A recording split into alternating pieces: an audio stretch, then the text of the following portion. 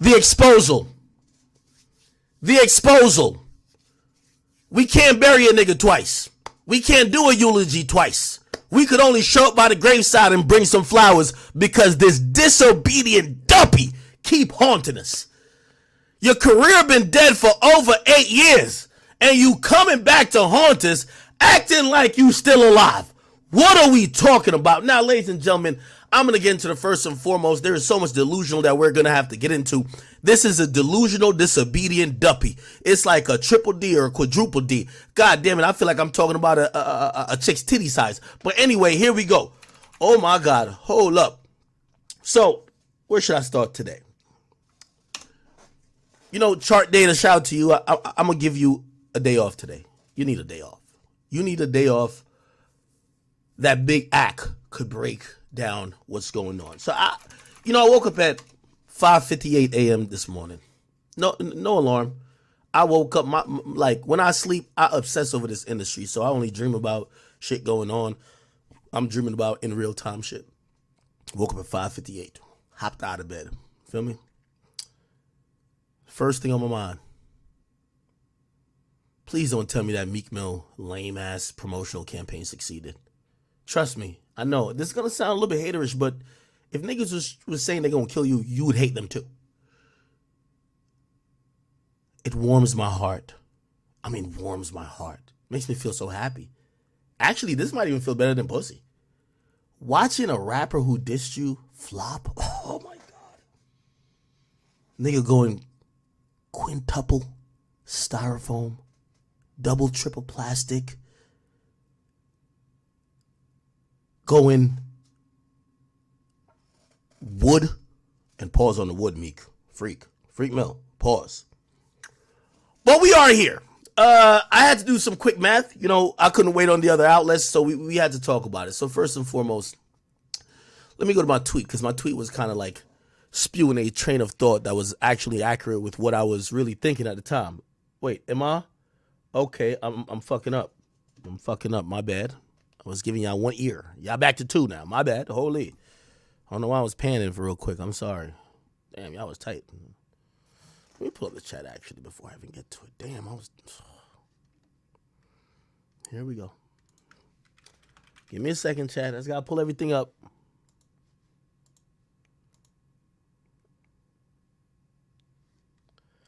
By the way, it's so cute. Meek's team. You know what Meek's team is saying? When they're trying to pass this time, when is this gonna stop? And they're saying it like someone's victimizing them, like someone just like randomly started beefing with him. Like essentially, there wasn't a rumor. Like there's a rumor about anybody with a name or that's have some type of celebrityism, and he turned it into almost a, hey, I'm gonna show y'all how gangster I am, and I'm gonna go kill academics because he's the one who made it up. Then after everybody in the world said, no, you're just a stupid rapper, he didn't make it up, he then tried to deflect and promote his music. Then afterwards, he finally then denied it. But then because everything is viral already, he then said, well, how could I then profit from this? He said, well, I'm a punk academics. So he said he's going to show up to my house to piss on my steps. We've been sitting there waiting. I was thinking this bitch ass nigga was gonna show up in the middle of the night last night. Cause you know, even though he clowns 6ix9ine, he's worse than 6ix9ine. You can't, right? We know this, right? He ain't worse than 6ix9ine. Well, I only come here with facts and proof. I don't come here with a lot of innuendo. I come here with facts and proof. And by the way, I'm gonna tell you why. And this is gonna be malicious. So Meek, take it how you want to take it, because you should have respected that goddamn truth, my boy. You had my number, my boy. You should have respected it like I respected it, because this is what it's like when we're going at it. And I'm expecting you to be on some killer shit, shots, everything, do what you got to do. I'm not even like, you're the top killer. I'm just academics, right? I'm going to use every resource available to make sure that your flopping and fledgling career will always be seen exactly what it is. Let me speak to you directly, Meek Mill. See, when we were on that call with 21 Savage, you told me a few things that I didn't know, but I could have guessed. And this is why today is part 2. Remember when you were signed to Atlantic? By the way, this whole little truce and beef squash shit happened in 2021. I believe 2021. It was right after No, it wasn't wins and losses. It was Expensive Pain, which, pause on the name, given the circumstances. Expensive Pain from Meek Mill. Pause. Regardless, let me speak to you.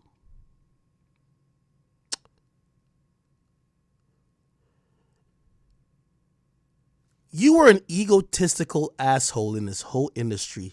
Let me tell you what you keep saying the white man is saying. No, there's regular people that work for these labels. They tell me who all the assholes are they don't like. They tell me who the people who are so pompous they don't like working for. Because what happens when y'all sign to a label, there's a digital person that got to go put their reputation and make all the calls to get your shit on all the blogs and get them on billboards and get them on all these things. They got to promote you. But if they think you're an asshole, if they think that you're a piece of shit, they're not that encouraged. They're going to get their paycheck regardless. I listen to everybody. I worked with Atlantic for a long time. For every artist. And this is where the Nicki fans will be like, only for Cardi B. No. For every artist. I listen to them and be like, so I said, how was Meek Mill? Oh, he's the worst. He's a piece of shit. He thinks he's the king. He thinks he's a god. How did a nappy hair braided nigga out of Philly think that he's the king of the music industry? Well, you think the streets and the trenches translate in these buildings? You know it don't, because I seen you at the Super Bowl making motherfucking tea and coffee for Michael Rubin in his suite. You're not that. So that's been the conversation, and you're going to act like you're oblivious to it because you're just a retard. Like, you're just stupid. I've told people you're the dumbest rapper we've ever seen. I'm trying to figure out where... Like, you make Lil Baby look like Einstein, and he dumb too. So, your label already was saying whatever it is, right? So, this is why, if you're wondering why I did this, no, this was malicious this morning. I was going to wait 3 days until the first week predictions came out, even though I know you get dropped an EP. I had to do it today. I'm going to tell you why. So, remember you came in as this big, I'm the guy. You came in... Remember, I told the story last stream. When me and you and 21 Savage got on the phone, I don't know if you told a nigga to hop out to stop in the middle of the highway. You hopped out and showed the car. Yo, I'm in a bulletproof car. I'm built for this. And I'm like, this guy think that we're in 1996. He thinks that this is just all about shooting and guns. Okay. Now, I've said this repeatedly. And this is why I knew that this truce was always going to be very, very delicate.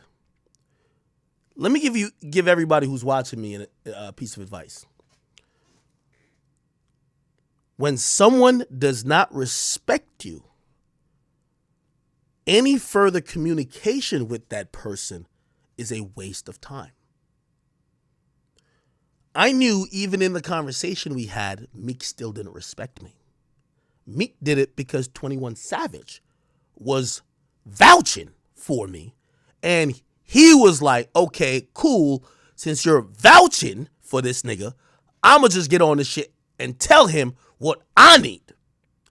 But again, there was a lack of respect. Because again, if it was really truly respect, he would have called me. He got his number. He said, don't call me. I don't know unless he changed his number. I don't know. Never called him ever.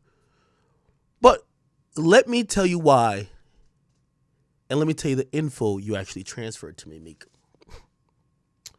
While I listened to all this chest pounding shit of you tell me you're a gangster and you ride around in bulletproof cars and you got mad apartments and houses where nobody could find you and you could get this done and you could get this done. You wanted to be El Chapo. I heard it. And I'm like, damn, this guy really is like believing the image. Okay, that's cool. I get it. I'm on the phone on behalf of Savage. Let's just talk. You know what he told me that was very important? And I'll probably tweet this out later too.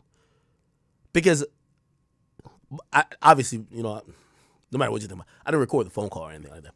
But Savage was here and Savage heard it. You said it. You know what you told me?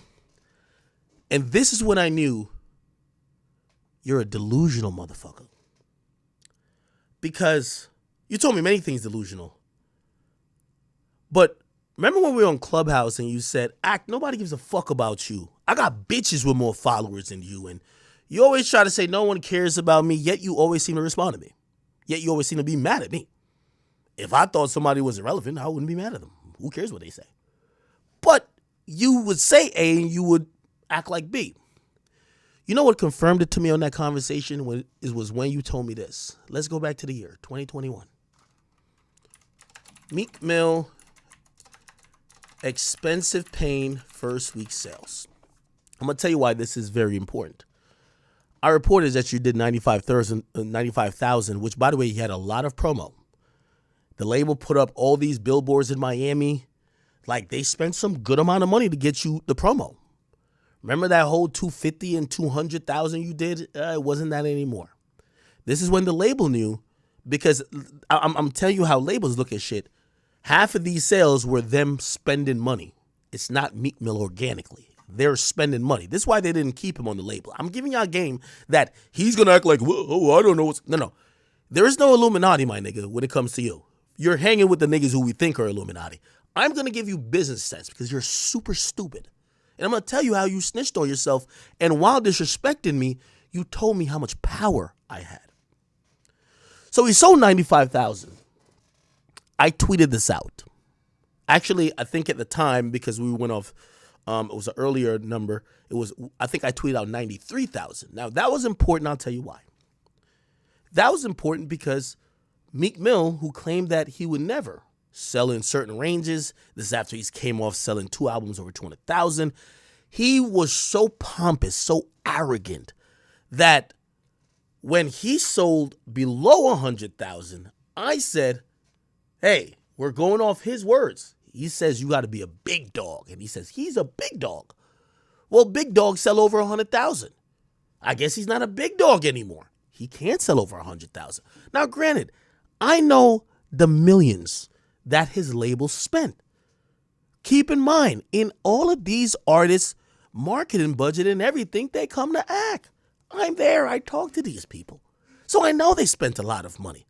And they spent enough money to know half of this sales, and I know you're going to say half of the sales was essentially, I'm not going to say paid for by them, but they inflated through, they had to spend so much, half of the sales they were responsible for with paid campaigns, right? Okay.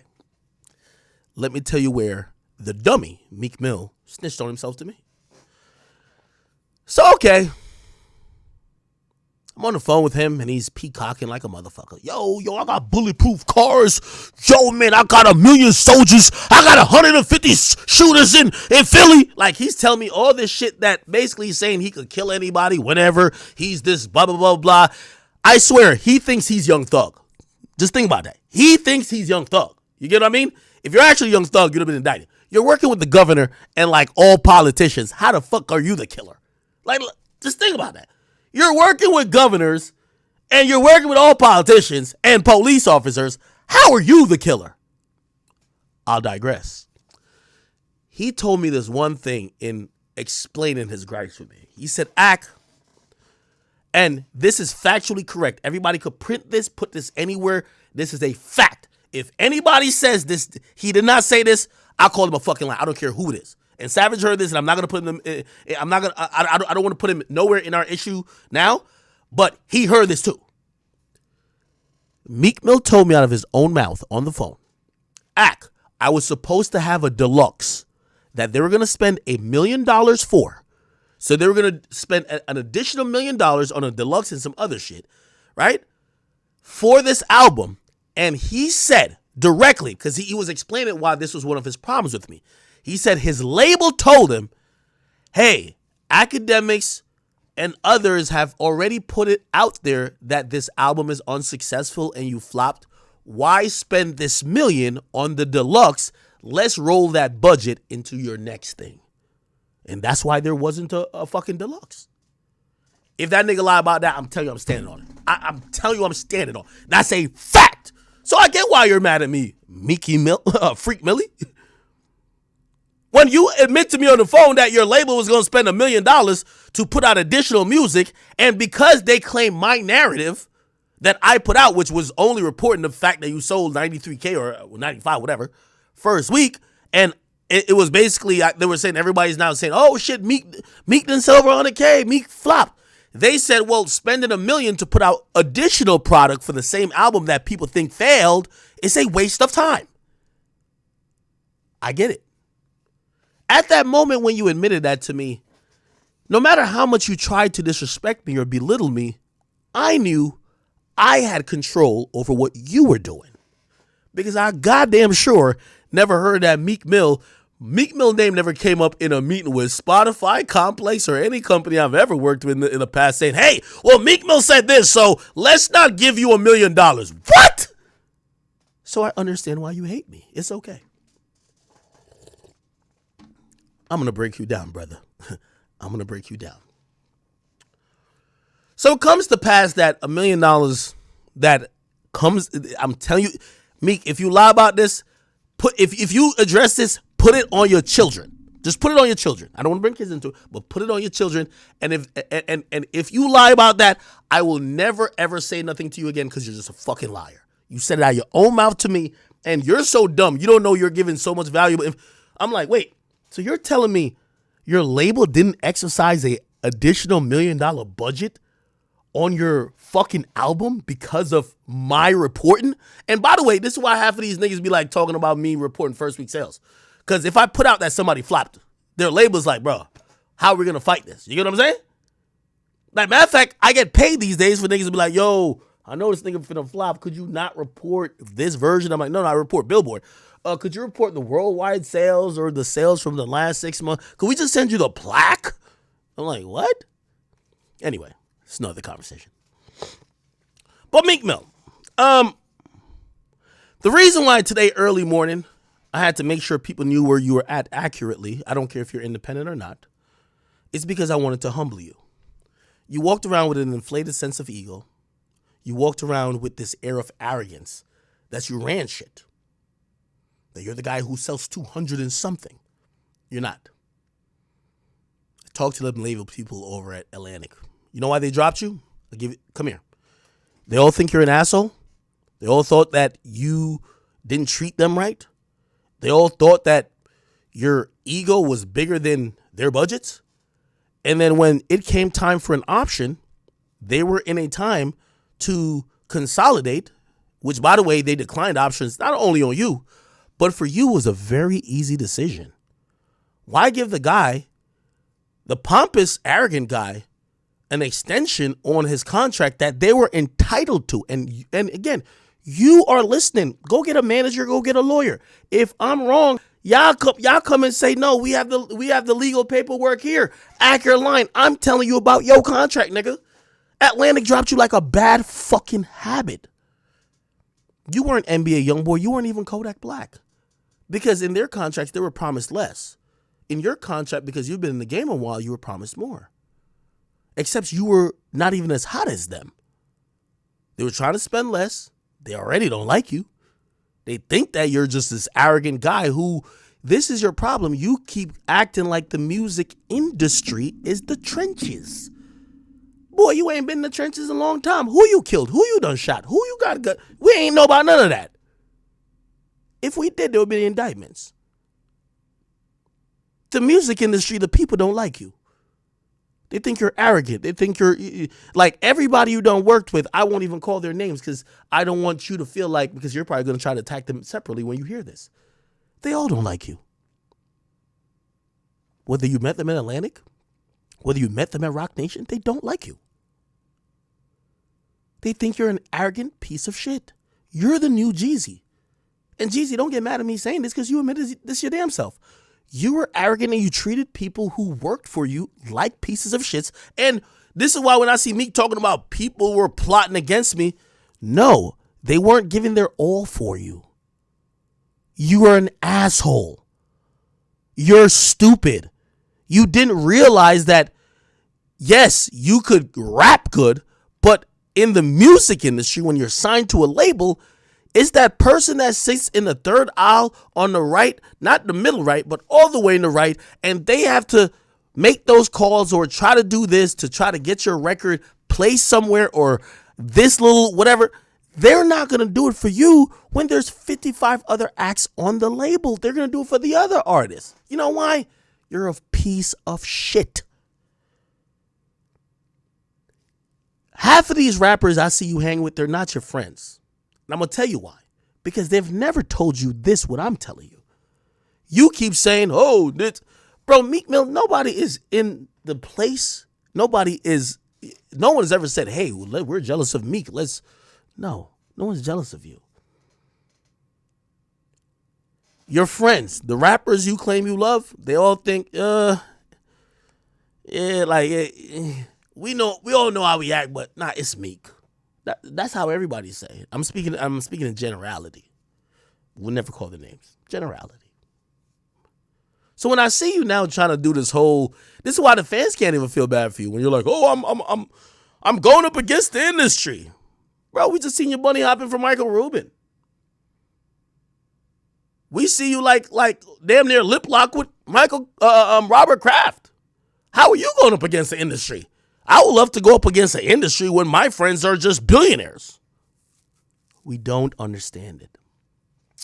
So I wanted to put that out there first. And I'm telling you, any blog, y'all could print this, put this anywhere. I got $1 million bet.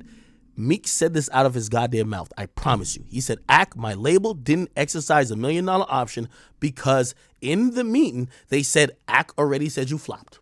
Facts. So you know when you start playing with me again, and you keep thinking, I ain't controlled by no white man, my nigga, but I'm definitely controlled by my manhood. So when you start getting online saying you about to show it to my crib, kill me, piss on my steps, you know what I got to make sure I let people know? Let's do the fucking math on you, Meek, right? So by the way, the last stream you had, first of all, I had 30 people watching me. You had police show up here because you was tweeting about where I live, my address, all these other things. I'm not saying you call the police, but clearly if the most viral conversation, a nigga's asking where you live, you about to come there, this and third, whether it's you or whether it's somebody that I don't know, but the police came because they thought there was a break-in, right? Cool. So you had that done during stream, and you claim you're not a street nigga. Which, by the way, if nigga, you know I live. My address is on Google, nigga. It's public. Fuck are you talking about? Ask where's his address? Are you dumb? We'll get to the Philly artist shit in a little bit, but this is today. I said all these shenanigans to flop. I'm weak, man. Could somebody tell Freak Millie that only Jesus ever came back from the dead? Nothing else. Now, I told him and nothing warms my heart than watching an artist starting to go bad at me. Like, they're flopping. They're going triple, double copper. They're going triple cheeseburger. Quadruple aluminum foil. You know what I mean? Double plastic, quintuple styrofoam. Yeah, you damn right I'm going to be petty. So I woke up and I said, God damn it. If Meek Mill Freak Mill done freaked his way to like a crazy like day in sales, and he claimed he was going to kill me, which we all knew that was not true. Maybe he won. Maybe he's the ultimate troll. So you know what I did? Tell you what I did. Here we go. I went on Spotify. I said, damn, please. Let's look. It's been a full day of sales since he dropped that garbage EP. Let's see how it did. And I clicked on it. And I want to let you know without a shadow of a doubt. 85,000 plays the first day is not good. 77, not good. 67, not good. 59, not good. 78, not good. Now, we could do the math. And y'all know I do like to do math. So let's do the math. Let's do the math on screen. Okay? This is why Meek Mill is over here acting like he's the biggest killer.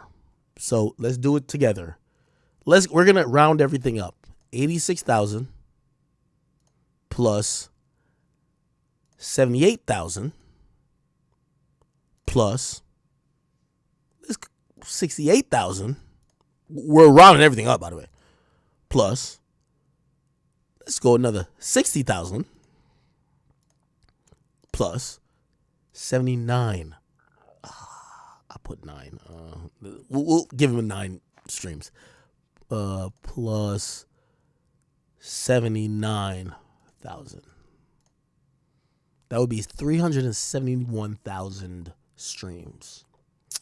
To calculate that, and by the way, this is globally. So somebody in Sri Lanka, somebody in Ethiopia, somebody in Russia, China, India, Iceland, Ireland, yes, Iraq, Dubai, Afghanistan, yes, even Australia, they all contribute. The Billboard charts only track for what's in the U.S., but it's okay.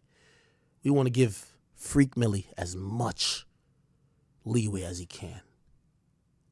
Let's see how the first day of streams go. You know what you won't see today?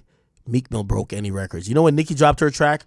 Hey, Nicki Minaj had the highest streamed song for blah, blah, blah, blah. Or what's Shorty's name? Meg Thee Stallion. You won't see that with Freak Millie. Because with Freak Millie, the only thing that people care about with him is when he's embarrassing himself on Twitter, not his music. So to get the amount of albums that this streams, this is the first day on Spotify, and this is Spotify Global.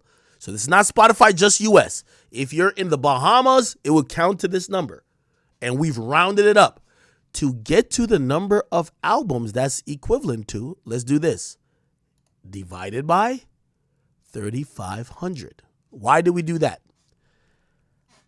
One album is about equivalent to 3,500 streams. Some people might say 3,200, and we could do that math. It's just not going to be that much.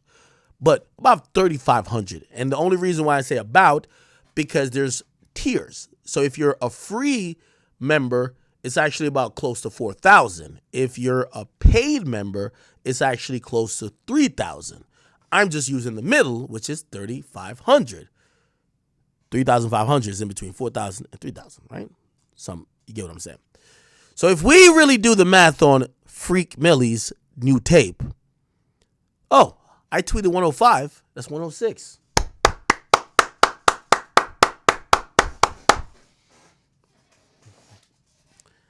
This nigga has tweeted about his manhood for like 3 days straight, or at least 40 tweets in a row, threatened to come kill me, piss on my steps. He gonna be at my house. He gonna be in front of my podcast, and he did it for the first day sales. And I know some people say, well, what about other platforms? Apple Music and also Pandora and also like Google Play. So let me tell you how generally things go. Spotify is where music is usually consumed the most globally. Okay? Apple Music is where it's consumed the most within the U.S., domestically. So a good metric would be whatever he sold on Spotify, all you got to do is times it by 2, and now you got Apple. Apple's usually around that same realm. Okay?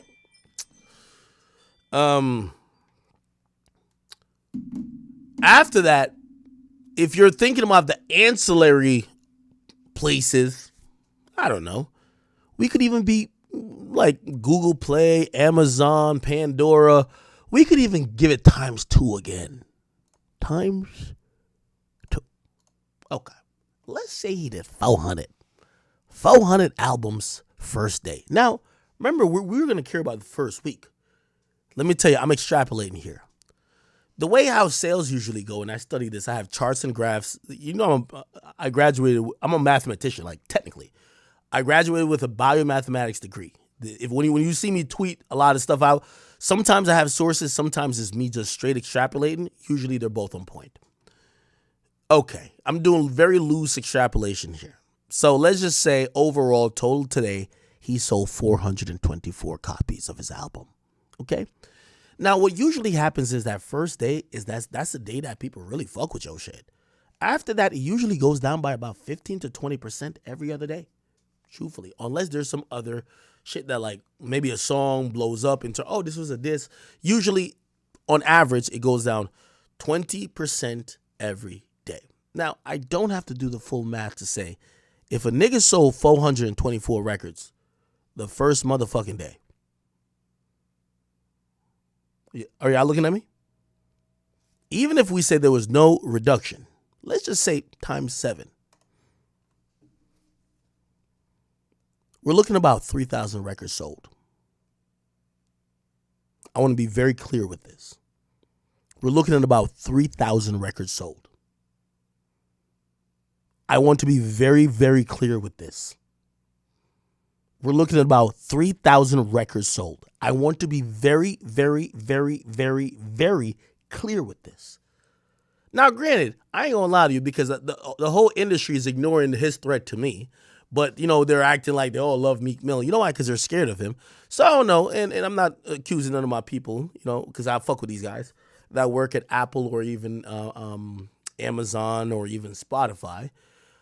Maybe what they're going to do, because they're going to see these numbers are bad. So who knows? Maybe it gets added to Rap Caviar, which, by the way, Rap Caviar ain't Rap Caviar of a couple of years ago. Okay? Maybe it gets added to one of those, which, by the way, here's the interesting part. This should tell you enough about Rap Caviar already. One of his songs already on Rap Caviar, the one with Future. But, hold on, actually, it's a date added 6 minutes ago. So they just added it. So to be honest, me dissing him, and because the industry likes Meek, and he's probably calling around, or his people calling around, they're going to add him to some playlists. So let's go back. That 3,000, here's where it won't go. Here's where this 3,000 won't go. Let's say, okay, now they're adding him to playlists. Oh my God, people are talking about Meek Mill sales. Even though he's independent, we still got to treat him, because what happens is these streaming services, they editorialize playlist your shit based on labels you're on. He's quote unquote independent. I know you want to be like, oh, he's independent. You sold 250,000 all this time, and now you become independent. You can't sell 3,000. How much does the label help y'all then? Ain't that a question to be asked? If Meek sold 250,000 with the label, and then without a label he's selling 3,000, don't it mean that the label created this nigga? Anyway, this number right here, I expect him to exceed it. I'm gonna be honest. Again, look, 7 minutes ago. Look, see, you see, damn, it's even updating currently. 7 minutes ago, they added Meek Mill's song to this shit, right? 7 minutes ago. Y'all see it right here, bro. I can't lie. This is Rap Caviar. This is Rap Caviar. By the way, this is why the majority of these rappers, y'all better act fake nice with me. I don't care to be our friends like that, but act fake nice with me. You know why? Because I'll expose y'all and the DSPs. I don't give two fucks. So, really, without him getting added to some of these playlists, and which, by the way, Rap Caviar is pushed in front of everybody who signs up for Spotify's face. So this little 3,000 that he was projected to sell, I would say he's projected to sell 3,000, period. Right? No, well, not period. No. Actually, no. Yeah, well, about. Because then we got to think about actual sales. He got some old people that buy his shit. Who knows if they're like buying like 5,000 copies. They might actually purchase the record on iTunes, right? So anyway, I'm just giving you a loose representation. This is probably going to be, he's going to end up doing between, if you ask me, 10 to 15K. His team will get a report by the time Tuesday or Wednesday rolls in. I'm telling you how the music industry go. They're going to get a report of what he's projected to sell. They're going to do things to make sure he at least sell 10K. I don't think they'll spend enough money for him to sell over 20. So if you ask me, between 10 and 15K, that's what he's going to be doing. All right? And that's just off one day of sales. I already seen what it's going to be. And this is what I just got to say to Meek Mill. Boy, your career, rest in peace. Okay? I'm sorry to tell you, nigga. Rest in fucking peace. Okay? It don't matter if you kill act, beat act up. I'm going to give you a combination, which is pause. Meek, I don't want, y'all remember this first tweet this nigga sent? Yo, when I see act, I'm going to give him a combination. Pause, nigga. After what you've been accused of, nigga, I don't want you to give me shit. You know what I mean? Like, this combination might be on some other shit. You feel me? This might be a freak-off conversation. Combination, I mean. This nigga been tweeting so much. Yeah, this is sad. Yo, all his tweet went platinum. Yo, look. He'll have a tweet, 59,000 people watched it. Like, his shit be going viral. Tweets went, look, he always posed up with a white man. He said, I'm powered by the white man. He's posed up with a white man, which, by the way, I got no problem with, like, white people are great. But he said, I'm powered by them. Anyway, let me see. Oh, I think he deleted them tweets, didn't he? Oh, it's here, right? Tweets, platinum. Everything is platinum.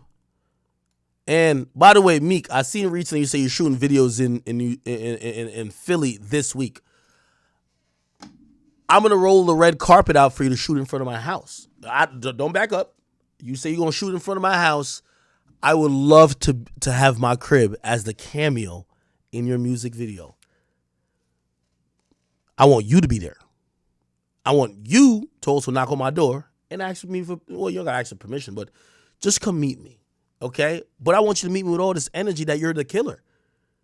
But you're not that, nigga. You're just a bitch-ass rapper, my nigga. Like, you just a bitch-ass bunny-hopping rapper that got some money. And I got the same amount of millions you got, nigga. I'm sorry to tell you. You went broke 3 times. We already know that. You sold your house to your boss, nigga. When you heard I sold shit. I'm still buying shit, nigga. That's why I'm over here laughing at you. You acting like you was some killer with who? We're going to get to that too. Matter of fact, let's get to it now. Meek, I told you, I box you for free. I just seen on TMZ, they said somebody got $1 million to box. Accepted. Hey, this is, let me officially react to this. Accepted. Accepted. Okay? You see, the problem with Meek is that a lot of these dudes who are gangster rappers, they're peacocking. They're not that. They're peacocking. Right? Didn't I tell you the fake gangster, there's levels. Let me tell you how to deal with a fake gangster. But you got to identify as a fake gangster before you do this. This is for anybody, any creator, anybody who's really dealing with these people. They rap like they're killers. They rap like they're the biggest terrorists in society, but they're really good kids that is happy that their raps about their delinquency actually made them money. That's nothing wrong with it. We actually applaud it. But here's the thing. They bite into the character so much that they actually then lean into that they're this top killer. Here's the problem. If they were actually a top killer and they were actually putting out hits on people, they'd be investigated. They'd be in jail. These guys don't want to go to jail. They like flying on private jets. To be honest, they like their Tempur-Pedic bed. They like their mansions. They like the fact that they have a Trackhawk and they like to have a Rolls Royce. They don't want to be in a bunk. You think, I'm telling you right now, y'all gonna see the type of nigga that Young Thug come back out to be. He gonna be reformed as a motherfucker. All that Cleveland Ave, throw up a million signs, he gonna come back out like Bobby Shmurda. Facts. Because all that gangster shit I've seen people do, I ain't see one nigga buck Kodak Black, but he ain't ever served that long, come back out and they way worse. Gucci Mane come back, he doing P90 fitness, yo, push up with me. None of that, like, let's be honest. All that crazy, I'm about to kill everybody shit, they get really understanding as soon as they get locked up for a bid, that's too long, and it's like, be happy you're a millionaire. Meek Mill got locked up for 6 months, he was crying. Okay? So with all this little gangster wild shit I see him be doing, I'm like, nigga, please, right? Anyway, let's scroll down. And by the way, this is why, so let me give you the lifeline of how gangster rappers do. Yo, son, I'm so rich, I got killers, I got goons, I shoot niggas myself, yo, I've been to jail, blah, blah. Nigga, like, yo, you act up, nigga, when I see you, nigga, the trenches is here, I'm gonna kill you, I'm gonna slap you. Ignore that bullshit. I'm telling you how to deal with it. First thing you tell them, fuck that. Let's box. First of all, they'll act like they don't see it. Meek seen every one of my tweets except let's box. Yo, I'm gonna piss on your steps. No. We don't want you to pee on my steps. There's urinals. You can take a bathroom break. Let's box. Up. This nigga's a bitch. He not from the trip. No. Let's box. Yo, I was about to cry. Yo, I'm on the way to his house. Cool. Let's box. Oh, my car crashed. Yo, he trying to get me to crash out. Yo, these busters. Hold on. Didn't I tell you? When you actually tell a gangster rapper you're down to be a man, you know what they tell you? Oh, you want me to crash out? No, I don't want you to crash out. I want you to box me. I want you to box me. That's it. That's not crashing out. We can box the ring. Look what Meek Mill done said on Instagram. Tell me this nigga isn't a loser. All this tough shit you're talking about, you're getting marked out by academics? Posted 50 million stories. Here's what he said. God telling, don't crash out for busters. I'ma listen. Shit knocked me out. GMC, the whole brake pedal slipped off my first time driving it. Yo, this is the same Meek Mill that told me he was willing to die over. Yo, chat, am I tweaking?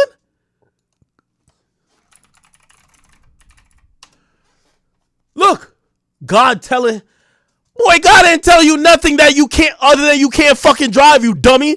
This is what you said. Ain't Freddy Gibbs, we'll get to you, nigga. Like, it made my butterfly here. How do you go from I'll die to shut you down? Then you say, oh, I can't do that no more. The governor called me. What? You said you were down to die. You said you were down to die.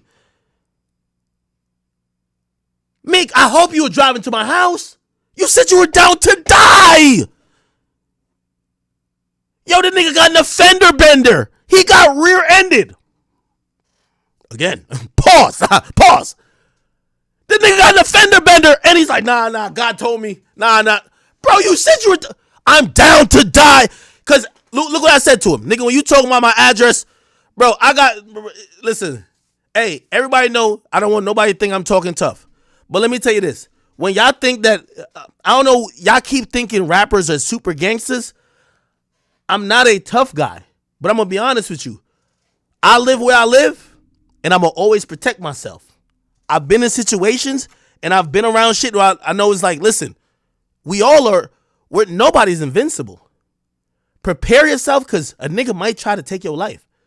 And you could just run up and run. What you think I'm about to, I see some of these media niggas hit me and say, yo, you should go get another place. Nah, nigga, I'm here. Boy, you say you got my address, nigga, I'm waiting here every day. Because if a nigga run you away from where you fucking live, nigga, you ain't a man. So I'm going to be a man. This is not no tough shit. I'm going to be a man. So you said you've been asking for my address. I've been here and I'm sitting here waiting for you. And however it go, however it is, the story will be written. I refuse to get bullied at the place I live. You crazy as hell. Nobody will ever do that. It's not being tough. So I told him, when you asking for my address, you're talking about death games. My nigga, I've prepared myself ever since niggas tried to run in my crib. I prepare myself for every situation. I promise you, I prepare myself for every possible situation in here. Nigga, I've done constructions on safe rooms, everything in here. I'm not saying that still don't mean nothing. Like, anything could happen.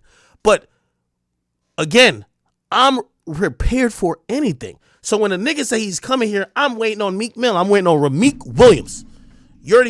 Now, I'm glad you don't put all them threats online. I want you to just look me in my face before you do anything. But I bet you won't, because you a bitch. This is why, and I'm going to talk like that because you talk about my house, because I would never say I'm coming to your house. Because if I'm coming to your house, I expect you to do me dirty. I would expect it. But you say you come to my house. You said you doing it. I've been waiting. I bet his bitch ass GPS don't get here. Oh, I'm getting there. He said, when I get to Philly, I'm about to shoot a video. Oh, I think that's the next one. Someone treats you like the effects. Yo, Meek, I will slap the shit out of you, my nigga. You're not doing nothing. And I don't talk to every rapper like that. I'm talking to you like that. He said, I'm getting your addy now. Meek, if you call me, if you text me, I will send you my addy. You could get here today, tomorrow. We could pick a time of day, and I don't want to see you get on my property at all, period, on some sneak shit.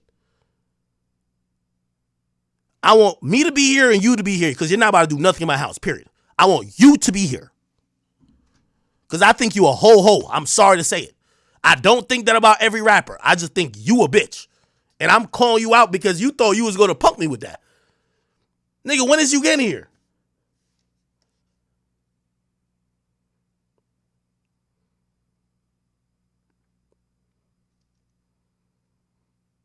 Y'all really think that Meek was gonna come to my house and do some shit? Bro, I promise you, ever since that Ruri shit, nigga, I've been waiting. But we won't see this bitch ass nigga do a motherfucking thing but tweet, nigga. Or I know what he really gonna do. He gonna try to like pay a little some couple niggas to go do some bullshit. All right, cool. You know what I mean? They gonna get sent to jail. That's a fact. Cause you know me, Meek. The difference between me and you, I play both sides. You won't do nothing to me because I'm gonna stand my ground, defend myself. Your man's who gonna come do to me, they're going to jail for life. I don't care. Okay? Whoever you send is going to jail for life. You're not gonna do nothing. And I'm gonna laugh at you. So outside that podcast every day. Meek, if I see you outside that podcast, you will do nothing but shake my hand. I'm sorry. You're the only gangster nigga I'm talking like this to because you're not doing nothing, nigga. You better learn the laws of New Jersey, my nigga, before you come across with that bullshit. It's a reason why my son and them other bullshit ass bum ass niggas who live right across the bridge, they don't be coming over there like, oh yeah, we're gonna go pull up on Ack. You gonna pull up on Ack where you gonna do what? Huh? Okay. They never did it. I want to see Meek do it. I'm waiting on Meek to do it. Won't happen. So he said, oh, we gonna see. We ain't gonna see shit, nigga. In my city, we don't do no talk. Nigga, Pop just said, hold on, you gotta pause. I don't know if it's still up there. Nigga, he said you ain't been in the city all year. Nigga, the fuck are you talking about? I think it's deleted. Nigga, he literally said you ain't been in Philly all year.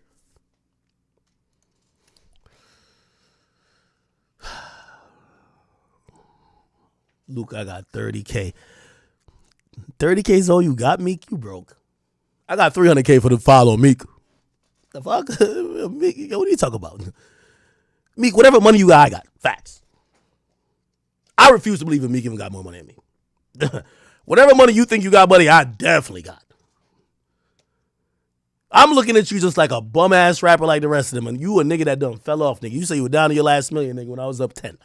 So I'm like, you looking bad. You got dropped from your label. You're not selling nothing. I'm looking at you like a bum. So I'm going to treat you accordingly.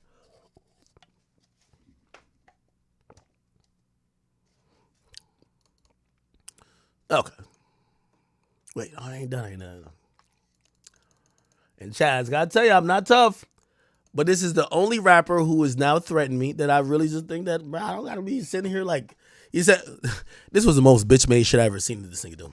I'm just gonna pull up and shoot a video to piss on your steps. You know what would be gangster? Knock on my door, have me come out, and then do it. When you say I'm gonna shoot a video pissing on your steps, yeah, Amazon nigga, like at certain times when whatever my gate's gonna open, the Amazon nigga gonna be able to come up to my house. If they want to pee on the steps, what do you think? I'm not God. I can't tell them not to pee on the steps. That's what you're gonna do. How about you knock on the door, look me in my face, start screaming all that gangster shit, and say I'm pissing on your steps and leave. You're not gonna do that. Meek, you're a fucking whore. You know what I mean? Oh, he said if I see you and tell you your hands up.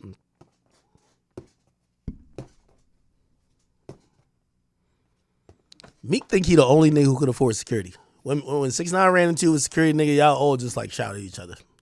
So I'm gonna beat you up. Meek, let's fight. Now, how many times do I gotta say this? Let's go to TMZ. Yo, Meek, the answer is let's fight. I'm begging you. I please want to and I don't want you to think, oh no, academics is weird. He only wants to fight for the online shit. No, we could do a private too, because I'm rich already, and I would hope you are. I don't need to fight for money, so you pick it. We could fight for $1 million, or we can fight for free. But I want to give him no excuse. No excuse. What's up, guys? Damon Feldman here with Celebrity Boxing. You hear the beef going on. Meek Mill, DJ Academics always starting shit. Well, listen, man, you gotta step up. I already have the boxing training camp for you. Yo, Feldman, this is the reason why I'm probably gonna go with my man. I'm gonna go with my man Aiden Ross, because, bro, like, how you trying to be the promoter? You're over acting like I'm ducking. I'm telling you, I'm in. If you got $1 million to me, I'm in. So don't be saying, Act, you gotta step up. I'm in. So go get that nigga to go agree. All right? And I'm pretty sure you won't get him to agree. And I'm pretty sure, if anything, maybe Aiden could go give more money. And maybe, I don't know, maybe that nigga would agree. But I'm in. $1 million, I'm in. I'm in. Sign. Send me the documents and sign. Okay? But you won't get him to agree. Here at Gonzalez Gym, Traquan's going to train you. And Meek Mill, he already has a trainer with Malik Jackson. We got to make this happen May 18th in Atlanta. I agree. Talk to my guys down at King of Diamonds for helping me get the venue down there. DJ Academics, Meek Mill, Step Up, Celebrity Boxing has $1 million on the table for the winner. You see, well, he's doing a business. Nah, hey, listen, I get $1 million. I don't care what Meek get. Give him 5. I don't give him 2. I don't care. $1 million. Me and Meek will get in the ring. I don't give 2 fucks. Again, we wouldn't. Damon Felon, like, this isn't like some. This is some shit that I don't really have against Meek.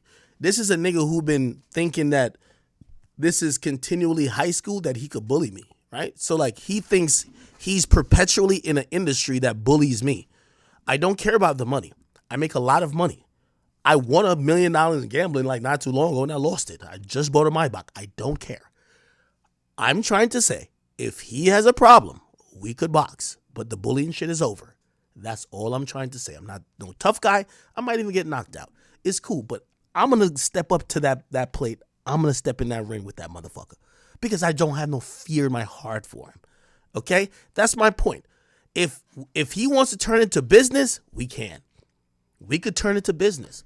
We could try to see how much money we could get. I'm telling y'all, and this goes for anybody, as long as I get like $1 million, I'm straight, right?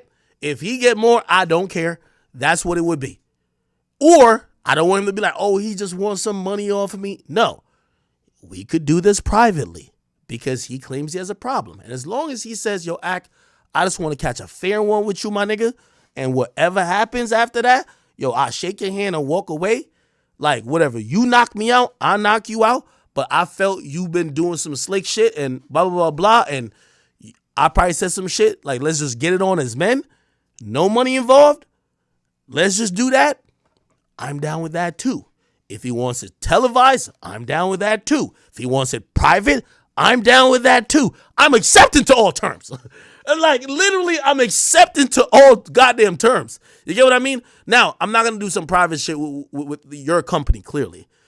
We know people in between each other. We can box if you really want to. Like, my nigga, bro, this is the nigga who I literally feel like think he been bullying me, like, in music. Like, nigga, how the fuck is you think you bully me when I never seen you do no tough shit? You're going to have to show me the tough shit finally. I'm at the point, like, this might be a crash out. I'm at the point where I need to see Meek Mill do some tough shit for me to respect it. Because otherwise, I'm going to be talking crazy about him. You're right. I need to see him do some tough shit. And whether it's just me and him in the ring, I want to see him do the tough shit. He knocked me out. I might be like, man, I ain't going to lie, man. I should have watched my mouth about Meek Mill. That nigga got a hell of a right hook. That nigga fucked me up. Hey, if that's what it is, it's okay with me.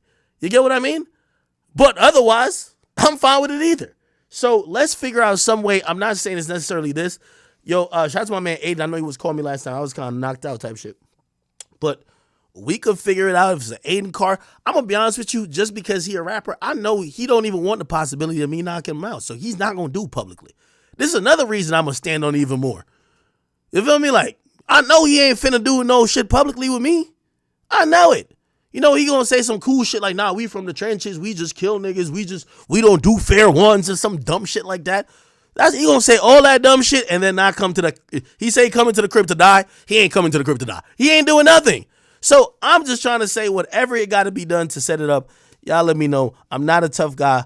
And, you know, shit, this is just one guy who I just feel like, bro, he's on bully vibes. I'm just not on no bully vibes no more with him. You feel me? So it's like, bro, even if he beat my ass, he gonna have to respect me afterward. Like, that's a fact. Like, you could I beat my ass up, nigga, but you gonna have to respect me. Like, damn, this nigga really a man. Like, this nigga, like the way he treat other rappers and people is like, you don't respect nobody. Nigga, we both bleed. We both human. So let's get in the ring. Let's squabble up. And nigga, if you beat my ass, nigga, all right, fuck it. I'm like, damn, shit.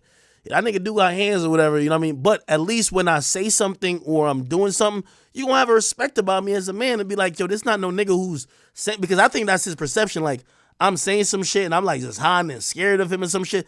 Not, nigga. I am not scared of you at all. So I've given every opportunity he could hit up multiple people who know both of us, we could squabble privately. He could say, hey, let's both make a bag. We could do it publicly. Let's do it. And even, I know I'm saying $1 million, which, you know, I really just think that business-wise is worth that. But it's like, if it's some other shit and we still doing some public shit, nigga, I'm still down with it. Because here's the truth. I can't lose. If Meek Mill knocks me out, I'll still come back here and stream. If I knock him out, his life is over. I swear. I swear his life is over. So again, I feel like I'm in a win-win. I've been trying to box one of these rap niggas. I just want to box the ones that count. Freddy Gibbs, get the fuck out of there. Lil Baby, Meek Mill, oh, if one of y'all get knocked out by me, it's over. So, this is the best chance. And I know a lot of people hate me or say whatever, we whatever about him. The closest chance y'all got, Meek Mill could make some money off of this, or he could just do it for free. But I'm telling you, no more fake gangster shit, because he don't want to go to jail. You know I know he don't want to go to jail? Because he's literally said in his tweet, he said, yo, the governor called me and told me, stop. Like, and I'm like, yo, if the governor called you and told you that you can't beef with me, it's a couple things. You clearly care about, like, your association with the Reform Alliance. You care about your association with the governor, because yes, you don't want somebody who's in the press to ask the governor, hey, the guy who you keep standing next to that's in the Reform Alliance, he says he's gonna kill some random guy. What's your opinion on that? So I get that. So again, you're not about to do no killer shit, right? So let's just box. What do you don't want to box? So now I'm sitting here with a nigga who's telling me, like, this was like, for me, when he said this was him telling me he finna be in rehab for the next, like, 5 years. Yo, I just got in a crash, my neck, my back, my foot, my ankle. Like, he hurt. He can't even fight now. You know what I mean? I'm like, what? Then he just made some shit up. Nigga, God ain't talked to you in ever, nigga. Nigga, you could barely read, much less even listen and understand. Why the hell would God waste his time trying to talk to you? Talking about God telling don't crash out for the busters. God never told you that, stupid. I'ma listen. Shit knocked me out, LOL. This is disgusting.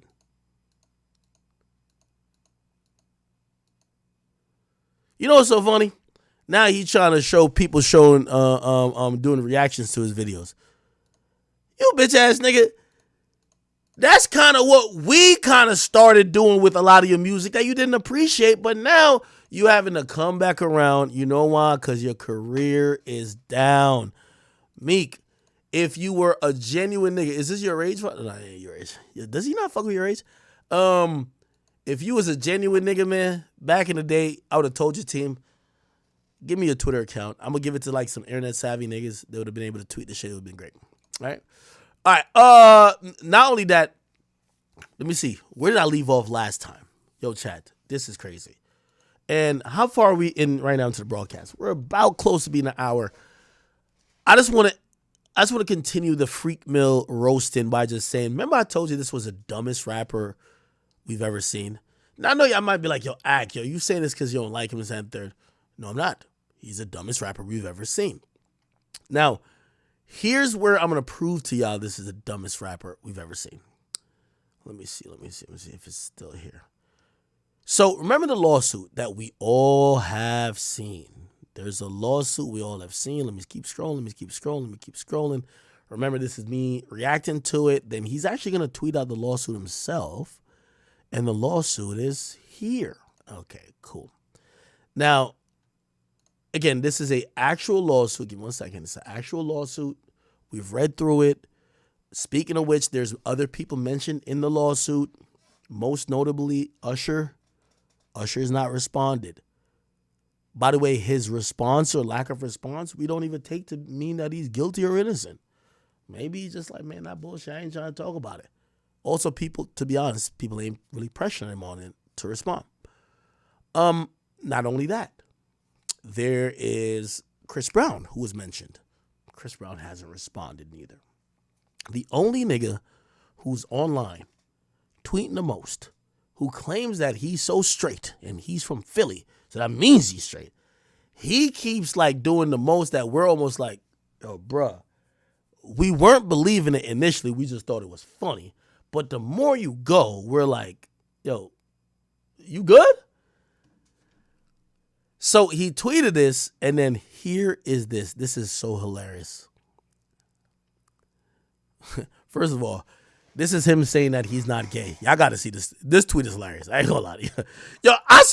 I used to be thinking, truthfully, and I know y'all might be like, act. That's not what it is. I used to literally think Meek was like he's smart enough to know this is gonna be funny, and he's just tweeting it out to entertain. Now I know he's just stupid, and like we're laughing at his stupidity constantly, which makes him more mad, right? He says, this is him trying to show he's not gay. He said, when I got a girl around me, I'm fucking her twice a day. LOL, ask some of your favorites. Pussy, don't control me. But it's like, one love to the gay people.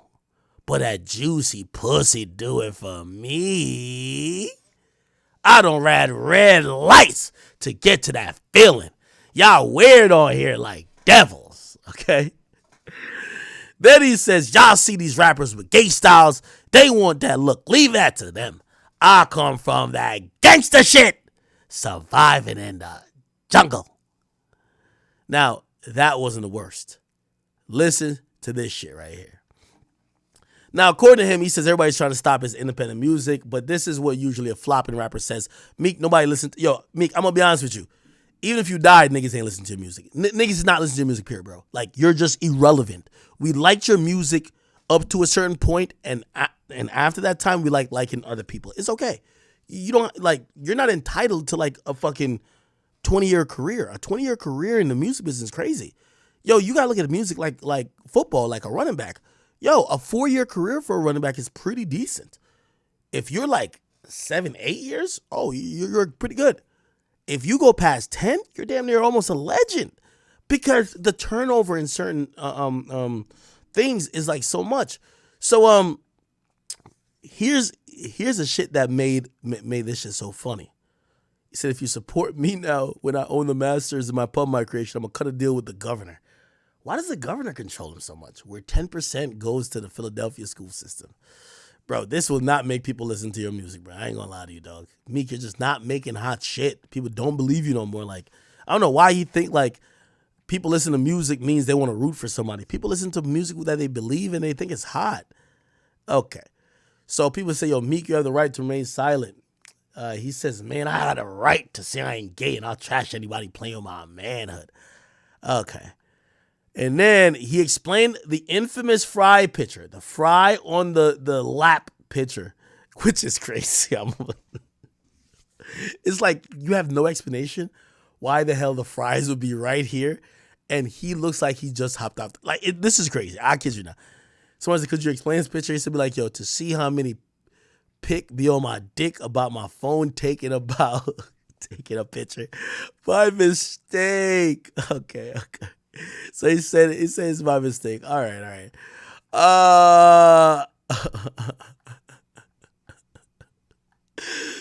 If he had a sense of humor, like, he'd be hilarious, right? He'd be like hilarious. But he don't got a sense of humor. He think he's like just super tough. Like, who the fuck is Meek Mill killed, right?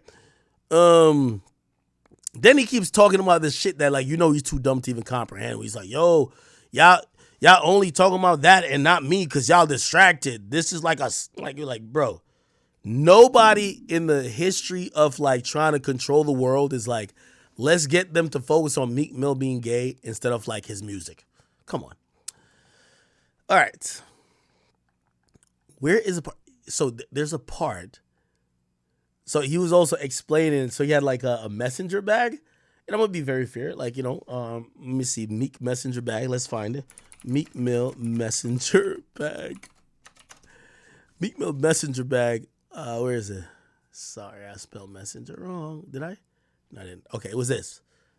So this was the bag that they always clowned for. They were like, bro, that looked like a purse. And he said, bro, I dropped off $1.2 million in cash to Black Bo off the PJ. This day, 2015, when I moved from LA and left it in Ross's safe because I ain't have nowhere to put it. Louis leather thick. You see how that bag load. It's hard to understand. Aha, rip Black Bo.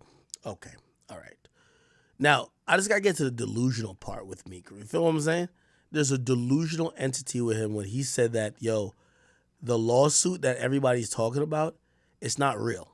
It's actually AI generated. Is that still here? Oh no, this is after he said. Hey, where is it at? Where is it? He had said the governor hollered at him. Did he delete that too?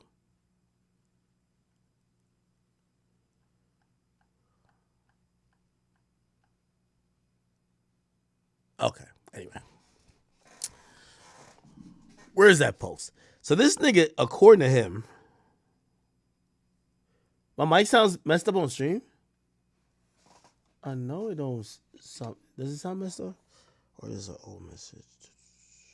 No, okay, I'm good. Yo, y'all gotta look at this. This is fucking hilarious.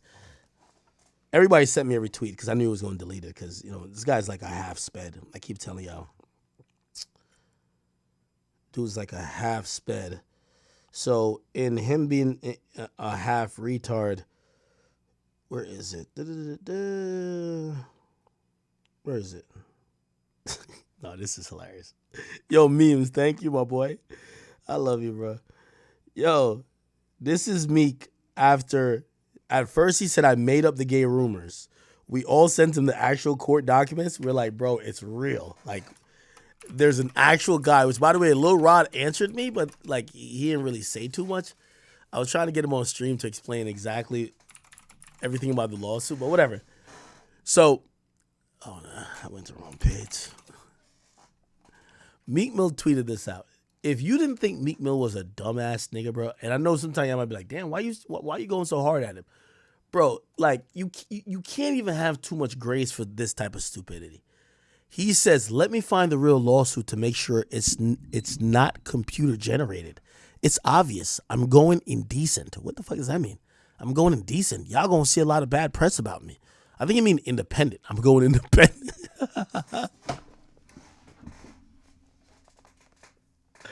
Yo, stop it.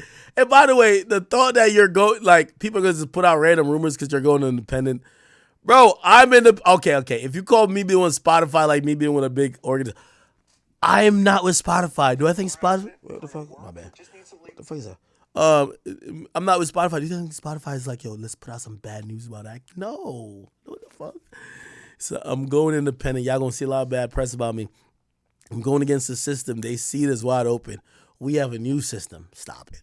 Now, here's this. He says, this computer shit generated. He said, this computer generated shit really deep, faking y'all to destroy the top place winners. Yo, Meek, you haven't won in 10 years. Yo, Meek is one of them niggas who still think like he could play in the NBA, but he's on like TNT. He's like he's on one of the post game shows. And he's like, no, I could still drop like 35 like Ja Morant. I could still get it in. Like, no, nigga, like, you're fucking washed up. So most people not smart enough. Meek, you're the dumbest nigga we all don't know. Meek the dumbest, like, let's be honest. Meek the dumbest nigga we all don't know personally. But what we've seen online, we're like, yo, this nigga is stupid. Do y'all remember when Meek Mill did this? Meek Mill went to Ghana, was there for a month, and then basically asked people, hold on, no. Ghana's in Africa. He asked fans in Africa, how do y'all listen to my music? If this don't scream stupid to y'all, like, bro, like, what? You're in Ghana for a month. And he says, do a lot of people play my music in South Africa? I remember having a big show there years back. How do y'all listen to our music in South Africa? On what platform? Or in Nigeria? Yo, this nigga still think that people in Africa speak like this. He still think that there's like birds and shit like that carry like, you know what I mean, like letters from town to town. This nigga think that like people got telegrams. This nigga's stupid as shit. Bro, we just gotta call this nigga out. You're dumb. You're a fucking sped. We need you to stop talking. You're dumb. Meek, you're a fucking idiot. Yo, you know another reason why I'm so confident? Meek is so stupid. If Meek ever even did some shit that would happen at my crib, we would solve the murder or we would solve the crime in 23 seconds. Meek is a fucking retard. He's the dumbest rapper we've ever seen in the history of time. I'm surprised he could sign his name. I'm surprised he could even spell his name. Meek is stupid. Do a lot of people play my music in South Africa? I mean, I remember having a... He really think they got dirt roads and like talk like... What is wrong with this stupid ass nigga? This nigga is retarded. Like, look, you said I was... He's trying to clarify, but even that he looks stupid. I was asking to see how they listen to music in that. It's like he thinks internet didn't get to Africa yet. He's like, yo, we got internet in Philly, but not in Africa. Africa don't got the internet. So because I want to handle my business. None of my contracts say they have the rights to distribute me in Africa. So basically, looking for the money trail.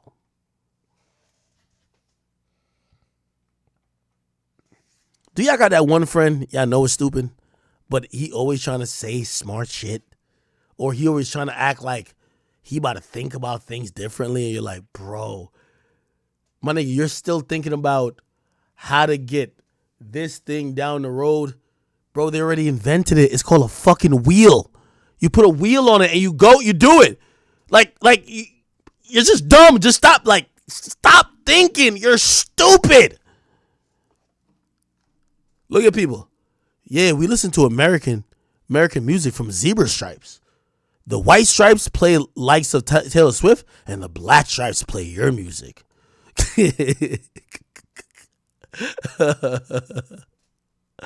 So look, I can't believe you're this stupid. So many American artists come to South Africa every year to perform. South Africa even hosted a FIFA World Cup a decade ago. There's Google, motherfucker. Like, people are really trying, like, yo, no way this nigga is this stupid. Say, can't believe you're this dense. Thank God Nicki left your dumb ass. Like, this nigga is retarded. Meek, we need an IQ test. Meek, I'll give you $10,000 for an IQ test. If Meek Mill takes an IQ test, I got $10,000 for him. Matter of fact, the same $30K you was trying to put on a file, bum ass, broke ass, bitch ass rapper, I'll put that $30K on an IQ test. If Meek Mill I will wire the money. I'll figure out, y'all will see me do it on stream. I promise to God. If Meek Mill takes an IQ test, I'll send him $30,000. He's too fucking stupid. He is too stupid, and we gotta figure out if he needs to have a tinfoil hat on, and we could institutionalize him. Meek, I have $30,000 for you to take an IQ test. I promise. I'll put my left hand, I'll put it on a Bible. I will send it to you on my stream. You're the dumbest nigga we've ever seen. You've never, like, even when you think you making sense, you're saying dumb shit. We're like, bro, yo, like, chat, can we do a caption this? Nigga, just type in Meek Mill stupid. No, not music, stupid.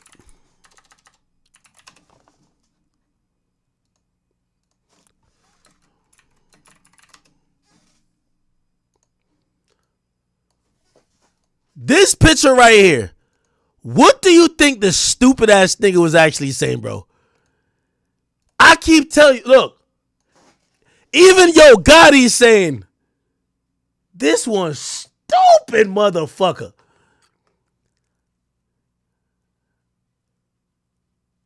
Yo, you know when a nigga done said some stupid shit, you're like, wow, astonishing. Yo, now one person's facial expression says that this nigga has a lick of sense. Nigga, even Young Thug, he giving a face like, take me back to Fulton County. This nigga is stupid.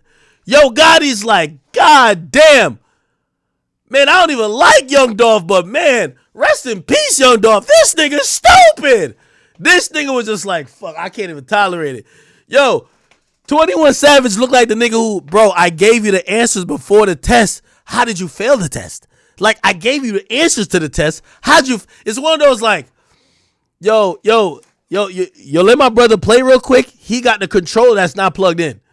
Like, he got the controller that's not plugged in, and he telling us about how he turned up. So you like, yo, let's just act like we listened to this nigga real quick. Oh, word? Yeah. No, you went crazy. No, you did. Now, I ain't gonna lie. You really from the trenches. Damn, that's how Philly get down, ain't it? Oh, man. All right. And then as soon as you're done with him, you look at everybody and be like, Yeah. God damn. This is the look of a face where a nigga failed the open book test with the cheat sheet. How did you do that? It's an open book test. How did you fail with the cheat sheet? How? God damn. I'm telling you, chat, if it's nothing y'all give me credit for, y'all gotta say, how is this nigga so stupid? The dumbest nigga we've ever known alive, bro. Oh my God. Anyway. So now, his bright idea is that it's not a real lawsuit. It was AI generated. Really, nigga? Really? This is the type of delusional motherfucker we've been dealing with all these years in hip hop. And here's the thing. We got to stop. Listen, I know some people be like you have street smarts and book smarts. Okay. Not because you're supposedly survived in the streets means you're allowed to be fucking retarded. That's the problem with Meek Mill. Hold on now. Let me see. I think we got another one. This is bad, chat. This is bad. Hold on. Oh. Now, if you thought, all right, bro, listen. He can't be this dumb. He's going to realize you're a fucking idiot. Like, just on a business level. Your music is getting derailed by the fact that you're saying dumb shit. Like, bro, I get that you're trending, but you could turn into a positive. Maybe people check out your music. It's the reason why the academics is about basically saying that you're not going to sell less than 15,000 records, right? You're going to flop. How about you like handle the social media part fine that people could focus on your music? Don't make the social media part a actual distraction from your music. This is him today after he deleted mad tweets. Just listen to this. Stop asking me if I'm straight!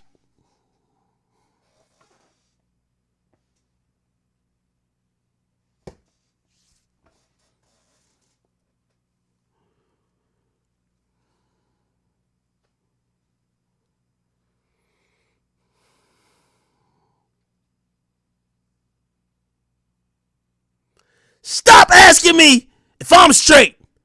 I'm just gonna play raw.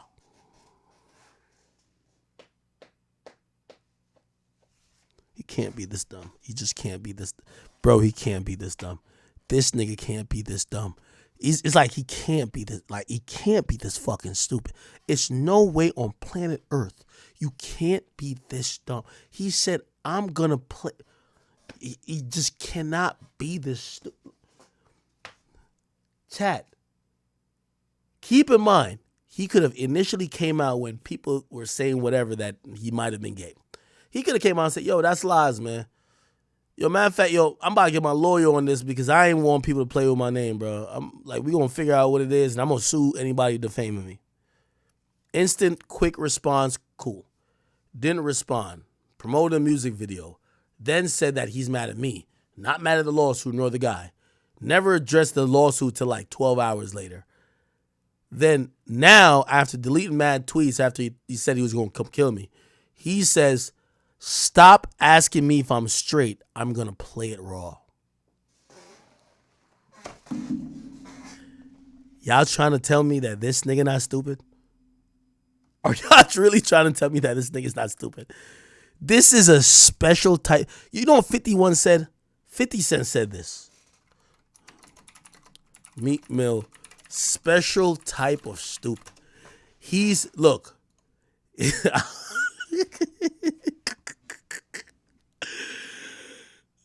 Ah, man. Oh, let me say something about it. I think it was a tweet or something like that. This nigga, 50 refers to Meek as a special type of stupid. Bro, it's just true. He's a stupid ass nigga.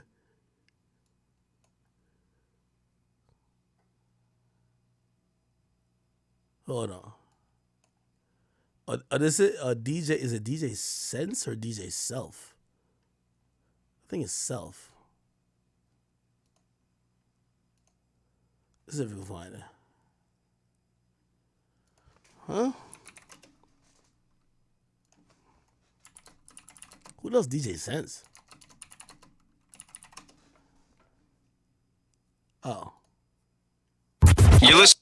Yeah. Like I put effing in competition. That comes to writing. He's on his way. Like with giveaway. yeah, it's right there. Oh, I can't get enough.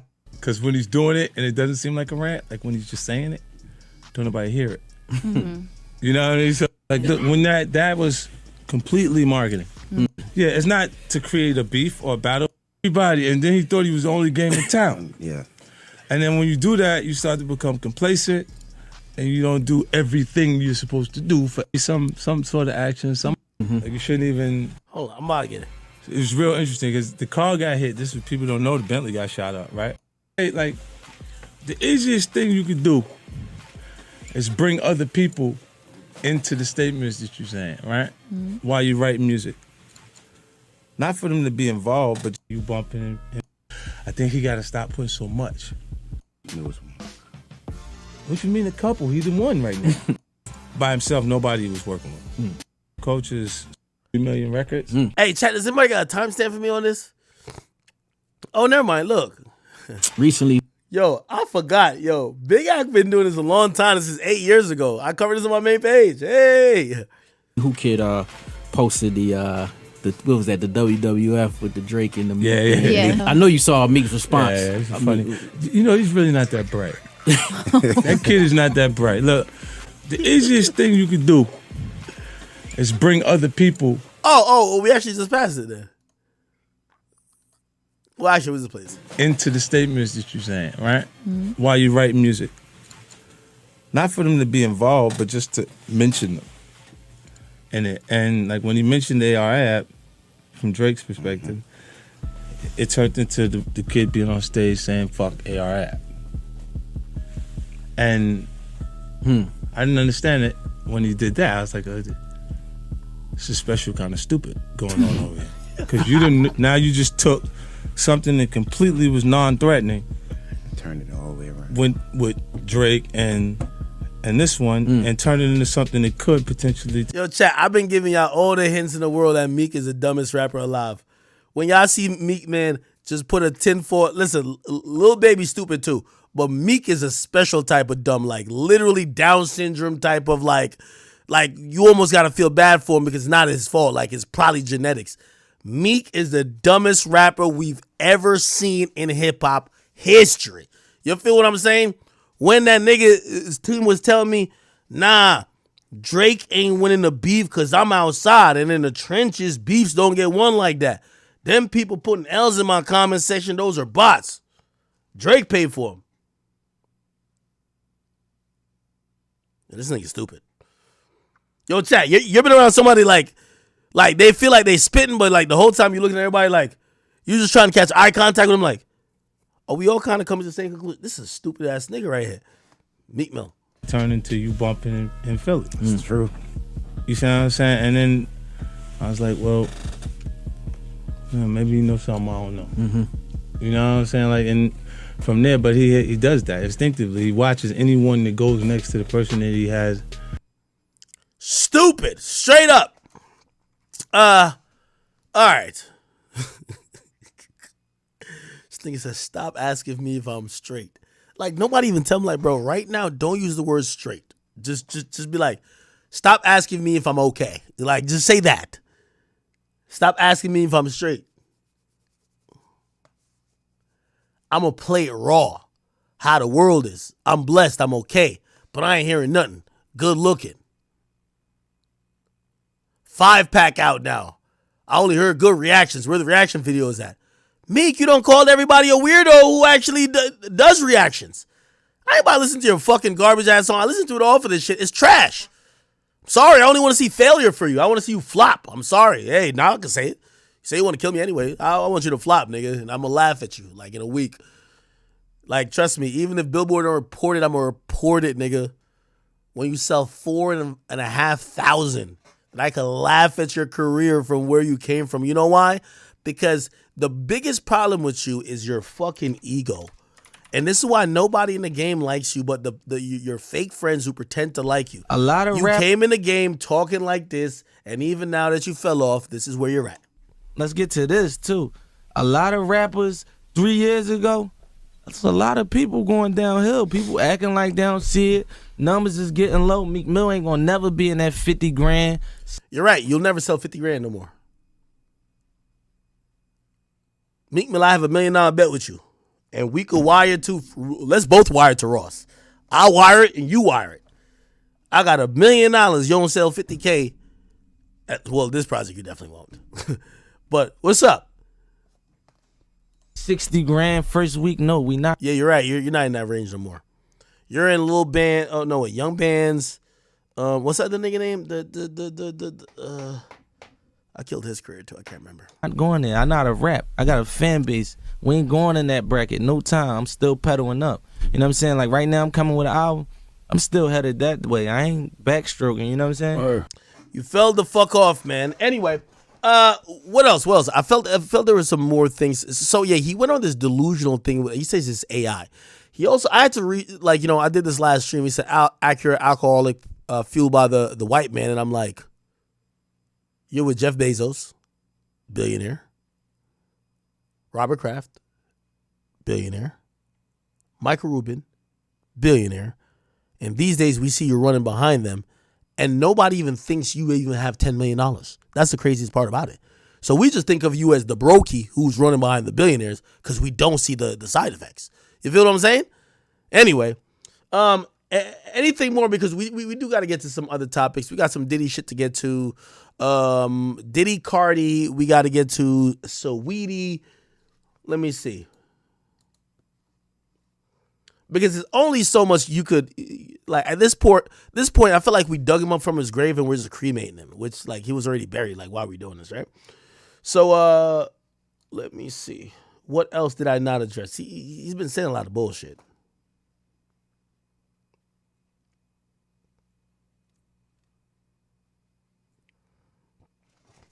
Somebody said him and Ross only did 30K on a joint album. I won't even say that and get into that just because Rick Ross don't make the primary amount of money off his music. Rick Ross is like a boss and someone who has never, ever been as pompous and arrogant to talk numbers in the way that somebody like Meek Mill has done, because Ross notably used to say to 50 Cent, yo, I'd rather sell 100,000 10 times than sell 1 million once and don't do it again.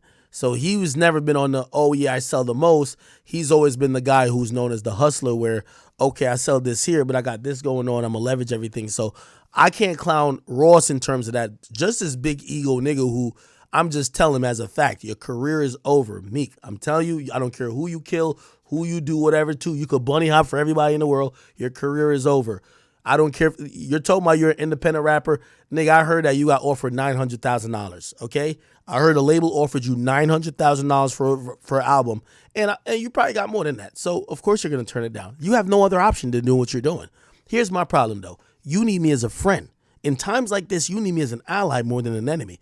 You know why? Because you don't want niggas to point out that the fact that your music ain't selling, because your label did a lot to try to make your last album sell. So now when me and you, we clearly ain't cool. Now I'm going to point it out every single day while I watch the numbers every single day. And as we're going to put a nice little casket on your career and we're going to sail it down the river. We're now going to be talking about the next people who have, surpassed you and overtaken you in your own lane. Listen, salute to Smirk. Smirk drops some good music recently. Salute to, of course, there's a time that you and Future used to go back and forth. He gave you a pity verse. You remember when you fell out with Future? You was hating on that nigga because he was smart enough not to get in an issue with Drake, this and third. Him and Drake collaborated, but you's a jealous nigga. That's the worst trait about Meek Mill. He thinks he's entitled to the industry. He's jealous and he's a hater. Him and Future fell out for a little bit because he didn't fuck with what Future was doing in terms of Drake, but that's not Future's beef. Y'all niggas pop a couple bottles, make a couple songs. He don't know you, nigga. He ain't grow up in Philly with you, nigga. He ain't had to choose no sides with you. He was doing what he was good for his career. Look where his career is at now. Last time he sold over 200K. He's still popping. He got a popping song with Quavo. He's working on writing for mad other people.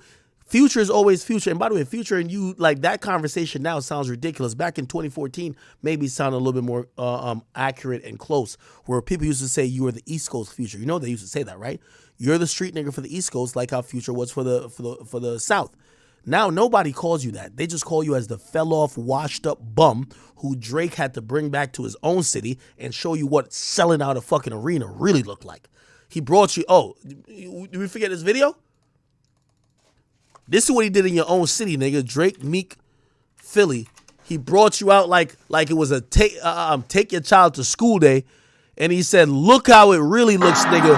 When you really run shit, nigga. You ain't getting this up. Look, you looking left, right, up, down, nigga. You look like you was putting it in a GTA cheat code, nigga.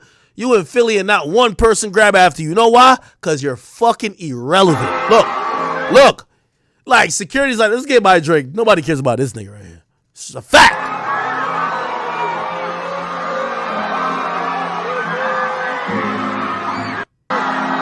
And there's a longer video in reality because there's a time when you walking behind him, nigga, you have to take your glasses off. Like, wait, y'all niggas don't see me? I'm here. I'm here too. Here we go. Is this the one? Look. See, he got the glasses right here. Nigga, ain't nobody see your goofy ass. Nigga, you are irrelevant, nigga.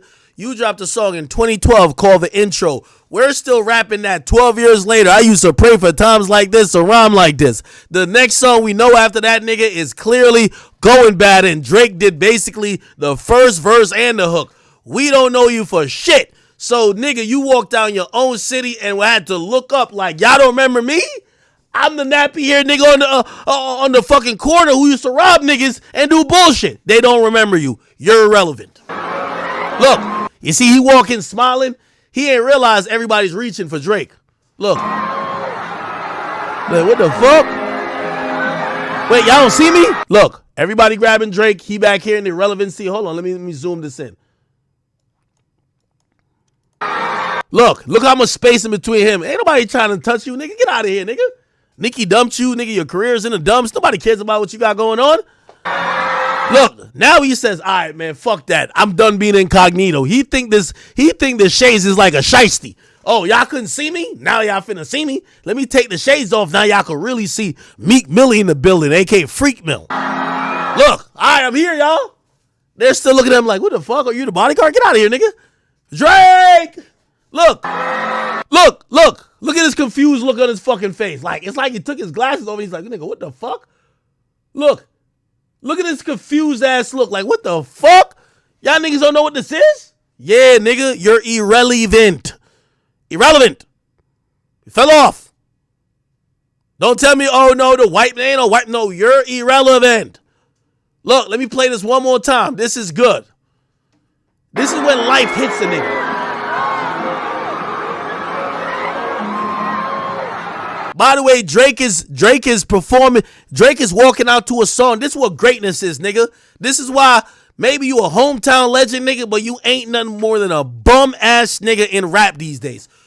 Drake walked out to a song. Look what you done. That was on. It was an album cut on an album he dropped in 2011, nigga. This is 13 years to the fucking day that we're speaking about it, and he walked out and just the instrumental to that says, "Oh my God, the GOAT is here." You've been rapping like you've been screaming from the fucking trunk, ordering at Wendy's forever, and niggas in your own city is like, get this dirty bum out of here. Look, so what the fuck? Why is so much space between me and Drake? Nobody know I'm here? Wait, hold on, what the fuck? All right, let me take my glasses off. Niggas must have been fucked up. I'm in the building. Let me take my glasses off. They can really see me. Niggas must be thinking this is a shiesty. I knew I shouldn't wear this big ass glasses. They don't know who I am. I'm finna take my glasses off. They gonna see it's Freak Mill in the building. You heard me? Wrong. Look, here's the confusion, huh? Y'all still don't know it's me? Look, you looking over here. Yo, where y'all at? Yo, Chubb's about to like push this. Yo, get the fuck out of here, nigga. Get out of here. Look, he look dumb confused. Yes, you fell off. Look, yo, he almost looked up like, yo, you sure we in Philly? Yes, stupid. Yo, he tapping Chubbs like, yo, you sure this at the Wells Fargo? This where we at? Yes, stupid.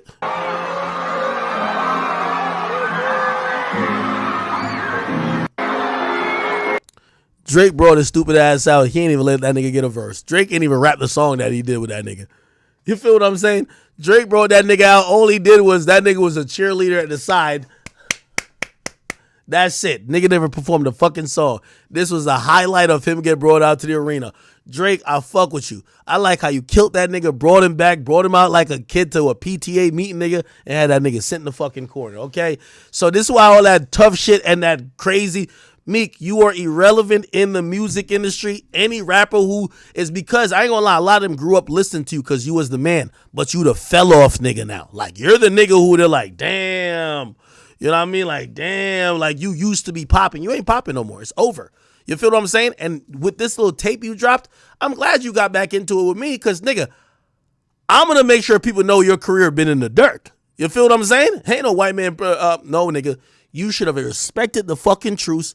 Ignored me. I would have ignored you. You feel me? All that shit. I was on my stream capping like, oh, that's my friend Meek Mill. Nigga, I don't talk to you, nigga. Nigga, I never really still didn't even like you, nigga. But I'm like, I'm going to respect the truth. I'm not even going to violate type shit. You feel me? Now I'm ready to violate. You know what I mean? So I'm here to document how bad you fell off. And I don't think there's any rapper who sold over 250,000 that have fell off to your point. So, yeah, you know what I mean? Remember all that piss on the steps, you won't kill me? You might as well do it. You know what I mean? Because I'm not going to give you the option not to do it. I'm not going to be like, oh my God, I'm scared of Meek now. Oh my God, he's going to kill me. You say you're going to kill me. I can't die twice. Go ahead, brother. All right? Cool. I'm having a good old time, man. This is the Freak Mill roasting twice. Damn, he deleted mad shit. Now, this is what he told me. He said he was showing up. I'm still waiting to see. I played it last stream. 6ix9ine, Meek Mill. He wanted me to believe that if the altercation with him and Tekashi went like this, he gonna show up to my doorstep and what the fuck does, like, why do we allow niggas like Meek to get away with all type of like propaganda? That's a fact, you pussy nigga. That's a fact, you pussy nigga. And it was security. This is security. That's security, nigga. You pussy nigga. Look, you gonna blow like this. Look, shut up, nigga. Shut up. And you with a cop. You out, nigga. And look, you tight. And you with police. And you with police, nigga. Look, that nigga's a cop. That nigga's a cop, nigga. You pussy, nigga.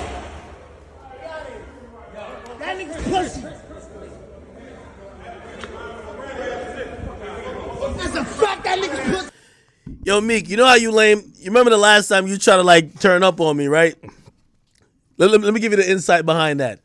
Nicki Minaj called 6ix9ine and said, yo, Act got energy for everybody. I know he ain't let that pussy nigga, and this is your ex-girlfriend, nigga. Factuals. Yo, ex-girlfriend called 6ix9ine and said, I know Act who got energy for everybody ain't gonna let this pussy Meek Mill talk crazy. And remember, I made a whole video and I dropped it on my page and I was just talking to you. Yeah, Nicki, like your ex-girl who was gassing you to do all type of dumb shit, even her was like, yo, I've been around this nigga. This nigga not like that. Fuck is y'all talking about? Yo, Act, if she told 6ix9ine, yo, if Act be violating everybody like that, why he ain't violate him? It was like, yo, man, tell us, I know this nigga. I've been with him. He not like that. Tell that nigga to violate that. And she was laughing at the video too. I really made that for Nicki, low key, and me and Nicki not even cool. I ain't even gonna hold you. Now I can put it out there. You feel me?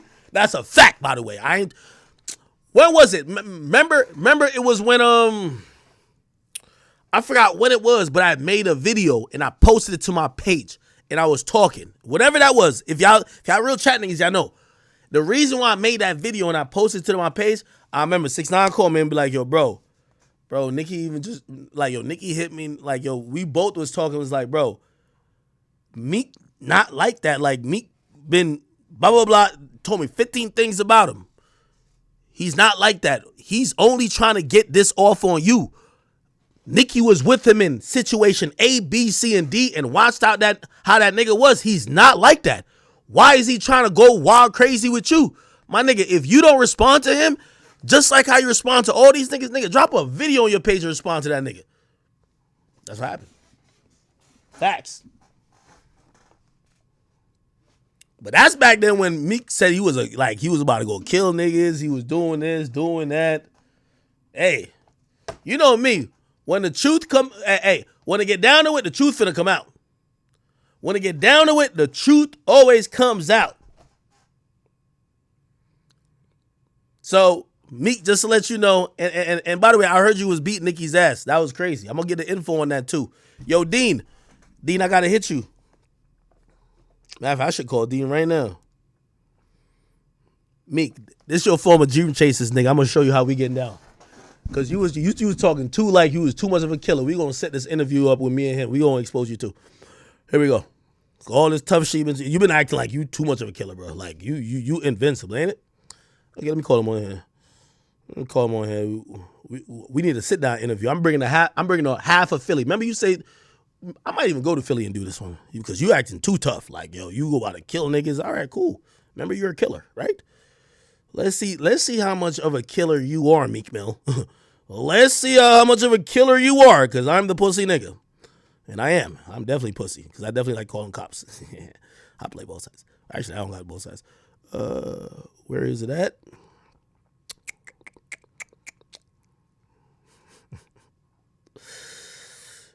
Give me 1 second. This your former Dreamchaser, nigga. You about to call him right now. You know, you couldn't expect no loyalty. You used to give niggas change and take it back. That's crazy. Like, you was wilding for that. Like, you was really wilding for that, Meek. For a nigga like you to be so big, bad, and crazy, like you can't be giving niggas change and taking it back. All right, cool. Let's talk to Dean from the Chasers. Hopefully he answer. Hello? Yo, Dean, it's Ack. Yo, what's good, nigga? What's up, my boy? What's good, man? When we gonna get this interview in, man?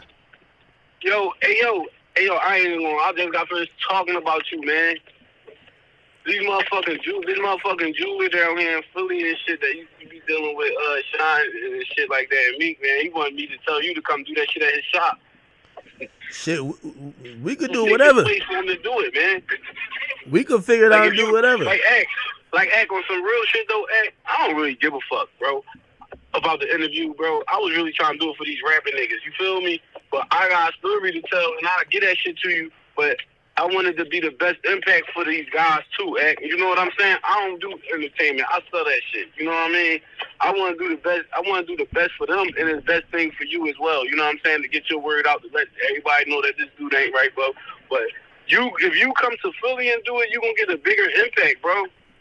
Hey, listen, yo, I'm about on a live stream right now, so like, yo, we gonna set it up. I'll come to Philly and do it. Let's do it. Yo, if you come to Philly and do it, but how many, like, you want to interview some other? We gonna do all that. I'm setting it all up. If you set that up, then I'm gonna make a space where we could do it at. You know what I'm saying? Yeah. And I could get different locations if you want, so you ain't gotta be like doing everybody in the same location. Yeah. We doing it. I'm with it. I'm 100% with it. Yo. I'm gonna call you back like in an hour, and then we gonna figure out all the details. We gonna figure out when we doing it. All right. You know I spent all this fucking money coming up there No, I got you. No. I know. I got you this time. 100%. All right, Brody. I bet. Just call me. I'm gonna lock you in. All right, cool. Yeah, that's my number. All right. All right, Meek. That was your homie.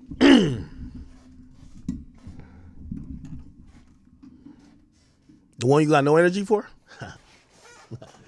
Yeah. Yeah. Somebody said, don't take your ass to Philly. I'm definitely going to Philly. Go to Philly. Y'all keep thinking Meek is like the richest nigga in the world with the only nigga who could get bulletproof and everybody else is broke. My nigga, I spend millions on gambling. Nigga, I would definitely, this nigga been threatening my life, acting like he the killer. No, my nigga, we're going to Philly. Okay, so that's what we're going to do. I'm gonna set it up with that nigga afterwards. I would love to hear the story, and also bigger than that, I want to give a platform to some niggas who are in Philly who've been getting blackballed by this hating ass dude. I'm sorry to tell y'all. So let's get it in, okay? Alrighty then.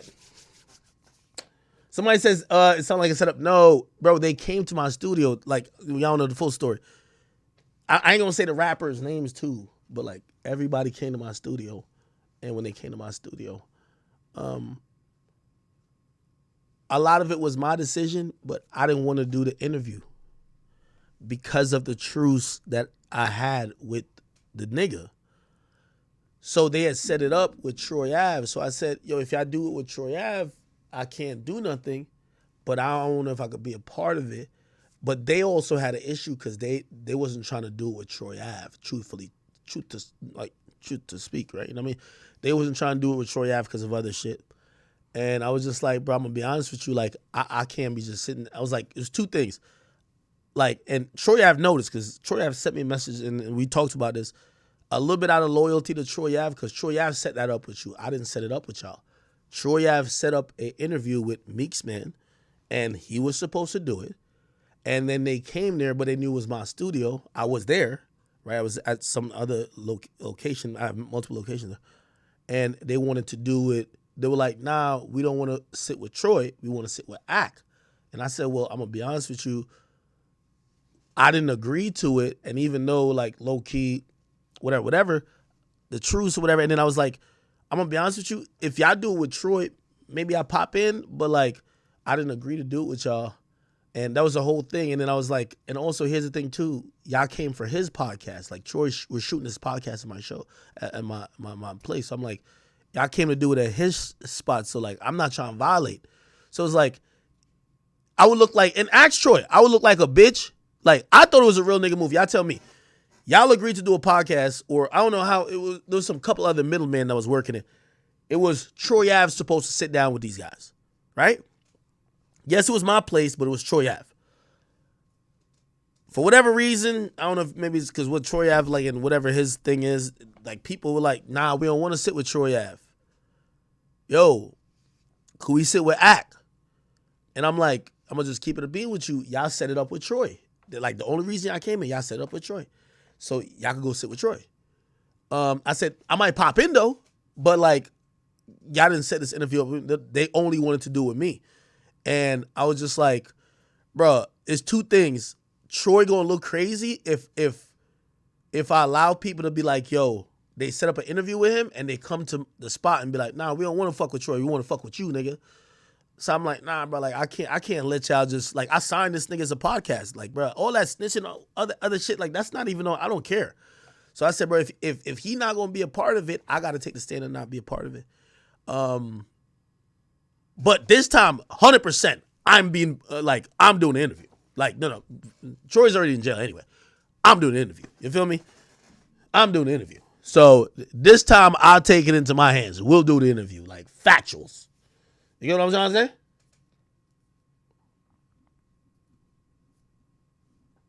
Mm-hmm. Somebody said, this is bad doing, nigga. The people I'm gonna bring to Philly, nigga, you gonna think it's Drake going there, nigga. The fuck? Nigga, you think I care about spending any amount of money on security and every fucking possible protocol, nigga, to go do what I gotta do? My point is this. Meek Mill, Freak Millie, I'm tired of you trying to be like some type of bully because I spared your ass. But I'm done sparing you. So now with me done sparing you, I wanna give your city some shine. That's a fact. Feel me? Shout out to Philly, man. I love Philly.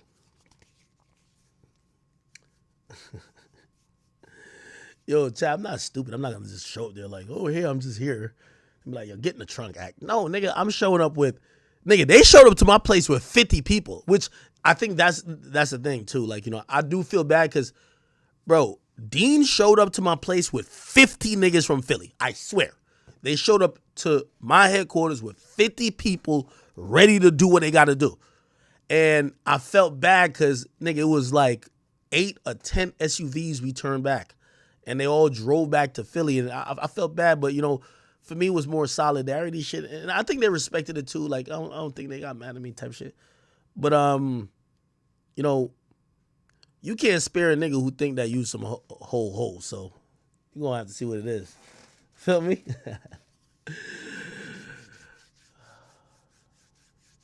Yo, Meek, man. You notice we stopped talking about you and Diddy. It's about you need to have some respect. You don't respect nobody else but yourself. But you think you're the king, so we're going to have to see if you're the king. We're going to have to see the king. I wrapped your career up a couple years ago. You clearly didn't get the message. I'm going to wrap it up this week again when I report your sales. We're going to put a nice little bow on it and throw it in the casket, kick that bitch into the cremation chamber. But beyond that, we got a little bit more for you. All right? Perfect. Okay, are we done? I think we done with Meek Mill for the interim. The next thing you should tune into, we're gonna go get this interview done. I think in Philly. I should wear a rollie for the interview. Oh, I could get a 1 of 1, like some extra shit. The presidential. Let's do that. Okay, people. We'll get to it, man. We'll get to it.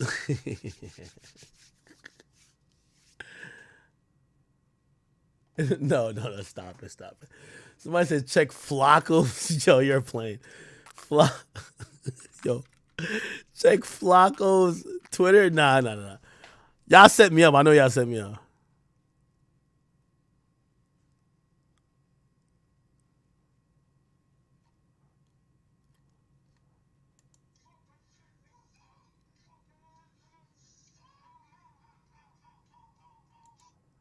Yo, I don't know what I got going on. Anyway.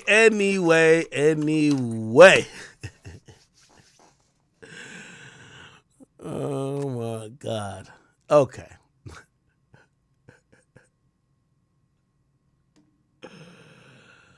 Ah, boy.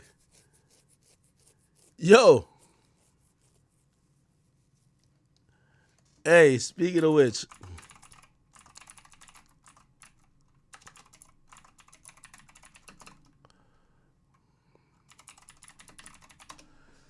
Yo, Freddy Gibbs, man. Freddy Gibbs. Let me just, I don't even know what song this is, but people been saying it. Yo, Freddy Gibbs, man, like, bro, like, I'm on Meek Mill right now. Just chill out, bro. You gotta wait your turn, gang. I see you be on some other shit. Talking about, you was like, your hoes fucking for the clout, not the loot. Smack a nigga in his mouth for the loot. If I ever catch that pussy nigga academics, I'm gonna catch another lawsuit. That sound good, man. I've only seen you on camera being a victim, so okay, we'll just imagine that you're gonna be like some super tough thug now. Remember, you're being the ultra gangster. I keep telling you about these gangster guys. We see them being victims. We see them crying over getting incarcerated, but which supposedly comes with this gangster life. But they're like these super tough thugs. Brother, put it like this. Yo, I'll call your baby mama right now too. Let me call it baby mama. I bet. Watch. Like, I'm on a different type of timing with y'all niggas these days. Yo, I'm on a different type of timing with these niggas these days. Look, cause she even DM'd me like, yo, you about to take this from this pussy nigga? This nigga's a bitch. I'm gonna call her right now. It's your baby mom's. I'm gonna meet your kid before you. Get mad. Yo, Destiny, I'm gonna have my assistant hit you up for the flight. Okay? And like, are you actually, or are you just? I'm serious. No, I'm serious. I'm putting you on text right now, my assistant. She gonna set it up. We gonna do it big. Real talk. Because I ain't gonna lie, that nigga Freddy just violated. I ain't even see the song. I just seen it now. Yo, I didn't even hear the song. I just seen a fucking, like, you know how the blog, I saw No Jumper posted talking about, and it's just so crazy because I was talking to JPEG Mafia about this shit like two days ago, like, because you saw the beef that they had going on. Oh yeah, and I did. I was just like, this nigga, I had to literally talk to him for like an hour because I was like, yo, this nigga Freddy wants you to do this internet shit. Like, he wants you to do it. And the thing about it is, like, Back to Me don't got a whole lot of streams. I don't know if you've been paying attention to that or not, but like, I seen. He wants to create this internet shit, right? Like he did with you, like he did with me, to keep his name going. Because if not, he's not being talked about. So that's what he's doing here. Like, he threw a shot at you because he wants you to. So if he wants you to talk about it, let's really talk about it. But let's talk about all of it, though. Perfect. All right. Check your text. I'm putting you on with my assistant right now. She'll get everything figured out no matter what you want, all right? Okay, bet. That sounds good. All right. Bless. All right, bye. You see you rap niggas, man? I ain't gonna lie, if I was y'all, want to kill me too. I get it. I get it. Oh, man. Y'all can't wait. I'm like, hey, little Freddy. Hey. Rockabye, baby. All the treetops. Yo, daddy, a bitch. And he just got... yeah, no, it's gonna be great. Okay, oh, my. Perfect. You see why I don't even respond to a dude like that? Like, all right, Freddy, I got you, bro. You see how quick I just ethered you, my nigga? That's all you get in my stream. That's it. It's over. Sorry, we're moving on. I'm actually putting them on text, though. I got to. I'm sorry. I got to create Destiny Creams. Sounds juicy.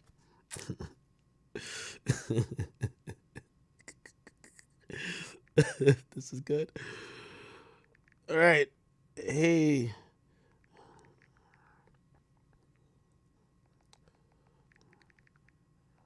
I have Destiny Creams Yo, I feel crazy calling.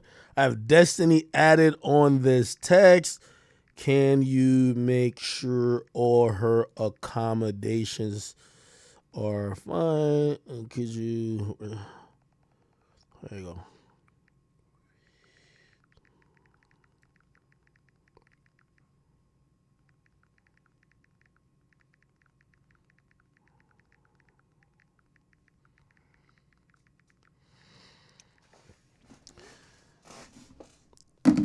Freddy, you dissed me on a song? I just handle it in 2 seconds. It's fine. Freddy, I'm gonna be here with my telephone like, yo, I'm gonna be with my phone like, damn, it's his first steps. You know what I mean? Don't worry. Don't worry, gang. I got you, boy. I got you. Freddy, I'm gonna send you the video. The moments you're missing out on, bro, I'm gonna send you. You should have been there for your family. You should have been there for your child.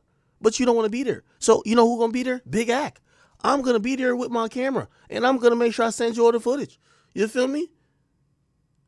I just got to go on YouTube and learn how to burp a baby. It's fine. It's okay, bro. It's okay.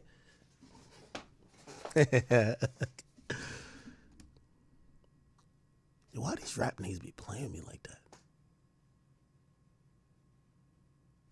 Who knows? Okay. All right. We have Cardi B dropping. Are we done with Freak Millie? Anything else that I have to? Because I ain't gonna lie, this thing been giving himself L's. Like I thought I was doing a good job, then he just took it over. He just went in autopilot. I'm like, bro, did you? Fuck. Okay, you got it. What are we doing? Hey, what we should or we could talk about. So there are some interesting developments, chat, going on in the game. By the way, I do want to shout out to Sweetie. Sweetie, I like you and I want to interview now. I never want to interview before. I want to interview now. She says she hasn't released an album in 3 years because nobody was caring about her music. And I ain't gonna lie to you, this actually it pulled on my heartstrings, okay? It says 30-year-old rapper, which by the way, damn, I didn't even know she was 30. I thought she was like 23 this whole time. It says 30-year-old rapper whose real name is Diamante Harper announced her debut album, Pretty Bitch Music, a while ago. And she's now admitted that the real reason it's taking so long, she told Allure magazine, I just feel like nobody was caring about my music. To me, music is sacred. It's coming from your spirit. You can't just go finish an album in a week. That's why it's taking me so long. That's why I haven't dropped an album yet. The record was intended to drop in 2021. However, she announced that she was delaying it to reconstruct some songs. The best friend hitmaker went on to admit she felt like every move was scrutinized and she had given up on herself and felt like quitting. She shared, I don't mean to dampen the mood, but this is realistically how my careers went. We were constantly criticized for every drop. I just felt very insecure. I'm a confident woman, but I was an insecure artist. There's been a lot of times that these past couple of years where I've given up on myself, whether you knew about that or not. I just felt myself giving up, and I don't want to do that no more. I'm going to be honest with you. Sweetie, I like the fact that you're very realistic, and this actually makes me want to root for you. I've seen hints and traces of this, and I don't know why I thought you were going to come off pompous, arrogant, and combative, especially with people either criticizing your music or criticizing your musical success or lack thereof. But I remember the first thing that told me maybe you're a really humble person was, Sweetie, DJ Vlad, where essentially, Vlad had said, yo, if Saweetie did a Vlad TV interview, she would have easily done 10 times her first week sales, which was 2,000 copies. We actually reached out through one of our people and we're told she won't do Vlad. Her loss. Saweetie actually came back and said, actually, I've been a big fan and I've screen recorded my favorite episodes. Here's one of them, dates on the top. So if anyone reached out, it wasn't me or my team, DJ Vlad. Happy Thanksgiving. I'm going to be honest with you. That was very shocking that she replied like that to me. She didn't reply to me, but she replied to Vlad, but her reply like that. And to me, it was shocking. And it was shocking because most artists, as I said, the problem we're seeing with Meek Mill, except we're going to have to slay the dragon with Meek Mill. We can't allow this egotistical punk, this pompous asshole, this person who thinks that everybody, needs to be from the trenches and have 50 bodies. And like this guy just basically is saying that no one is on his level just because he's a rapper. The business of the music industry goes where the rapper is not even the third, fifth, sixth highest paid in this entire industry. The rapper is the pawn. So when I see rappers treat everybody beneath them, it's that they lack reality of what this business is. Your label's making more than you. You have the people who are in your JV making more than you. People who have given you publishing deals making more than you. A lot of times, sometimes a manager who has multiple clients make more than you. Sometimes the producer who owns all their IP in terms of publishing makes more than you. And not because you're the face who gets all the Instagram comments means you should shit on everybody. And when I seen Saweetie and her humbleness, even towards, she was getting hammered for selling 2,000 copies. Her response to Vlad said, yo, hey, I'm not just some arrogant person who think I'm deserving of this. I'm trying. And you have to respect someone who is trying, okay? Now, Vlad later then said, oh, okay, you know what it is? One of my coworkers or employees at the time, Shirley Drew, got that answer that you didn't want to fuck with us from a it was from a publicist, and that publicist claimed that it was Sweetie's decision, even though it was not. Okay. Later into it, Shirley Drew and Vlad went back and forth, and then Vlad eventually apologized to Sweetie by saying, yo, hey, I apologize for my comment about your mixtape sales. The way you responded, and this is true, showed class and professionalism. I'm honored that you're a fan of Vlad TV, being from the Bay, and I love when Bay artists win and constantly go out of my way to interview them. Consistently, actually. I'm gonna be honest with you. This has given me, and please, Sweetie, if you see this, receive this in the best and humblest way. Half of these women, we know you're gonna have your bravado as a female who's attractive, and you might have certain messages and themes in your song that you talk your shit about. But usually those people, like for example, Young Miami, and I'm not trying to juxtapose you to her or make you feel like you have to have a thought about her, but they have this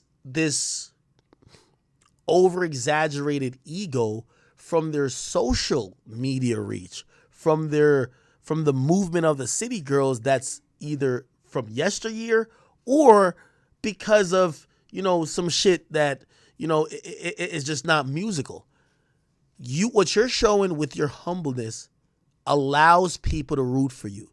And I'm telling you, as a woman, even though you talk your shit, you want to be the underdog. Most rappers, you know why they blow up? It's because they're the underdog. So, not saying don't diminish your ego and like dull your shine if you feel you have one. But when you're delusional, right? When an artist comes out and you know by every metric that they're not succeeding or their music isn't doing well, but they're talking shit like it does, it makes you want to say, okay, I want you to be humbled. So when you see someone who's very aware of what's going on, and that's what you come across to me today as, I want you to win. Now, granted, I could give you a lot of advice on you winning. I do think you got to sharpen that pen. There's some critique about you using other people's songs and remixing it. And people want to see you come up with an original hit. These are things you could work on, right? These are things that if you really do care about music that much, you eventually will find one. But I think the first thing is first, which I think you've done, is that you've expressed yourself. And again, remember, part of artistry is being vulnerable. is allowing, when you're an R&B singer and you're writing about heartbreak, that song will never be popping unless you're vulnerable enough to express how you felt, what you thought, maybe in a personal situation that you experienced said thing. So again, Sweetie, I just want to give you some, respect, and I want to say I'm rooting for you. And a lot of artists would have taken many critique personally and lashed out. I think you're doing the right thing. So I'm actually rooting for you now.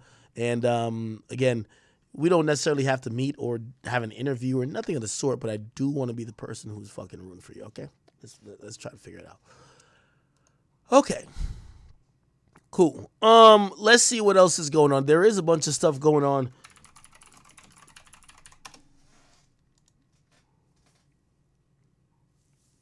Did y'all see that Cardi B finally dropping some music? Yo, Cardi B. Barty, I'm glad that you're finally dropping some music. Barty is now in the confident level or space of her career where she's just saying, yo, I'm tired of people saying that I'm not going to put out music. And she's at the level. Does her and Shade Room don't get along still? Damn. Yeah, they didn't post too much about her. But she recently popped out. And she basically said, let me see. Where is she? By the way, I'm going to speak about Rihanna performing recently, and she only performed for like some billionaire. Where is it? Where can I find my Cardi B stuff? She basically was just saying that she's going to drop every music now. Actually, let me just go to YouTube because I can't find it. Cardi B. Sorry. Cardi B music. Trying to see if we can find her. She went on a little rant about it.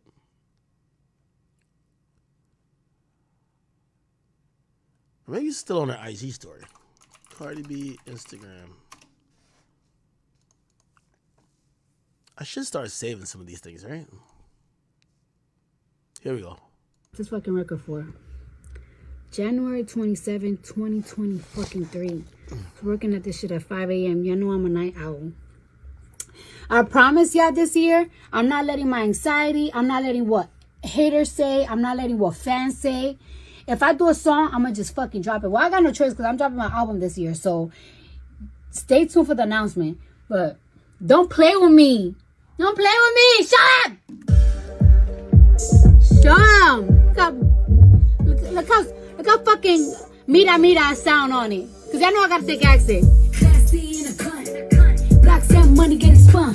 Like what? Okay. By the way, Cardi did drop a recent freestyle. I think maybe it's that song that she was playing on that last slide that it was on her story called Cunty. I don't know. She called it a freestyle though, but I like it. Cardi, you got to get in the game, shorty. And I'm gonna be honest with you. I like you. I think personally you're cool.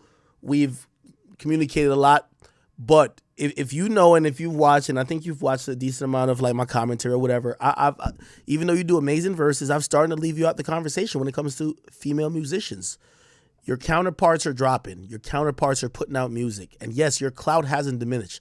She's an enigma where even if she doesn't put out music, her clout is still there. As long as she get on live and communicate with her fans, people really love Cardi. But again, I can't bring Cardi up in music conversations in good faith, knowing that she ain't really doing much, right? And I think this is the year that she's finally either being convinced. We could say convinced by her husband because we've seen Offset said something like, yo, hey, stop being scared. She's saying to herself, hey, I'm going to just stop being scared. I'm going to just keep dropping stuff now. But it's probably maybe some music industry pressure a little bit because, hey, listen, you're signed to Atlantic. You're supposed to be their golden goose. They have spent a shit ton of money promoting certain singles that you didn't choose to push the button on, release an album with, and they're tired of it. You know what I mean? At a certain point, you got to drop. And I think with her, it's been about, hey, well, listen, I've been doing a lot of family stuff. I've been getting into my own mental, and also I need to be mentally there in terms of being ready. And I think she finally is ready. So she dropped this new song, which by the way, ironically, did y'all see Mask the Slump God? I don't know if he's kind of low key calling her out for like copying, but I don't know. But he said sound familiar. This is a song. I can play a little bit of it. Top notch bitch, got the most, not the lesser. Bitches look big like third trimester. Every time I post, these bitches get stressed, sir. Yeah, I be putting on shit, I don't never. Okay. And he said, sounds kind of familiar. Later, he said, I like the song, Why Y'all So Angry. And what that was people were talking about his song. I forgot what his song was. Y'all know the name of his song, chat?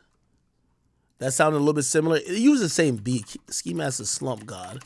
They use the same beat for show. What song was it? Somebody said Stole the Flow. I don't know if it stole the flow. It's the same type of beat. It's called Catch Me Outside. Okay, good. I'll play a little bit of that. So this was his song. You could tell it's the same beat, right? I gotta speed up a little bit. What? Hey, okay. Naruto, nine tail, box, I feel like a Gucci ad-lib. Bird, go to the Coca-Cola, mascot, polo bird. Put my salsa lasagna, Nima King. Told her be careful, my peanut gel. I never seen another one that hit pussy if it just smell like Hennessy. Star Wars Confederate rifle shoot like Ray Bean. I don't know if it's, I mean, it's the same beat, right? And by the way, it's a sample beat anyway. Better yet, blues, bills on me blue, like a blues, better yet, whoa, also, here's the thing too.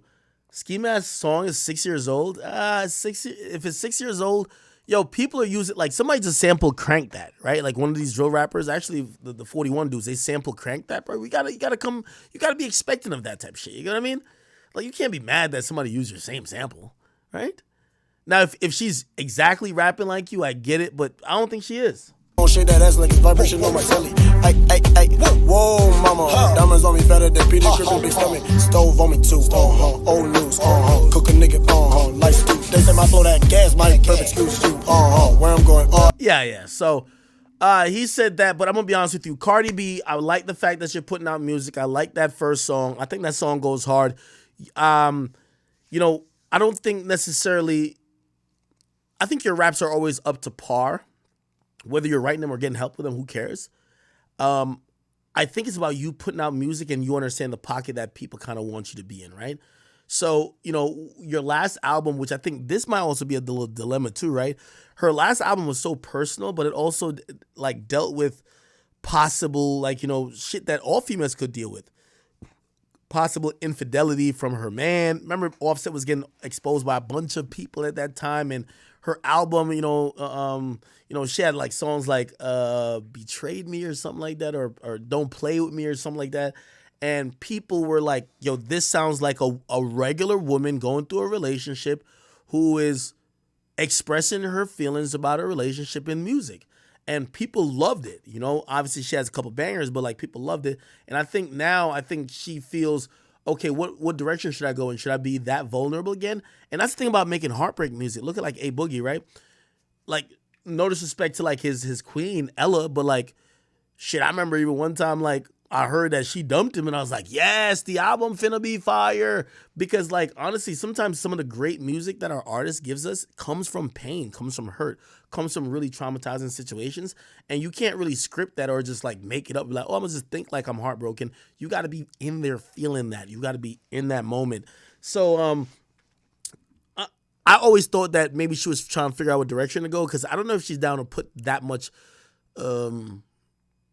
put that type of openness in her music anymore, because at the end of the day, she's still gonna stay with Offset. That's her nigga. Like, it's gonna work out some way, somehow. But I've always thought she was trying to figure out the direction. Anyway, has she figured out the direction? I would hope so. Yo, she hasn't dropped an album since 2018. With all due respect, yes, she's given us a lot of like featured verses, but it's no fucking reason why Cardi B should be allowed 6 years in between albums. No, okay? You're not creating masterpieces like that. I'm sorry. You're not Kendrick Lamar. Fucking drop the album, okay? And again, even if it's not the album, because I do think we're kind of a little bit past albums, drop more frequently and stop doing features as much. Or you can still do features because her features are great. But, give us full songs of yourself, right? That's the point, right? Someone said Kodak wrote her a hit. Okay. Someone said she's cold right now. I don't think that Cardi's cold. You're going to have to show me that she's cold. I always think Cardi's always hot. Bro, she has this audience that, like, just likes her. Like, I think Barty Gang just likes her. Tell me if I'm wrong. It's all good. All right.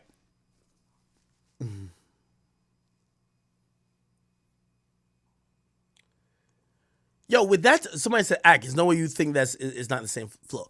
Bro, with that type of beat, is there any other way to, like, kind of approach it?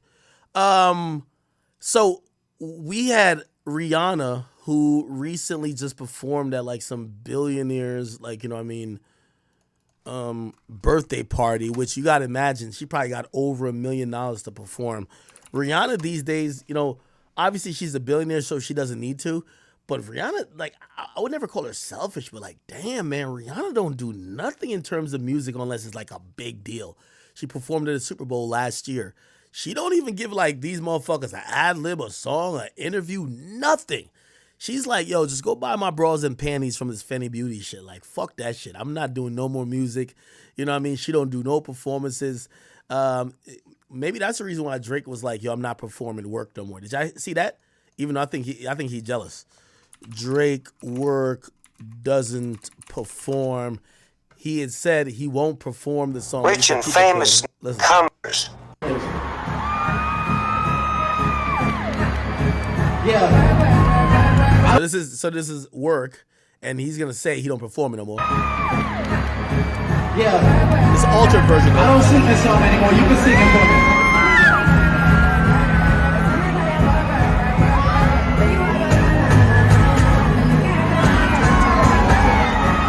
Join me, I deserve it. Fire! Anyway, I think Drake is salty that, you know what I mean, hey, it was a race to the finish line. We have A$AP Rocky who got there first. He got her pregnant. I don't think he mad at A$AP Rocky, but you know, sometimes when you've been doing a girl for a while, on and off, like, y'all be saying dumb shit like, yo, whenever you have a baby, I'm gonna get you pregnant. And I think Rihanna just at the age where she's like, yo, man, I'm moving on from that, like, childish love. I'm not, like, 15 no more. I'm not waiting for you, nigga. You over here, you're the hottest rapper in the game. You're fucking every girl in life. I'm not going to wait for you. Yo, I fuck with Rocky. Rocky got me pregnant. I think, you know, Drake being petty, he just don't, you know, he's like, what the fuck? So I think that's why he's saying that. He wants, like, a response from Rihanna. Rihanna won't give him a response to save his life, which I got to imagine that he probably cares a little bit more than she does, because she won't give that nigga a fucking response, period. Anyway, she did pop up. Remember, last time we seen her perform basically was the Super Bowl, but she did pop up recently at Asia's Richest Man. And it says she was rocking the mic in a lavish pre-wedding bash over in India, where the son of Asia's richest man is getting hitched. And the performance looked like one of her stadium shows. Y'all got to see the video. This ain't no ordinary wedding party. Rihanna's on a huge stage with a full squad of backup dancers along with a tour-worthy lighting and special effects. Looks like no expenses spared. Even her singing from a rising platform in the whole event is giving her Super Bowl halftime performance show a run for its money. Crowd is huge too. There's about 1,200 people. Damn. Shit. When they said stadium, I thought it was going to be like 50,000. It said only 1,200 people were in attendance. The guy footing the bill won't go broke though. Billionaire industrialist Mukesh Ambani, worth about $111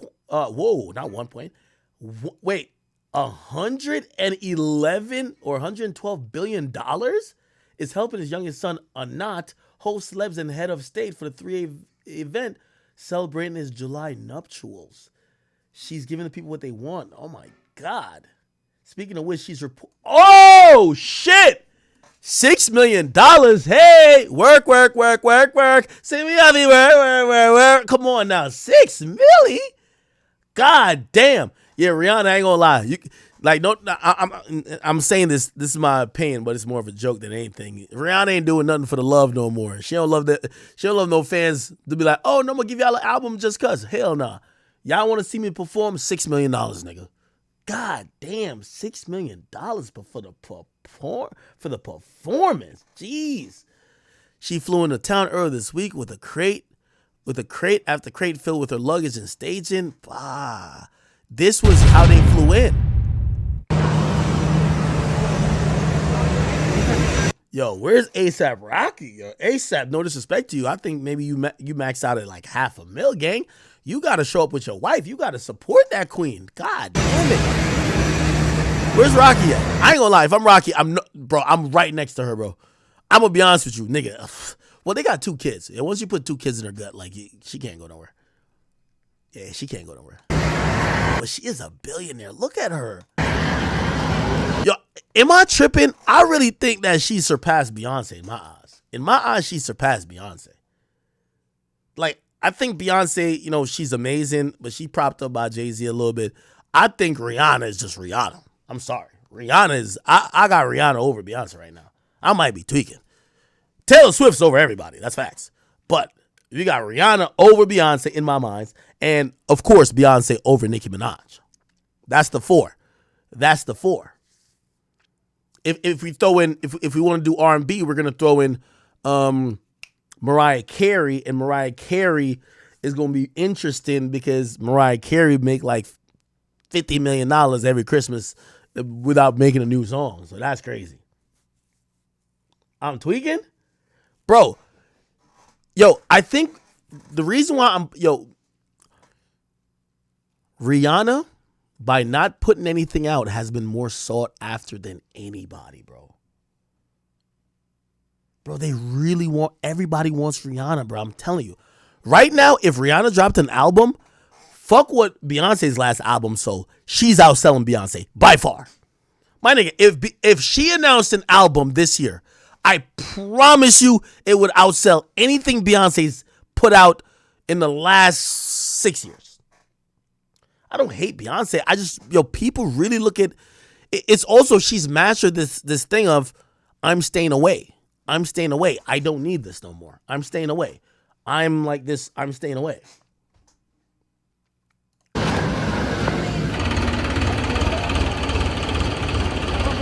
Damn. God damn. Yo, imagine this lifestyle. They flew all this fucking equipment, my nigga, across 3/4 of the world just to have her with her proper staging that she could put on a fucking concert for a fucking billionaire. That is like pre-wedding celebration.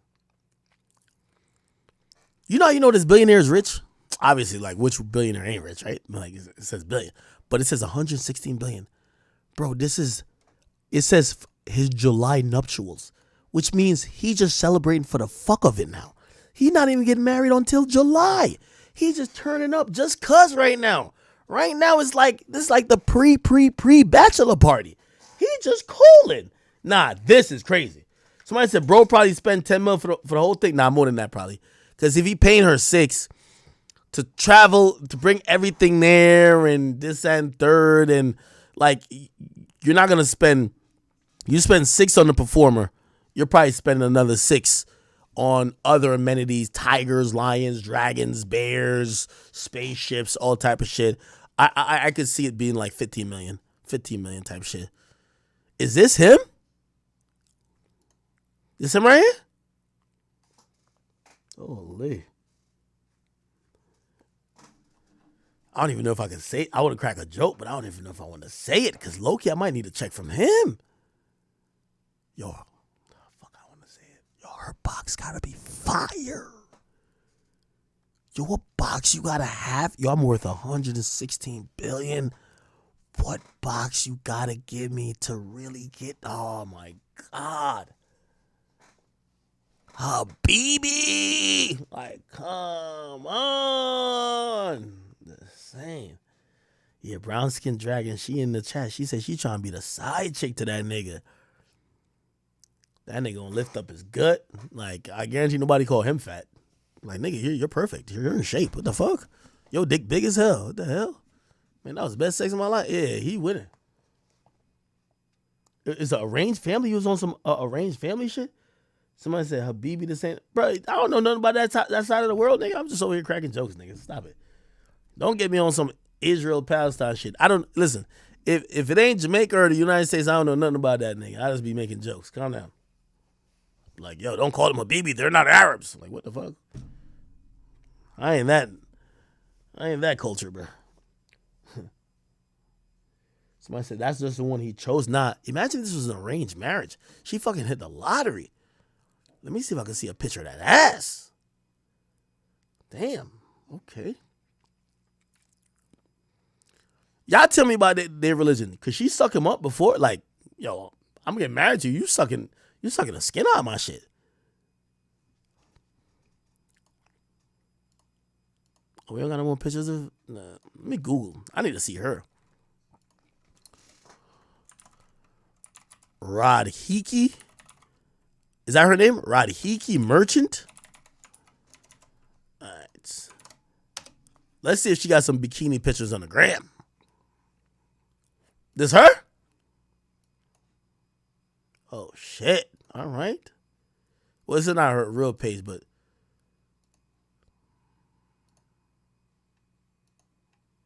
man, she looking elegant.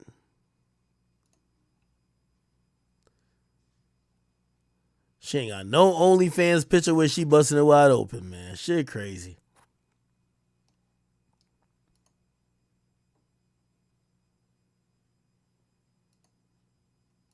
All right. Is this performance photos?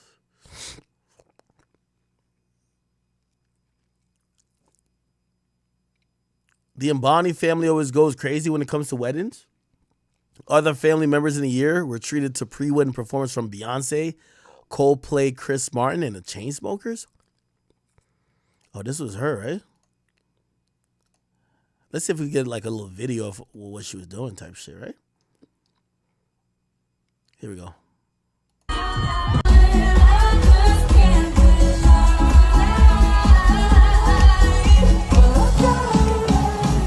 Okay, girl. They even got that Indian type of dress going on. Let me see if I can find this shit on YouTube.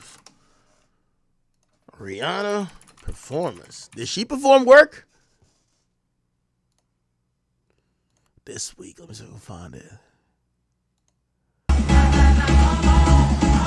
Oh, okay, Riri. Hey.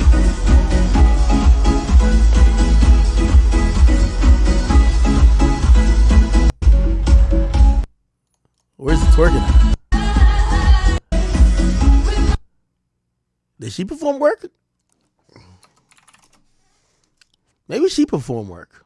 Or maybe she don't give a fuck about that song no more. Here we go.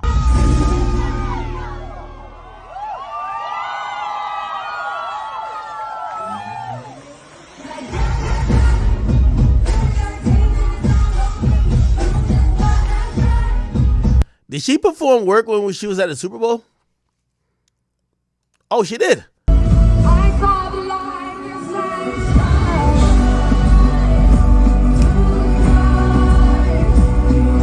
Okay, girl, go ahead.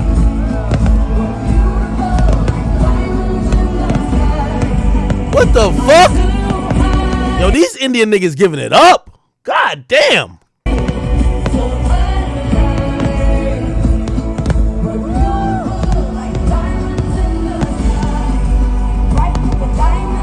Okay. Oh, she did perform the shit.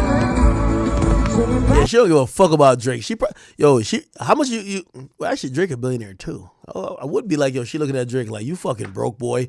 You on fucking tour, nigga. I perform once a year. I'm good. But she can't flex on Drake like that.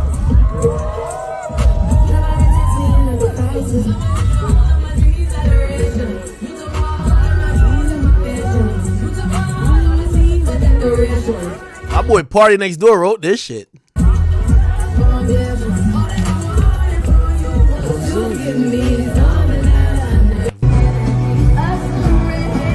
ain't gonna lie, she winning. Anyway, this was her in the car afterwards. I think people were saying like, they were trying to ask her about an album. She's like, piss off, fucking album. How much money you gotta be making to be like, fuck music? Here's the album, guys. Just relax. Who's her album? Just be cool. Just be cool, guys. Somebody always One thing at a time. Somebody always gotta sit there and do the dog ball album. One thing at a time. Here's the album, guys. Just relax. Who's her album? Just Okay, all right. So if you're waiting for a Rihanna album, it won't come anytime soon. Hey, why did 50 post this shit right here? This is classic. This is hilarious. And this is why I don't like the selective politicking, man. Oh, did he delete it already? Oh, he deleted it already. I should have caught it. 50 has something up here. 50 is a comedian. He be deleting the shit fast, though. Did he delete it? Yeah, I guess so. Let me go on Twitter. It's probably gonna be on Twitter.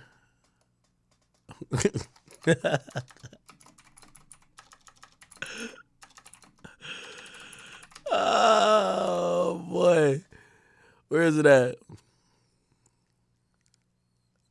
Nah, this one 50 Cent post. This is jokes. I'm sorry. Oh, they don't got the. You gotta have the video though. You gotta have the video. Where's the video?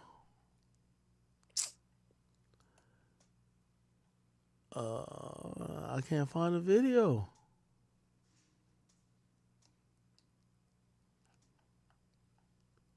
Well, I can.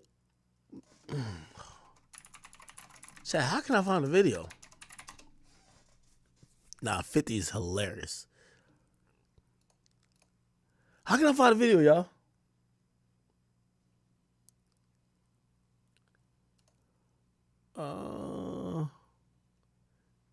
Y'all gotta see the video. Nah, this is just funny.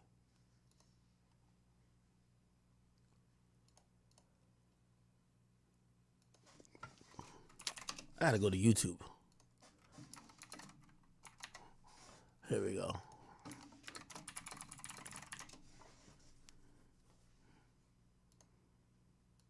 Okay. Is it this? Yo, Rihanna's like really legendary. I'm beautiful like diamonds in the sky. Oh, you posted this. Last night, I couldn't even get Yo, that nigga 50 said, this is Meek Mill leaving Diddy's house. an answer. Nah, this is jokes. Nah, this is jokes. Couldn't even get an Nah, this is jokes. Oh, nah, this is jokes. Nah, this is jokes. I'm done. Couldn't even get it. Nah, come on, yo, 50, bro. Yo, you be noticing these niggas be on like, yo, I'm gonna kill academics when I see him.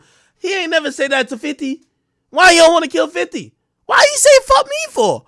Why you ain't want to kill 50? 50 just said this shit, right? You know who been saying crazy shit too? This is what I'm talking about, the selective politicking, man. The selective gangsterism, man. Look at this. Antonio Brown. Look what Antonio Brown has said. He says, so the Diddy list outweigh the Epstein list. Being on gay shit is more important. Then he says, you gotta check this out. Nah, this was funny. And I don't even think he be deleting tweets neither.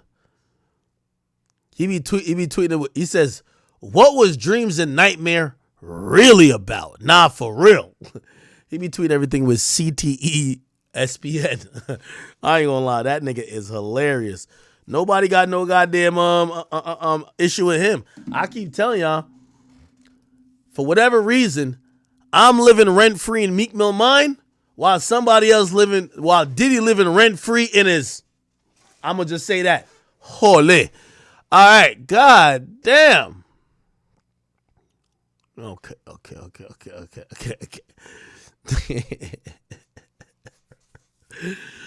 Oh boy. Wait. What else do I want to get into real quick? Oh, they told me Joe Budden spoke. There's a website called The Stop. They be talking about like. I know the situation and I understand like. They're like the podcast recap of like Joe Budden. Let me see. Joe Budden. Wait, Joe Budden not releasing the interview with Candace Owens? What? Hold on. Joe Budden all but confirmed that Joe Budden isn't lucky. Budden even unlocked. You backlash will be that. I hate the baddie talk. But I'll be trying to get to Joe's voice. Okay, never mind. Who? Oh, maybe they told me to look at the wrong shit. What the fuck? I thought they told me to look at this. Yo, who told me to look at some shit? Oh, they says it's the chicks dude. Oh, okay. Yeah, him and this guy kind of do like a lot of the same things. He says Joe speaks on academics over Diddy. YouTube. Academics as a human, and I Meek and. Soon as I get death, and replied, and then they just replied for 2 days. He snitched on Ack and said, "Hey, this guy's responsible for the black death in my community and so many of my friends losing their life." And then Ack said, "You a snitch. Come see me. I'ma beat you the fuck up. I don't think you can fight." And then Meek was like, "Soon as I get off this road, I'm at your podcast, circling the block." Pissing on the steps, all types of shit. And then Ack said, "Nigga, you willing to crash out over this?" And then Meek said, "I'm willing to die." For Meek to be a street rapper, for Meek to, talk the shit he talks from Philly, family be big on jail reform and all that, I could see how that being on his jacket is muddy, so he got to clear that up. Y'all do not know that is the only rapper from Philly that Nicki Minaj has dated. Nobody knows that. Ack don't either. I know, so for him to put that on Meek, I'm just nigga, everybody read it. Hold on. See, let's calm it down now to JBP. We all on the JBP. I didn't put it on Meek. Everybody knows. We all know that would allude to Meek Mill. What we're not going to do is rewrite history and act like academics made up a rumor. Academics is a person who breaks down lawsuits. I've read every one of Diddy's lawsuits from front to back. I get the actual affidavit. I read it. We try to look people up. Matter of fact, we actually did something which we're going to talk about next that actually helped vindicated Diddy in some of the things that he's accused of. We read every lawsuit, every indictment. We are the thing. We don't stream it, and with all due respect, I'm not disrespecting no one. We stream for hours at a time. Y'all know I get on this bitch for 6 hours. 6 hours, we're not going to do summaries. We're going to get into nitty gritty. We're going to read documents. We're going to do research.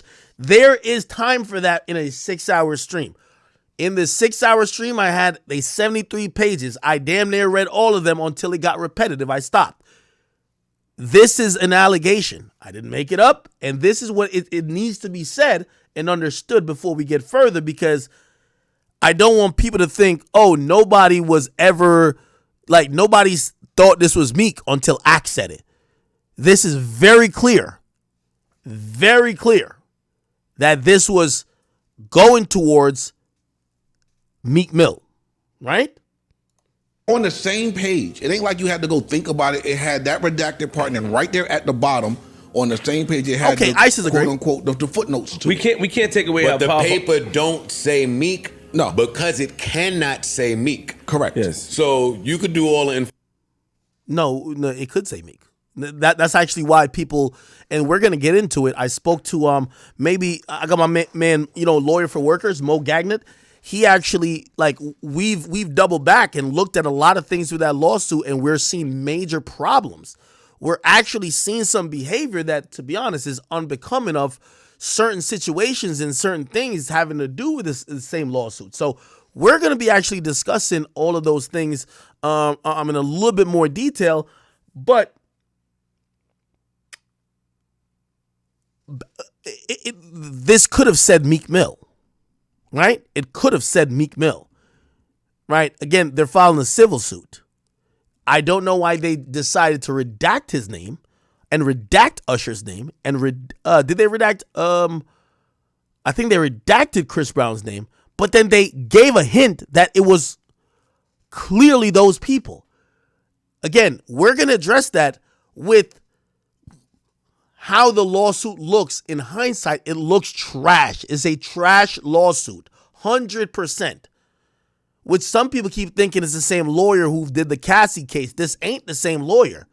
This is a lawyer that is going around, and as he sees things in the media, reaching out to any and everybody to file these cases, hoping that they will all settle.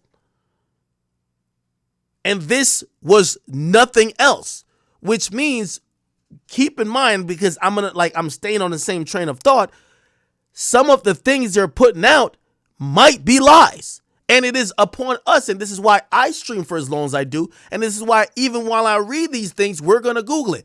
Again, you know, this is like that macho man shit by like these gangster rappers who are just fragile in ego and their sexuality. Bro, someone says you're gay. You're not gay. Just say you're not gay. Now you're doing the most to the point that people are like, wait, is he gay? Why is he doing this much, right? And people are agreeing with it. They're like, no, this is what? No.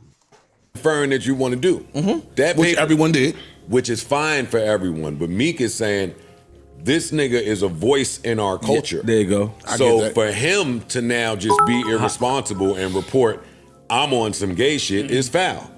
And I did understand that. I get that the part. rest of the people could say, hey, they talking about Meek. They could do that. But the people that are strong and prominent voices, and we some of us are held to a different standard. And they hold act to that standard. His voice is powerful. It is. So when you say something like that, you know. And then don't skip the Usher line right underneath, nigga, if you're gonna do it. That was do it. Now, in case any of you guys were... Now, I didn't skip the Usher line. I didn't skip the Usher line at all. I literally spoke. If you go back to the streams I spoke about it, I literally spoke on Usher. But of course, Usher, who just did a very successful Super Bowl performance, is not going to respond to this. The only reason why this is popular is because of Meek's, you know, he's been catching these online L's, and people know this will bother him, and he purports to be this tough guy. People said it about Usher, but just like, did Usher get online and fucking, you know how the thing about Usher having herpes came up about? It came up in a lawsuit. You do realize this, right?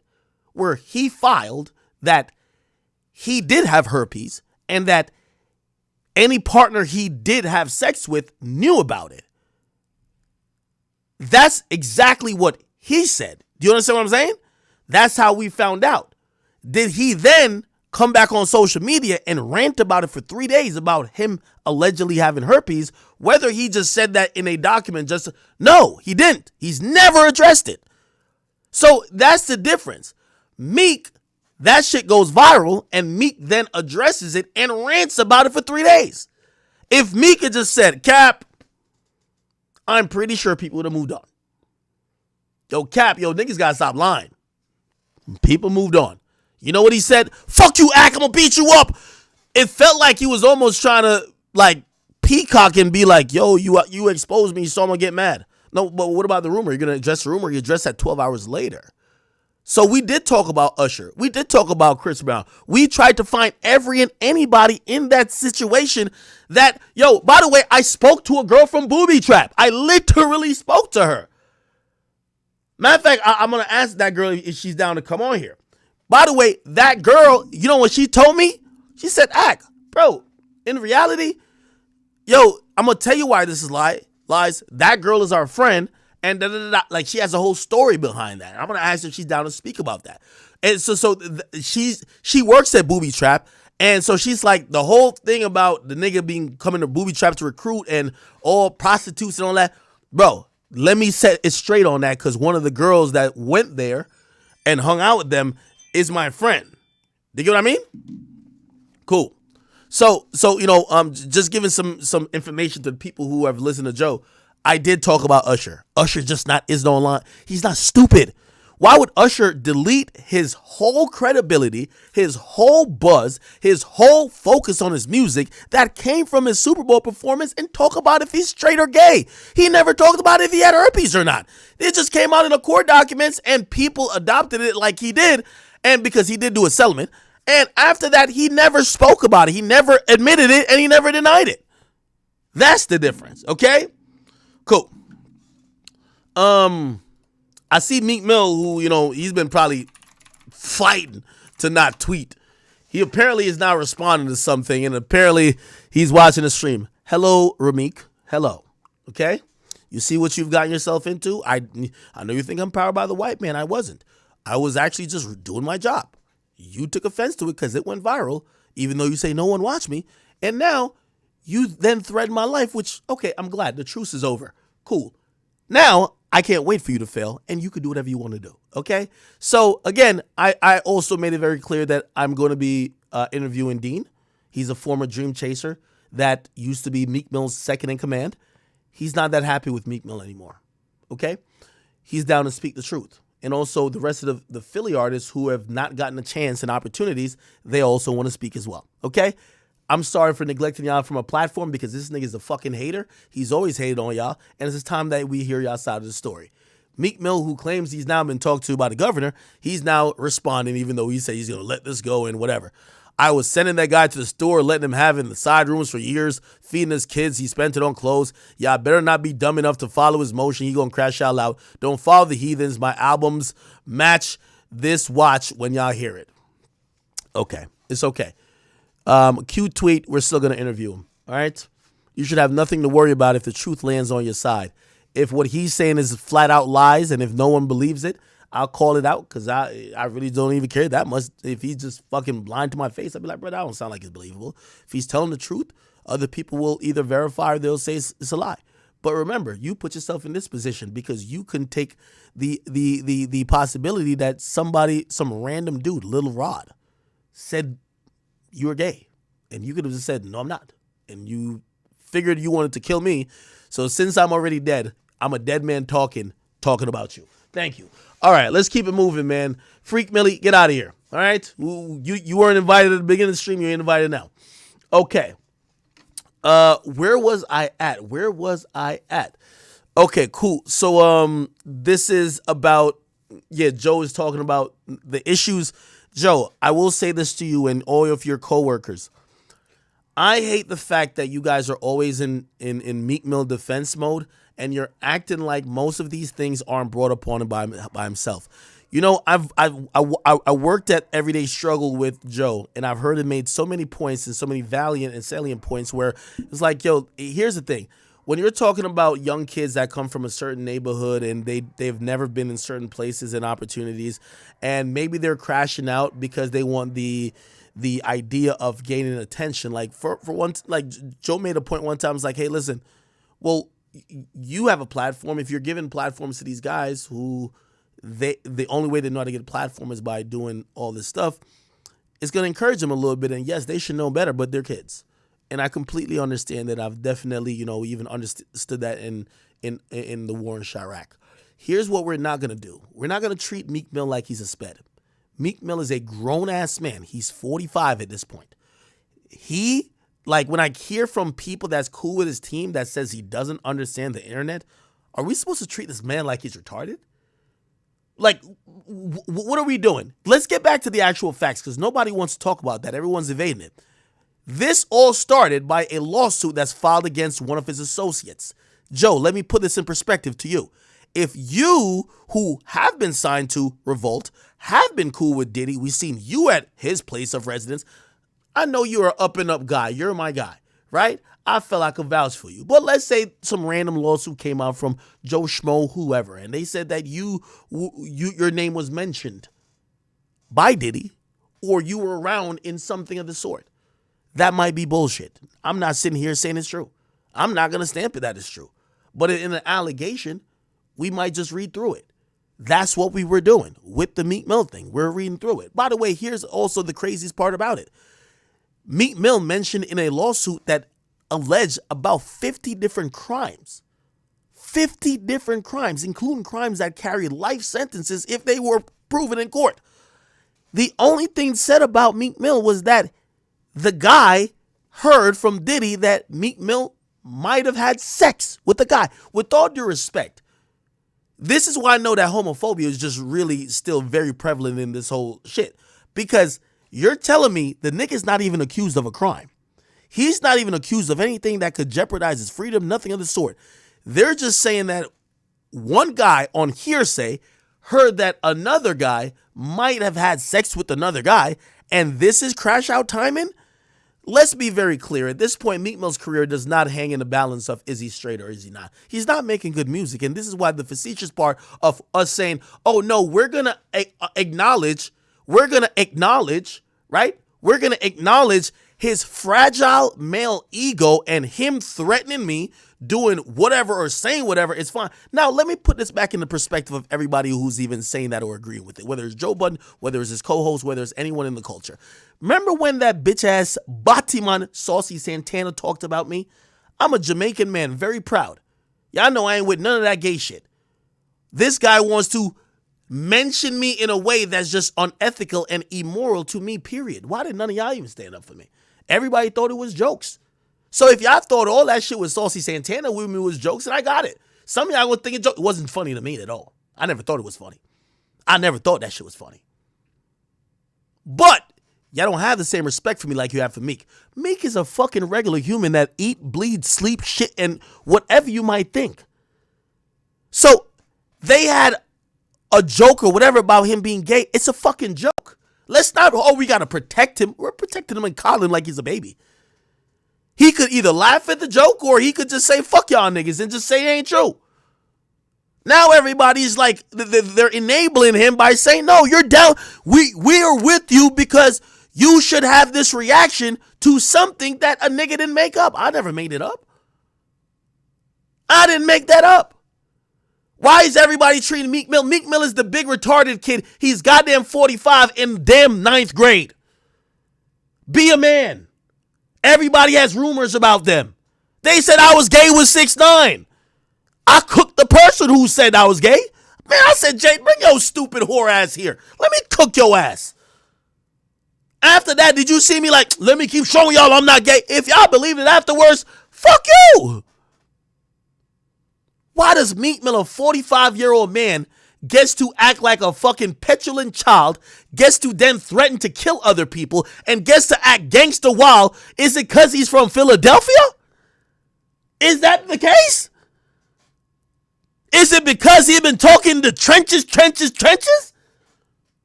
Or because y'all just fucking scared of the nigga? Because what everybody should be saying to him is, Meek, get a hold of internet fucking culture. Joe, you came out and said you were bisexual. I know you not to be that, but you said that because you wanted to, like, that was a smart move to, okay, y'all can't accuse me of being homophobic. Did any of the blowback or whatever that came from that, did that warrant you to do what Meek Mill is doing now? You realize that he's trending not because of the rumor, it's because of his response. Is nobody speaking about that? Is nobody speaking about a guy who primarily these days, you're not selling physical copies of your music. You're in the music industry, ran in a digital world, and you still don't understand the internet? Why are we saving this stupid nigga? He's not that smart. If we're in an industry where the cream rises to the top and the dummies should get, if you believe in Darwin's law, a nigga like Meek Mill, he should be irrelevant. You're too stupid to exist. Why are we coddling him? Oh, no, I could see why Meek Mill. What do you think? Somebody born in Philly is just made different? You seem like a beta male if you think that. Oh, no, Meek was born in the trenches, so you can't say that about him. That's like me saying, I'm Jamaican, you better never call me gay. Y'all call me gay anytime y'all want. So what's the fuck is different than Meek?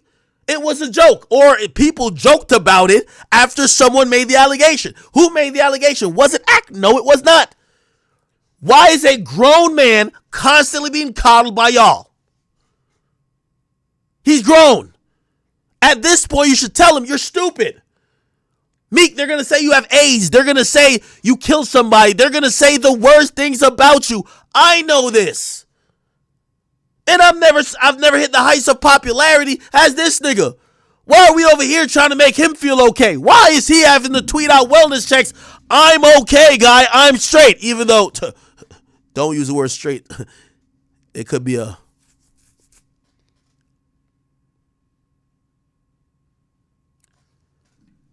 That is the point. That is the point.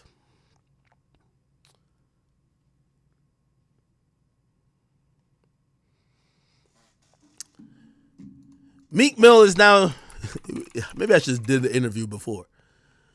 Meek Mill is now making preparations, threatening his entire city in the last couple of minutes after he's watched my stream and realized that his former comrade is now down to expose him. This is going to get very interesting. This is all because a grown-ass man couldn't just address a random rumor about him, and he is a whole celebrity for the last 15 years. He couldn't just say cap. You could have ended it with one word. Cap. Now it's at the point he done threatened to kill me. He finna do this. He gonna piss on the steps. He's on the way over there. He's now peacocking because he gotta be a gangster. Let's now look at what his last tweet says. He says, don't tell me to stop responding. Do something. See, I'm not stopping on my dad's soul. We gonna put an end to this fake Meek hate ASAP. This is the same guy who said the governor told him to stop responding, and he definitely agreed like a week ago, right? Or not even a week ago, 2 days ago. Now he is watching the stream, panicking, texting every rapper in the book. In Philadelphia, where my kids and family walk, not the net. Y'all watch long enough, now watch me. If you with him, you with him. Final decision. This is Meek making ultimatums to his city, saying, please don't expose me. Please don't do this. Don't make a stance against me. That please don't do it. No, I'm the king of Philly still. Don't do it. Meek, I won't call rappers names, but every rapper you know is popping, they came last time. Maybe they don't come this time. It's okay. It's okay. Chat, didn't I tell you? I'm in his mind living rent-free. Why did he even do this? I'm living rent-free in his mind. Did he live in rent-free?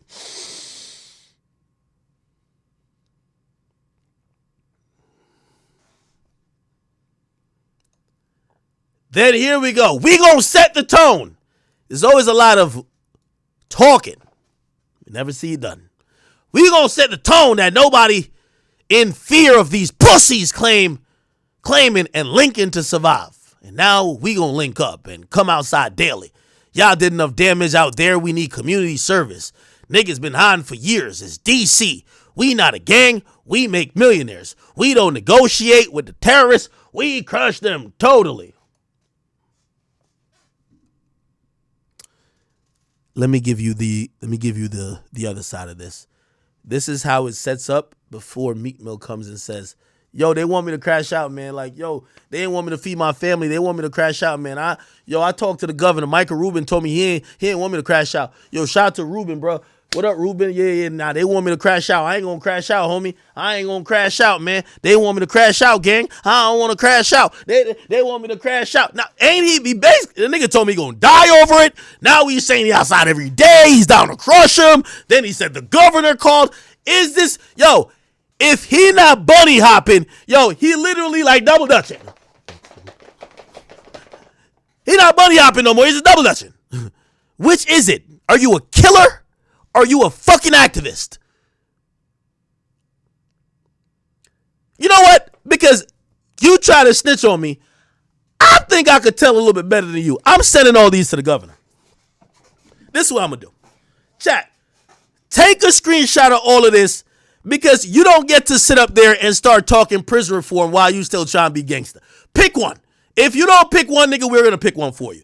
You said the governor talked you out last time. Now you talking out the side of your mouth. Let's send all this shit to the governor.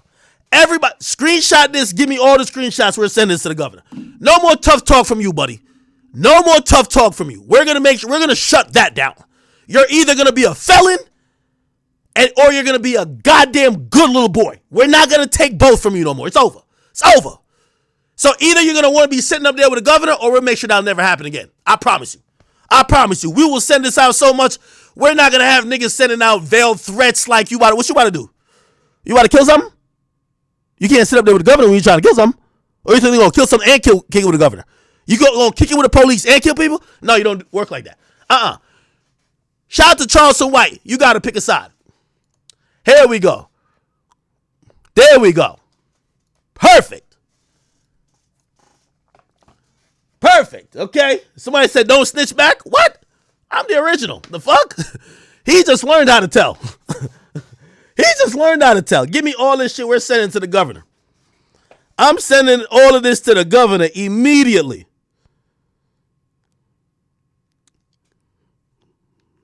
Screenshot, screenshot, screenshot, screenshot. Yeah. Don't get talked out of doing the gangster shit. Then now you're back on the gangster. Bro, could you pick the side? I don't care if it's about me. No. I know it's not about me. But no, you're not even going to act tough with your city. I told you, Meek Mill going to be a good little boy, nigga. Tuck your shirt in your pants. You going to walk around, nigga, make sure your socks is clean. You got the loafers on. You're not that guy no more. Stop it. You're either going to pick a side. You don't get to be gangster and kill people and also chill with the governor. It's over. Pick a fucking side. Sorry. Look at he's trying to threaten Dean. Yo, Dean, if you interview with him, I'm gonna kill you. Yo, Dean, I'm gonna kill you. I'm gonna just murder you. I'm gonna just kill you. I'm gonna get somebody to kill you. Like, come on, stop it, bro. Hey, all y'all Philadelphia rappers, he right. Y'all do have a side to pick. He ain't gonna put y'all on anyway. So if y'all want to keep getting blackballed, y'all sit there and just hide in fear because Big Bad Meek Mill is gonna punch y'all up and do whatever you gotta do. But if y'all do want to go get y'all music put on bigger platforms and y'all do want to break the whole shield and mold of this nigga hating on y'all for all this time, let's fucking talk. Let's get y'all real viral and let's start having some real coverage of Philadelphia. Because if y'all listen to Meek, he'll sit there, bunny hop with the billionaires, talk tough to y'all when he want to talk tough to y'all, act like he's the king of Philly, come there like once a month, and then like, come on now, stop that, all right? Yeah. Who's Dean? Dean is his right-hand man that know all his secrets. So he know when he was beating Nicki Minaj ass. He know when this nigga was a fiend. He knows when this nigga was cheap as fuck, but acting like he rich, but was broke. He was giving niggas chains, taking it back. Yeah, we gotta talk to him. That guy knows all the information. Perfect. That guy knows all the information. And also, that guy's pushing forward the new wave in Philly. I like it. Come on, man. Get the other Philly rappers up. Yeah. Yo, Chad, I be sitting back like, yo, what? Like, if I'm Meek, I'd be like, yo, I would just block me. I swear. If I was Meek, I would block me. Nigga, keep typing delusional and then just block me. Because, nigga, you know, what do you think I'm about to do? Meek's, you know what Meek's hoping on? Yo, well, if I scare him that I'm going to kill him, he's going to fall back because he pussy and I'm tough. Okay, all right, cool. I'm already dead. Meek already killed me. What else can he do? Let's keep talking. The fuck? Nigga, I can't die twice. The hell is this nigga talking about? Okay. Perfect.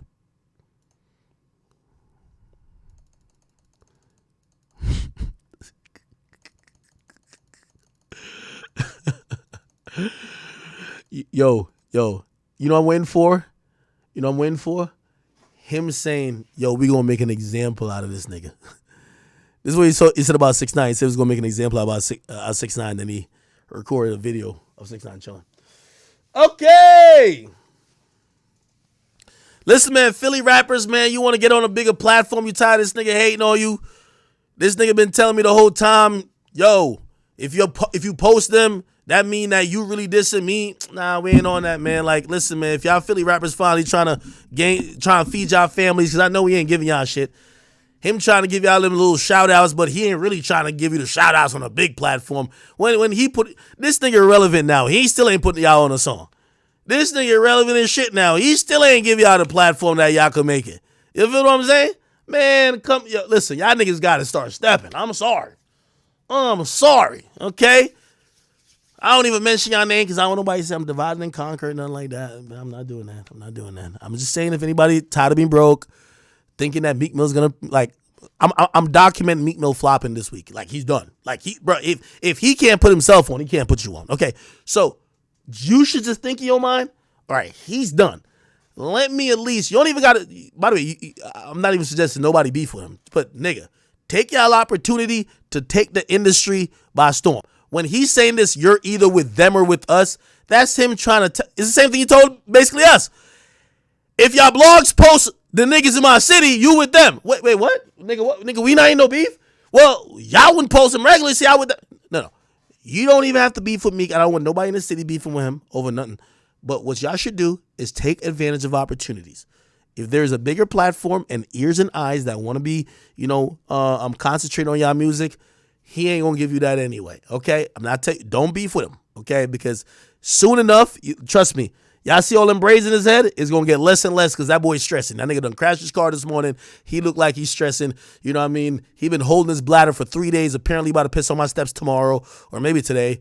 We got somebody watching out there as if, we got somebody watching on Piss Watch. Yo, see if Meek Mill come out and be like, yo, hilarious. Meek, man, rest in peace that little career, man. You know, you could be a good boss, but you ain't signed the right people too, and you should have put niggas on in your city. You've never been a great, boss. I think Melly said you trying to fuck her, so that's why she dipped and skedaddled. She went over there to One Umbrella Gang. I think that was the truth, right? Who else did you have? Vori. Vori was having a wave movement, right? But of course, like he started curving you, right? Yeah, he ain't really like, come on, you wasn't doing nothing for him. And then of course, when you see him get into a little bit of trouble, now you making tweets. We don't stand with the weirdos. Vori's still gonna be straight. You think cancel culture that big? Like, okay, cool. Vori gonna be very fine. He's not with you no more. You don't have a hot artist, okay? So good luck, brother. You feel what I'm saying? I think the Chasers was on Rock Nation. They used to pay me until I told you that. I remember I told you on Clubhouse, and you were like, what? Afterwards, they hit me up and said, Ack, why'd you tell him that? This nigga's stupid as fuck. He ain't even know where we were spending this money. We're giving it to you. He ain't even know. And he claimed he ain't like you. We were paying you. I said, it's all good. Now he knows. You don't got to still pay me. It's fine. I said, that shit's going to fall off anyway. Where's that at? Fell off. Okay? So now his career is barely even floating, and he ain't got no artist that's popping. And shout out to Vori. Vori's going to be great. So anyway, you know, I'm sitting here and I'm thinking, how many wins am I counting up? 1, 2, 3, 4, 5, 6. Come on now. Hey, listen, Dean, don't get scared by this guy. We'll send you security too. Matter of fact, you know, since Meek's down with the governor, I'm going to see if I get a National Guard to hold y'all niggas down. You know what I mean? I know y'all need it. Y'all tough and all that shit, but you know, Meek called the governor on me, so I'm responsible for murder. So I gotta up the ante. You feel me? I gotta, you know what I mean? Like, you know what I mean? Y'all YouTube channels, when y'all report on this in like 3-4 years, remember you mark this as this is how Meek Mill ended his career. He ended it like about 4 times, but this is the 5th. Perfect.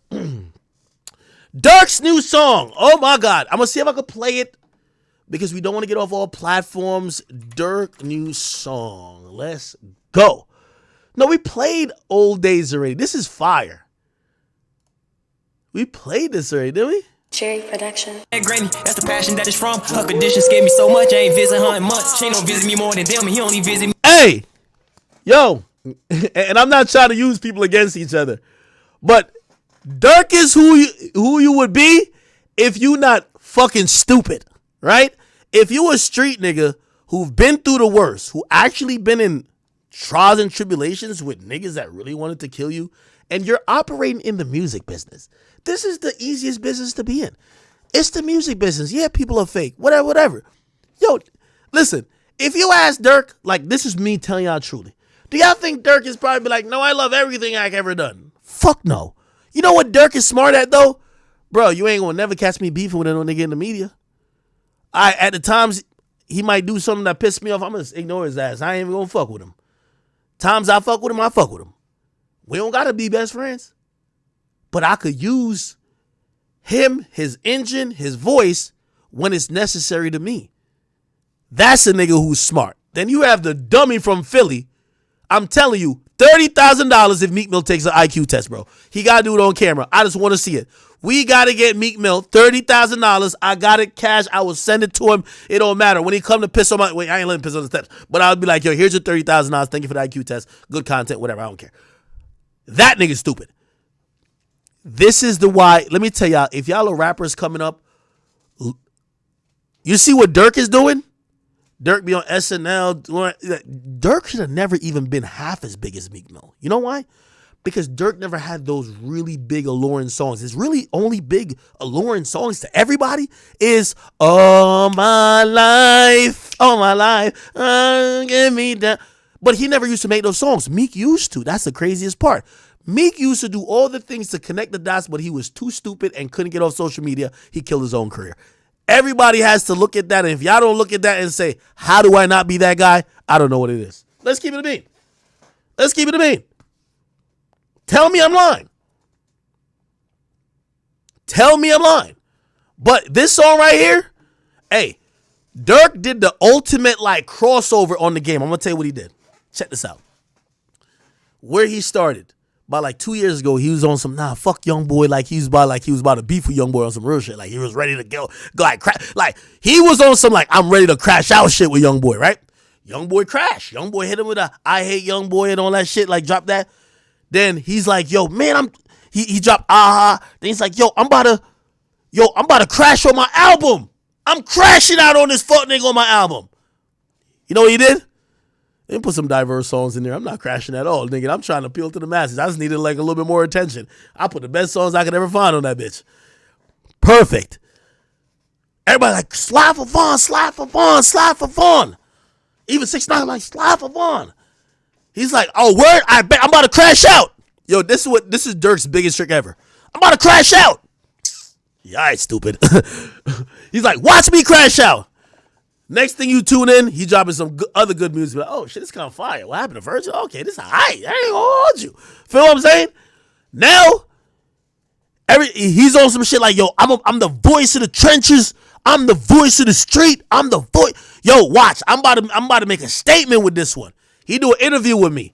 Address everything. Yeah, that nigga's a fuck nigga, blah, blah. Yo, he going crazy. They're like, damn, Durk about to get back on some Chirac. He about to kill every nigga shit.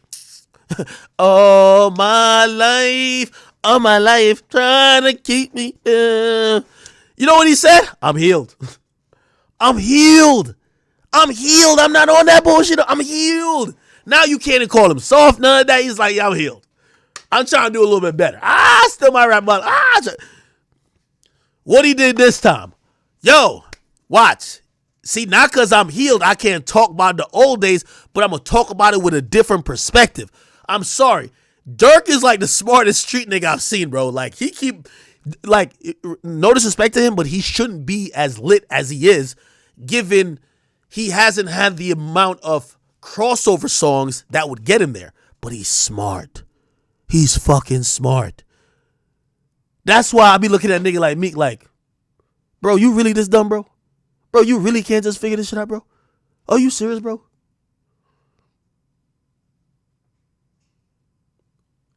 Durk be playing with these people. Anyway, not like this song. And you could know he's so internet savvy. Look at this clip he used. Everybody know that clip. Man, I fell down to my knees when the law came. Look, he literally uses a very viral clip in his new music video. Bro, this is how you know he's tapped in, bro. And the thing about Durk, nobody could ever say he not street. Nobody could ever say he pussy. Like, he just seems smart. The thing about rappers these days is like they're allergic to smart. They're like, oh, if I seem smart, I ain't gangster no more. Like, dumb is like gangster. Dumb, gangster. Smart, not gangster. Body had me coughing on my vomit. I miss the old days. Said the block gon' get on his ass. That's why he ain't never make a comment. The autopsy of Von's body had me coughing on my vomit. He said the autopsy of Von's body had him coughing up his whatever. But he used I fell down to my knees. Man, I fell down to my knees when the law came. Smart, man. Durk, I'm rocking with you. I like it. Also, you know another thing that Durk do? That's right. Like, put like this. Let's say Durk is cool with Meek Mill. Like, that's fact. Let's say even Durk is sitting back like, man, I ride with Meek in this situation over act, blah, blah. You know what Durk ain't never gonna do? He don't get nobody business. He don't be talking about nothing ain't got to do with him. He just stay to himself. And yeah, he cool with you, but he ain't gonna be online. That's one of the problems Meek Mill had. When you volunteer yourself saying that you're gonna make an example out of 6ix9ine, like 6ix9ine didn't tell on you. 6ix9ine had no business with you. 6ix9ine never done nothing to you. But you volunteered because here's the thing. Meek be thinking he's the king of the streets like he's a president. Nigga ain't no fucking president of the streets. Any nigga who ever ran the streets, they died. Right? Like, yo, it's like, yo, oh, this is the kingpin over. Nigga, we be watching shit about Pablo Escobar, El Chapo. They're in jail or dead. You know what I mean? But he wants to be like some fucking president of the streets. So he's in everybody's business. Like, he's like an authority figure until recently he got basically people just put him in a box where it's like, you're being hypocritical now. So with 6ix9ine, I'm going to make an example. Then he sees 6ix9ine, no example was made. Then he says, welcome home, Gunna. Oh, well, Gunna comes home. Like, well, what about, he welcomes Home Gunna, and people like, well, this is what we were saying about Gunna now. He doesn't speak on it again. Selective politicking. You get what I'm saying? So anyway, that's another thing that I think Durk is just smart at. Stay to himself. Bro, Durk here to get the money, do his thing, he got his girl and his babies. Like, keep doing that. Like, bro, in reality, all y'all gangster rappers, y'all fake friends with each other. Like, why? Like, the only niggas who be trying to like act like they going too hard are the dumb ones. Let's be honest. Cool. All right, perfect. All my life, trying to keep it down. All this time.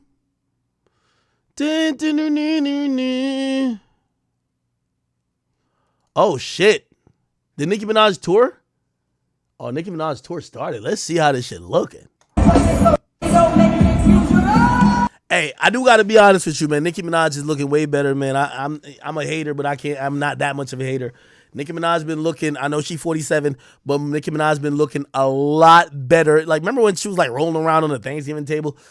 I don't know about it. Now she's looking A1. Nicki's looking the best she's ever looked. I think that's good. You know? She looks like she's in her like early 30s. She looks great.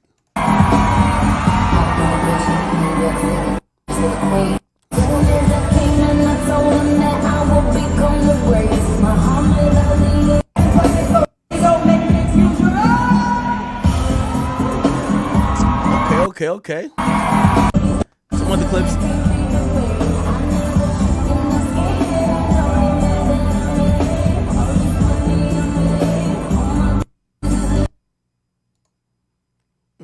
Okay. Wait, Nicki got some haters? I don't know if they're haters to tell the truth. Somebody says they keep saying sold out. By the way, this is probably an ad. Like, yeah, I don't know if y'all know. This is definitely an ad. Like, nigga, the Shade Room posts about bullshit, nigga. Like, when I mean bullshit, like gossip. Like, they not be like, hey, this is a sold out tour. Come on, right? So they keep saying sold out, but every time I go on Ticketmasters, it's tickets. So I say, I can't look at her the same after she talks about it dead. Oh, they're not showing Nicki love? Well, this is her DJ. It's a must-attend show. Some people say, okay, beautiful, sold out. Let me see. Is it sold out? We can look. What's the name of the tour? Nicki Minaj tour. Let's see. I would imagine it would be sold out, right? Let's see. The next date gonna be tomorrow in Denver, Colorado. Let's see how that's looking. Ticketmasters, is there a lot?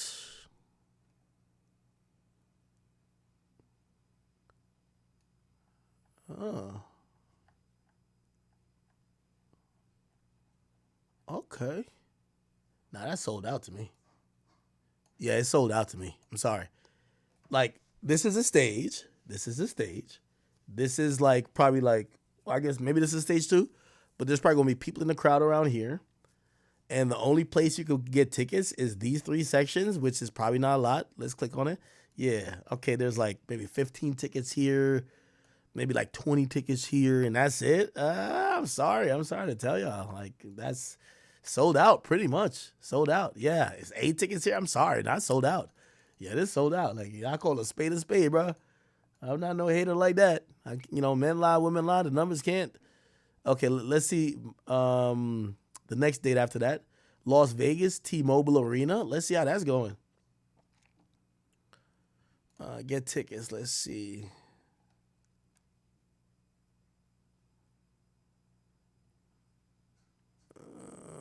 Already off the color, it looked like there's probably only floor seats. But yeah, this been sold out. This been sold out. Yeah, I don't know if these are purchasable seats, but if they are, they're sold out. No, they're sold out. Yeah, if it's only floor seats, and floor seats is $300. Yeah, Nicki winning then. Okay, never mind. Okay, yeah, and it's only handicap seats. These look like handicaps. Or no, it's AXX premium seats. My bad. Yeah, never mind. No, yeah, Nicki shit sold out, bro. At least those 2 dates. We could go back to another date. So the 3rd and the 8th is sold out. Let's look at the 10th.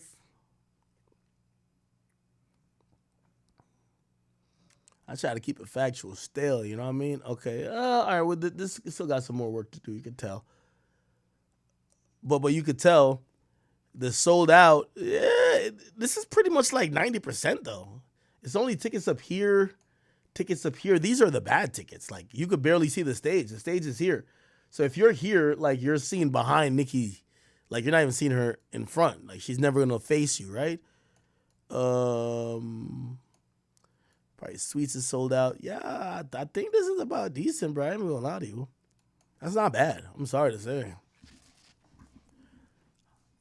Let me see. How much did these places hold? T-Mobile Arena capacity. It holds 20,000. Yeah, if she sold 15,000 tickets, that's lit. I ain't gonna lie to you, bro. Footprint Center. Yeah. Let's see. Okay, this seems like it got some work to do. Yeah, this got some work to do. Well, not really. Wow, not really. It looks like these are resale tickets. These are resale tickets that people can sell. Yeah, verified resale, $468. Oh my God, like Nicki's doing good then. All right. Hey, I'm glad I'm not beefing. Well, I'm always beefing with Nicki, kind of. You know what I mean? Because, you know, but I'm glad I'm not like dissing her right now because, like, fuck, her ticket sales is doing good. But do y'all notice the people when they're doing good, they don't be beefing with nobody? I mean, obviously she did go back and forth with Bigfoot, aka what's the name? But yeah, when she's doing her shit, she's not about to beef with nobody right now. That's why anytime you see a nigga who can't wait to beef, Meek Mill, he's not selling shit. Meek Mill flopping. You get what I'm saying? Meek Mill want to beef with a blogger, want to beef with anybody. Yeah, flopping, nigga. Yeah, I would think Nicki's pulling at least $1 million per show. State Farm Arena, that's where the Hawks play, definitely. The Hawks played at State Farm Arena for a fact. Let's see how this is doing. This is Atlanta. No, this is good. The worst selling tickets are always going to be like, bro, they have tickets behind the stage, my nigga. So you're seeing side stage. You're not even, everything else looks pretty good. Okay. Damn, Nicki shit is going crazy. Why do y'all think it is? Y'all think it's because of the album or because she was beefing with Shorty?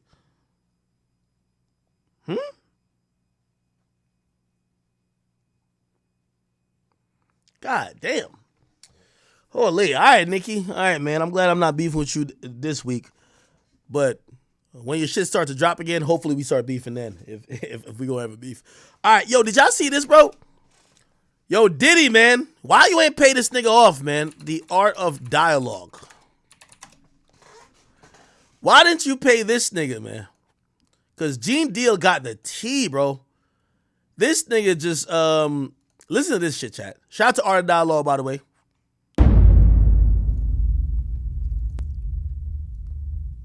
Looking at this lawsuit, right? Lil Rod, he alleges that, Diddy told him personally. By the way, he's talking about the Lil Rod lawsuit, the one we've all been talking about. That he had sex with Usher. And when you look at the lawsuit, even though they got Usher name redacted, you could tell who it is because other people mention Usher. They acting like, yo, is my voice that big? Or people act like I'm the only person that said this? Look at the lawsuit. Even though they got Usher name redacted, you could tell who it is because they described him as the guy that performed at the Super Bowl. Right. So, I mean, we all know who that is, but how you feel about that, man? Well, I mentioned that earlier, that he said about Stevie J. The Usher part, that's a touchy situation, man. You know what I'm saying? Because I had a certain feeling, and I felt a certain way when Usher got on Shay Shay, and I don't mean to mention other people's platforms, but he got on Shay Shay and he mentioned how great and how good Puff taught him and everything. You know what I'm saying? About the business, right? I know, and people know, that was around that in that time that Puff and Usher did have a situation. Whoa. And that situation led Usher to the hospital. Now, I let Usher explain that to y'all. I let Usher tell that story. But how dare you say a man that groomed you, you gonna give him a pass? Bro, you know I know. Let me reframe you on something. Remember Usher? We was at the Swiss Hotel. Puff had Kim in the room. Had one of Keith Sweat's baby mothers in the big room outside the master bedroom. He came outside in his robe. She gave him a fellatio right there. What? His back was turned to me. She gave him a fellatio. You knocked on the door. I came and opened the door for you. Puff went in the room. You came in the room and kissed that girl dead in the mouth. Now I'm telling that because you taking up for somebody that you know and a lot of more people know didn't do you right when you was at Diddy camp. Y'all put it together. And what you mean by Diddy camp? Remember? He was on one of the talk shows, the white guy with the curly hair. What's his name? The white guy with the curly hair. And he said, yo, would you send your son to Diddy camp? And Usher said, no. Ask him why he won't send him to Diddy camp. But yet and still you praise him. Damn, man, and you said that, I know you can't go into detail, but you said that it was a situation where Diddy sent him to the hospital? Let Usher explain that to you. Let Usher mama explain that to you. And the hospital was in Scarsdale, New York. Okay. That's interesting. He also continued to say this. And me looking at this lawsuit, he also alleges that Diddy forced him to watch a video of Stevie J having sex with a man. Who, Little Stevie? Huh? Who, Stevie? What Johnson used to call him, Stevie? Yo, I read that, man. I don't know if you know this, but then maybe they have a tape that we didn't see because the pictures was a little vague. There was an exotic worker came out and said that was him and not Stevie J. But in order for them to put that in there, they must have clearly thought it was Stevie J or think it's Stevie J. But you got to get this, Art. Check this out. He knew that this kid admired Stevie J and loved the work Stevie J had done in the industry in the past. This kid looked up to Stevie J. Now, what if Puff told him that that was Stevie J in the tape? And the guy looked like Stevie J. He did facial, his face was fixed like he was doing some of the faces Stevie J be making. You understand? So now, the kid could have been drunk, kid could have been high. He was like, yo, Puff could have been like, yo, you talking about, this is somebody you admire? Look what he doing. This Stevie J right here. Now, in that kid's mind, he may have thought that was Stevie J, or he think that's Stevie J. If Puff told him that was Stevie J, it was Stevie J. So people can't say, oh, he lying and everything like that, because we really don't know what was said, but the kid said he told him, this is somebody I admire. This is somebody you got high aspirations for, that you want to be like. Look and see what he doing. This is what you should be doing too. Wow. That was crazy. And you knew Stevie J, right? I knew Stevie J real well, bro. I knew Stevie J when he was with Bad Boy, one of the hitmen. When him and Puff fell out, I used to take Stevie J around and everything, bodyguard him in certain places and everything. Stevie J was one of those dudes. He was a good brother, but he always wanted to be seen. And when you hear these allegations, right, you knowing Stevie J, do you think it's possible that he could be gay? Well, I don't know his sexuality, but cocaine is a hell of a drug. You understand? And by cocaine being a hell of a drug, and he indulging with Diddy like that, and now he's invited to the Diddy parties. In that whole thing, if you read it, he said that Diddy said he was having a sexual relationship with Stevie J. So all I can say is this, man. If two men lay down, how many homos get up? Two. In my book. That's all you can say, man. You don't know. Unless you catch him in an act like that. You understand what I'm saying? But if he said, Puff said that he laid down with Stevie J and two men lay down, two homos get up. Yeah, I mean, that's a hell of a quote, man. And if I'm not mistaken, Stevie J, he was with you the night Big got killed, right? Yeah, Stevie J was there. Stevie J was there. And as soon as Big died, he was supposed to get on the plane with them, and go to New York. He rushed to Faith Hotel. Rushed just to the hotel. He was wearing my cross and my chain, right? I said, Stevie, I'm not selling you my cross. My cross got blessed. He said, let me wear it. I said, yo, okay, bro. He gave me $1,500 for the chain and then never paid me for the cross. Ended up giving Faith the cross and the chain to give to little Chris Wallace. That's what he said he did with it. You think it's a chance he was cracking Faith back then? I don't know what he was doing, bro, but it's funny they end up now. It's funny he ran to Big's wife. That's interesting. This thing be having all the time. Leopard don't change his spots. And Diddy been doing this for a real long time, bro. He been doing this for a long time. And now another artist. This artist didn't wait 10 years. You know what I'm saying? He didn't wait 20 years. You understand? He waited a year or two after he stopped working with him and saw he didn't get what he was supposed to get. And he said, yo, listen here, man. I'm putting in my claims right now because I'm going to show everybody what really happened, what really went down. It's crazy. When I was reading it, I read the whole thing. Shout out to Keisha in Kansas City.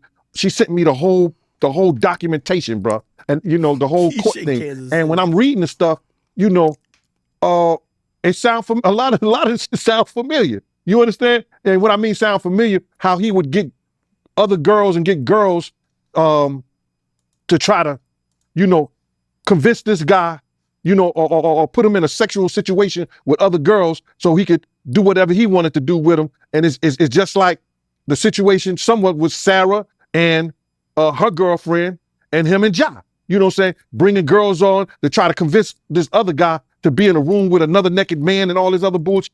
Yo, it all sound familiar, man. I read the whole thing, man, and it was crazy. And for the people that don't know what you're talking about, because the lawsuit is new, so, you know, some people still catching up with it. Little Rod, he alleges that, you know, Young Miami cousin tried to have sex with him in front of Diddy.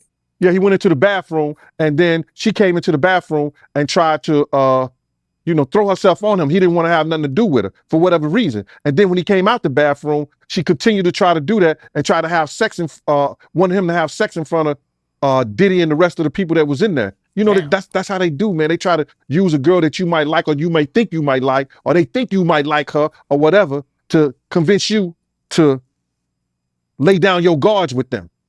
And he didn't. Yeah, that's crazy, man. And you're not surprised by none of this because you said that Ja Rule, they did this to him, right? No, remember, and people got confused when I said that Ja and him was in the room with two girls, with Sarah and Sarah's girlfriend. You understand? He was trying to get Ja to go at Jay-Z.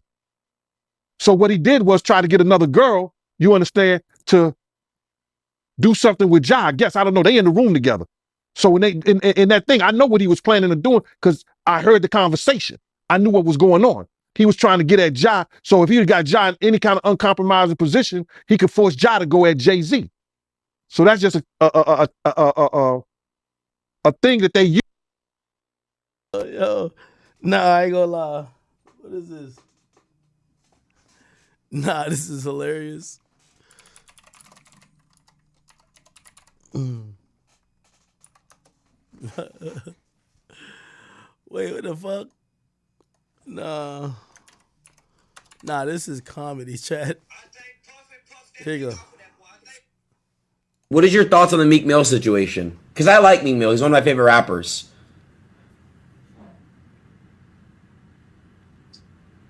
Now, you want me to tell you the honest to God truth what I think? Yes. I think Puffy puffed that dick off of that boy. I think Puffy puffed that dick off of that. You think Puffy actually fucked him? Puffy done fucked a lot of them niggas. Who? It's been rumored. And wherever there's smoke, there's fire. Who else did he fuck? What's that, nephew? Who else did he have sex with? They say he got us that ass too. All right, well, Unc, I want to ask you, what is your thought?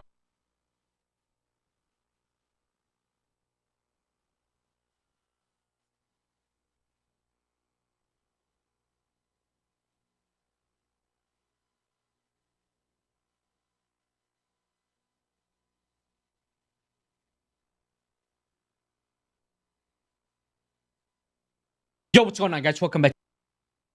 Oh, fuck COVID. Yeah, now go, what that strip? Animal, they but no, they don't. It's for dumb. Yeah, hold on. Obviously, the 48 laws of game. Of my other book, The Art of Human Chess. You ain't gotta get money for doing what you doing. No, they feel it. Then they start thinking it.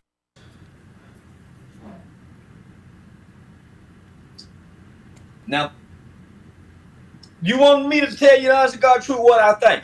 Yes. I think Puffy puffed that off in that boy. I think Puffy puffed that. You think Puffy actually f***ed him? Puffy done alive. Who? It's been rumored.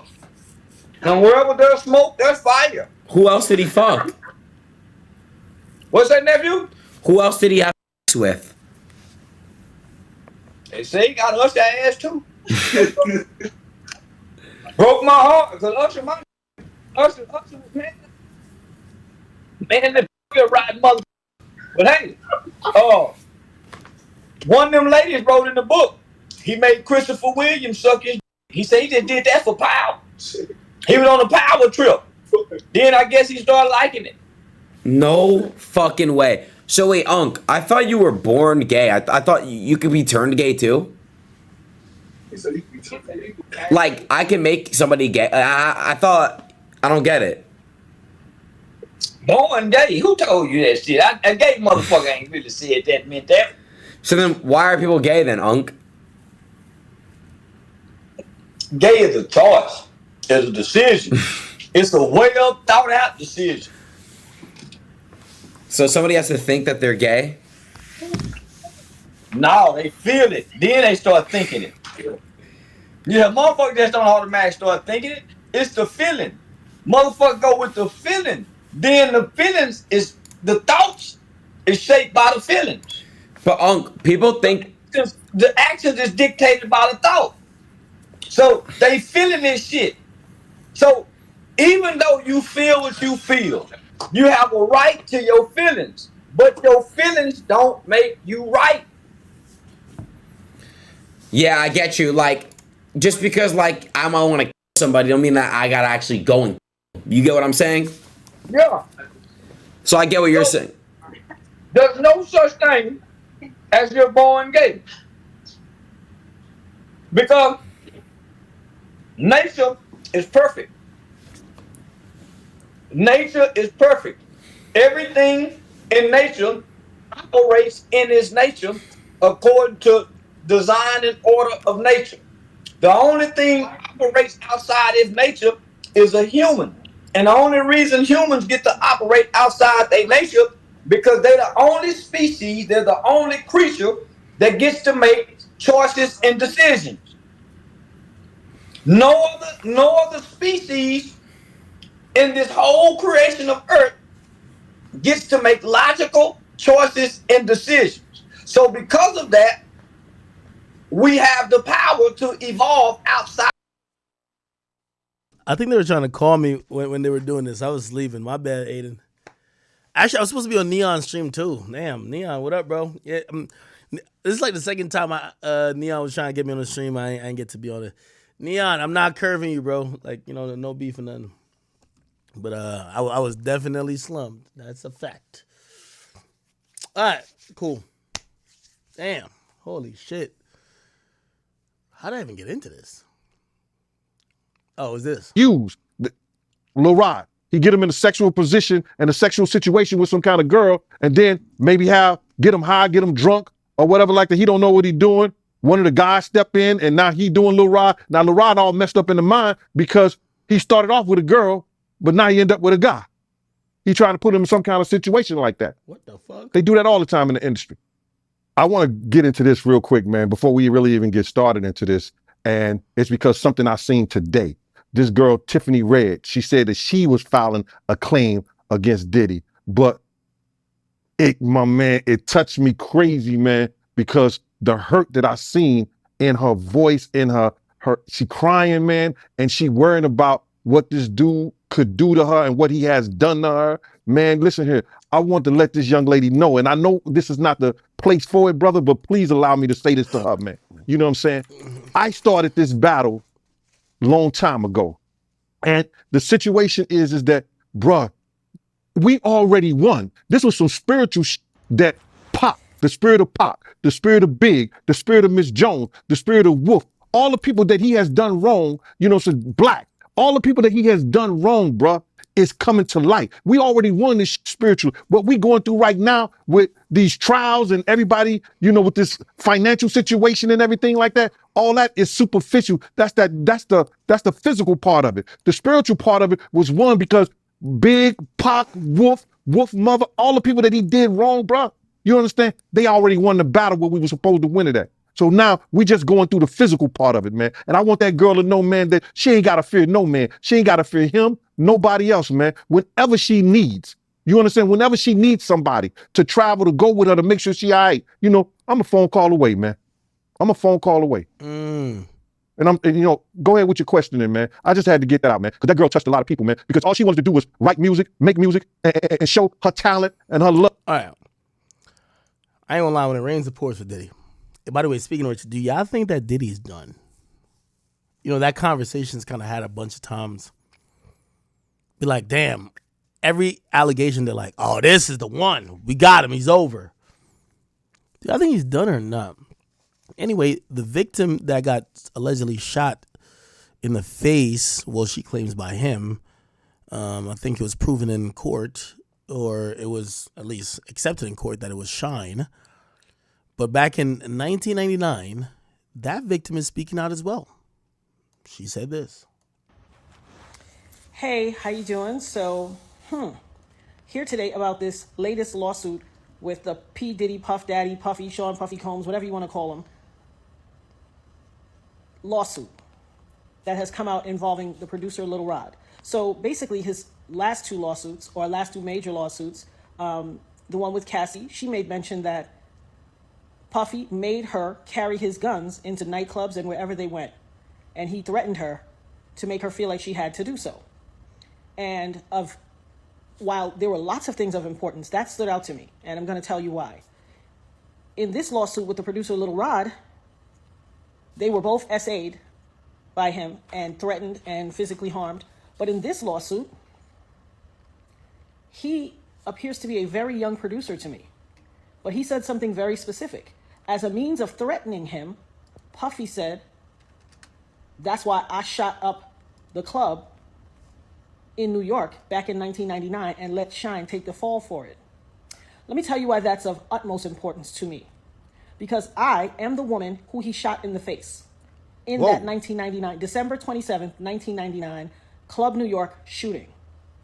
I have told everyone ad nauseum since then, even the surgeon who did the surgery to take the bullet. I got shot in my face with a 9mm hollow point bullet called a cop killer. I literally have told everyone and never changed what I said. I watched him. I got pow-powed in the face.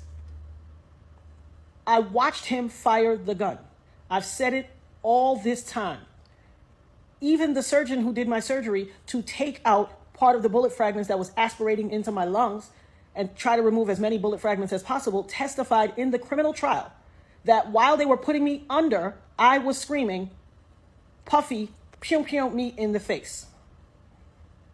He testified in the criminal trial. It is in the record. They all knew he did it. Everybody knew he did it. But he paid off the club bouncer named Sharice and all these other people and the club owners with their video to hide the video. That's his MO. I told everybody that. This man almost took my life, has traumatized my life, has caused undue harm, irreparable damage to my life, lied his behind off. I've had all these youngins on the internet harassing me, swearing that I'm making it up that he did it. And look what he did to Lil Rod.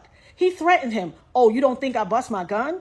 I shot up the club in Club New York and let Shine take the fall for it. I shot them people. Well. It only took 24 whole years for it to come out. You see this tattoo? This commemorates me getting shot. It took 24 years for him to come out and say it. I've been saying it all along, but y'all pick and choose who y'all want to believe. Oh, baby, you ain't seen nothing yet. Not only did he pew me in the face, he also set off a course of harassment against me for the past 24 years. When I tell you the things I went through, there was a time in 2017 and 2018 where I got 7 flats on my BMW. 7, the same tire, in a 2-year span. 7 on the same tire, and they were all new. Every time it happened, I had to get a new tire. I have the pictures to prove it. Harassing me. You want to know why? Because prior to Cassie, I was the only person to be victimized by him and then to successfully sue him and get paid. And he had to pay me out of his pocket. He has never gotten over that. Oh, baby. You see this RICO charge that's about to come? This conspiring and pew-pewing up the club and ruining or attempting to ruin my life? As God is my witness, I will not stop until you suffer every single iota of punishment, until I have every second of recompense that you took from me. For every tear that I had to cry or my children had to cry, I am going to get $1 million back from you. I will not stop until you pay the price for what you did to my life. And for all you people out there on the internet and in cyberspace and in the far reaches of my life or the perimeters or wherever who always like, oh, she just saying that to get some. Hell, what you got to say now? What you got to say now? I had some youngins on the internet that ain't even old enough, that weren't even alive when it happened, arguing me down, cussing me out, calling me everything but a child of God. Go check Instagram. It's there. Harassing my life. Harassing me. Oh, you lying. He ain't do that to you. You just want clout. You just chasing clout. What is that to chase clout about? How is that clout chase worthy? It doesn't even make sense. Well, I guess it will make sense in this new generation. But you better believe I will have my say. I will have my say. Hashtag having my say. Hashtag the dopest nerd ever. Hashtag Eb Talks. Y'all ain't seen or heard nothing yet. Holy. Wow. It's hard listening to her. She's rightfully filled with a lot of pain and a lot of history. You know, I think the incident with her happened in 1999. 25 years. Regardless if, you know, he was actually innocent that night, regardless if whatever happened, she is enraged, and I could understand why. You know, a lot of these things that are happening with Diddy, like, I'm kind of sitting back and I'm like, Charles White said something, and kind of crazy, I'm gonna quote Charles White, but he said, he's like, well, if karma existed, so where's the karma for white people with slavery? It's like, where's the karma for these gangsters who's shooting up communities? So why don't the people who have done really bad things experience karma on a mass and extreme level?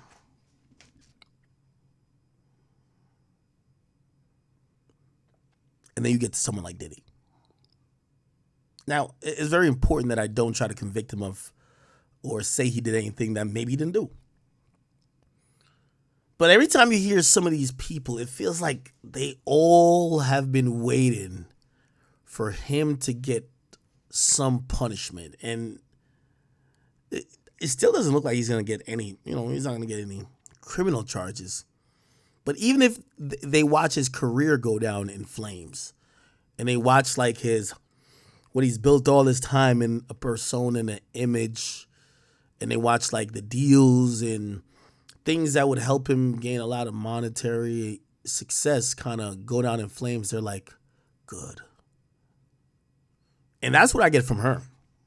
Man, she hates that nigga, man. She hates that nigga, man.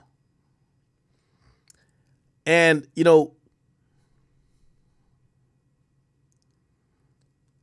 even if, you've heard many things being reported on it, and of course there's always rumors, but if you're someone who's logical and factual and you always want proof, you want things to be adjudicated, you want things to be proven in a court of law, you get left with this just question that's going to sit on your spirit. Are they all jealous of Diddy? Or is Diddy guilty of, maybe not all, but some of this shit?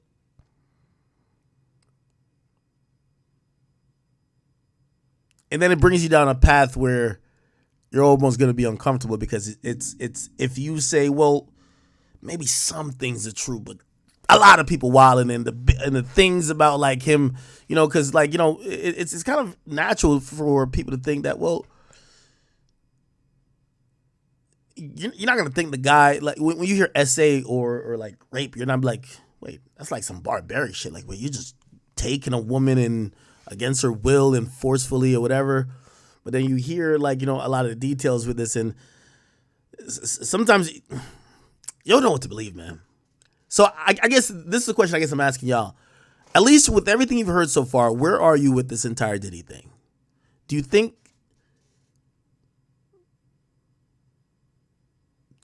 he's guilty of the majority of the heinous crimes said? Or, hey, I heard people say this about Bill Cosby. Yo, Cosby ain't doing nothing wrong. He, in that era, that's how niggas gave it up in terms of the culture was not necessarily drugging women, but people used to indulge in drugs before fornicating. And because of that, they look at Cosby saying, well, they don't look at him like, oh, no, he was like some, oh, I'm finna drug a girl. They were like, oh, no, he was doing what everybody was doing that time. Where do y'all fall with Diddy? Because Diddy come from an era where, again, even though I haven't heard about other parties being wild as Diddy, I ain't gonna lie to you. A Diddy party has always been a Diddy party. We just never knew it was sexual like that. Even though we've heard about Jamie parties. But again, I never heard about sexuality, like freak-offs and orgies and whatever. And obviously the situation with her is clearly not sexual at all. Like, you know, that would just kind of go into the whole thing of Diddy maybe feeling he's above the law, that especially after he got off the situation where maybe he shot somebody in a club, he was just doing more and more things that he thought he's untouchable for. So where do y'all fall with that? I'm just asking.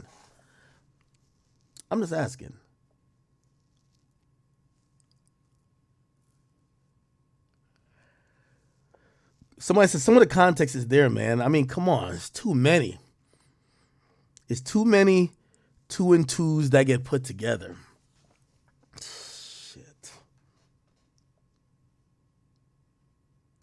Somebody says a money grab.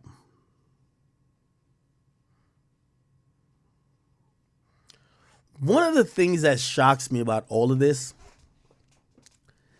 is that, put it like this, if someone was to come out and say the worst things about me, yo, Act kidnapped 3 babies, killed them, buried their bodies in the back, whatever. I don't think I would have any prominent people, because I'm just not that cool. I'm not friends with that many people in the industry that they would be like, nah, I know Act. I know his character. That don't seem like him. I don't know if he did it, but just let you know, that don't seem like the guy I know. With this Diddy shit, I've seen people who have gotten millions from him. I've seen women who have been around him. I've seen women who have dated him. I've seen women who currently date him. And not one of them said, hey, not one of them could even say, I'm not saying they should deny those rumors, but say, hey, just to let y'all know, I've been around this man for the last 3 years of my life. Everything that's being alleged, I have never seen anything that would say this man would do any of those things. I haven't seen anything that would say he's even into that behavior. I haven't seen anything that would say this is the person that's also being represented in all these lawsuits. I've heard nobody, not one person. Not one motherfucker went to his party that says, that's not a Diddy party. I could stand on that. Not one coworker, not an employee, not someone he signed. Nobody. And Diddy is the industry guy. He's the guy that everybody loves. How come not one person says, man, I've been with so-and-so for the last 2 years. Man, what y'all are talking about is a lie. First of all, Diddy don't even do that type of drug. Like, you ever hear that type of stuff where they be like, yo, oh yeah, so-and-so, and then someone be like, yo, you're lying because they don't even do coke. Be like, okay, good, that's all right. Now we having somebody that's vouching or some shit like that. With Diddy, not a motherfucker has vouched. Nobody has vouched.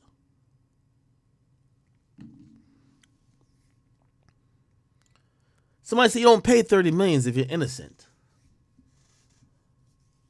That's a good point, but I could explain that away if I'm believing that I have so much businesses going on yo, I don't have time to fight that. I don't need that headliner right now because I'm in the liquor business.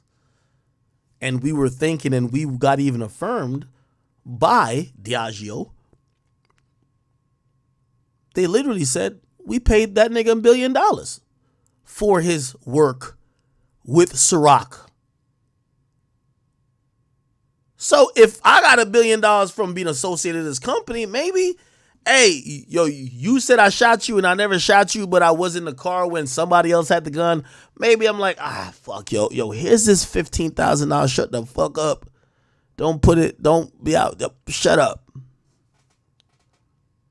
Now, granted, I do think sexual assault is very different. Like, you kind of have to, again, because even though it's not, because people look at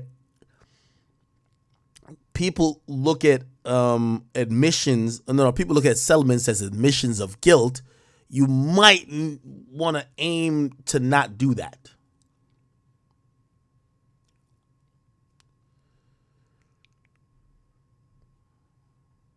I don't know, man. Super interesting. Hey, this is also, man, while we've been focused on Meek Mill, there's a lot of shit going on. Look at this. So Kelsey has decided to do her first interview. You know, I hit Kelsey up trying to do an interview. Like, I reached out to her. I'm like, Kelsey, let's do an interview, blah, blah. She would always leave me on red or like just like the post. She would never really say anything. And I was like, well, you're not saying nothing. Like, let's talk if you're ever going to talk. If you're not going to talk, let's not talk. Anyway, she went to Dance's project and she has now decided to do an interview. This is the trailer for the interview. One of the crazier stories we've heard of. Done with this. You gotta know the truth. This is one of those ones. This is, what did I say? It's 164? 164. Kelsey, what up? What up? Hello. Prayers are very real. Well, you're the one that knows what really happened. That morning I woke up and I had said a prayer. If it's something that's not for me, show me that. And that night, it was like destruction. You know, you had to be prepared for what you asked for. Well, there's a video that's out there, and the video shows this, and it shows that. I'm positive there was a video. There had to have been one. How, you're in LA, you're in Hollywood. When it comes to a point where alcohol takes over and you become a different person, it's time to let that shit go. Everybody's lives that night changed. Is that night the night that you actually found out about the betrayal? So yeah, it did end up coming out that night that she had been betraying me. Believe it or not, that was my last time ever seeing her. Really, I'm Miss Pretty Pie, P-R-T-T-Y, but I'm P-E-T-T-Y. Why did you lie about your lipo? Fucking your best friend, man, is crazy. You the type, yo. Damn, she's singing Nicki Minaj's track? Wow.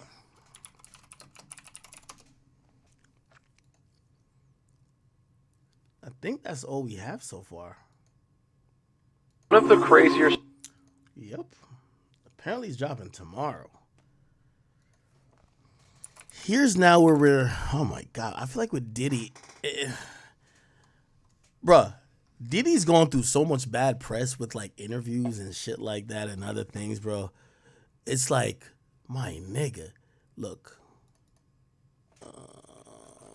Let's see. Diddy shine. Look at this. I remember when Shine came home from jail. They released Shine, right? And then they deported him to Belize, said he couldn't come back to the United States. So he goes back to Belize. And do you remember when Def Jam signed him to a record deal? They gave him what, $8 million? How much? L.A. Reid gave him $1 million. All right, so L.A. Reid gave him $1 million to put out an album, and the album never came out. I knew that when L.A. Reid went to give him that $1 million, that was Puff giving him the money, but he had to give it through L.A. Reid. They never intended on giving him an album. If they would have gave him $1 million for an album, wouldn't we have heard an album? Okay, so what you're saying is this is Puffy's way of paying Shine off for taking the rap for him. You're very smart, yeah. But then that's typical, you know. You always have other people paying other people for things that people need them to pay for. That was just one. I remember when Shine came home. God damn. Man, this nigga Diddy got more allegations than anybody, bro. Like, it is. Now, let's do our due diligence a little bit, people. Because we're hearing so many rumors, we're not going to just immediately jump to the conclusions that everything is true. It's usually at this time we get more untruths than truth, right? Because if now I could just say the same things that they have said, it then usually means, right? If you believe those, you're going to be like, oh, yeah, this kind of sounds like he would do it. He did it. First of all, let me bring in my man, Lawyer for Workers, real quick. He spoke about this lawsuit, and then we're going to speak about it a little bit more. Here we go. So he was talking about the redacted portions, including the portion Meek Mill, Usher, and Chris Brown was involved in. Here we go. It does not matter how you slice it. I know one thing. If I read a complaint in a lawsuit and there's a name that's redacted, the purpose for writing the word redacted is to avoid the public from understanding who you're referring to. If you then put a footnote and make that publicly accessible for people to read and everybody knows who you're trying to talk about in the redacted portion, your lawsuit is trash, because that is horrible execution of the concept of how to redact a name. And so I really have to kind of question what the hell is going on here. I got to see who wrote this lawsuit. That makes no sense. Okay.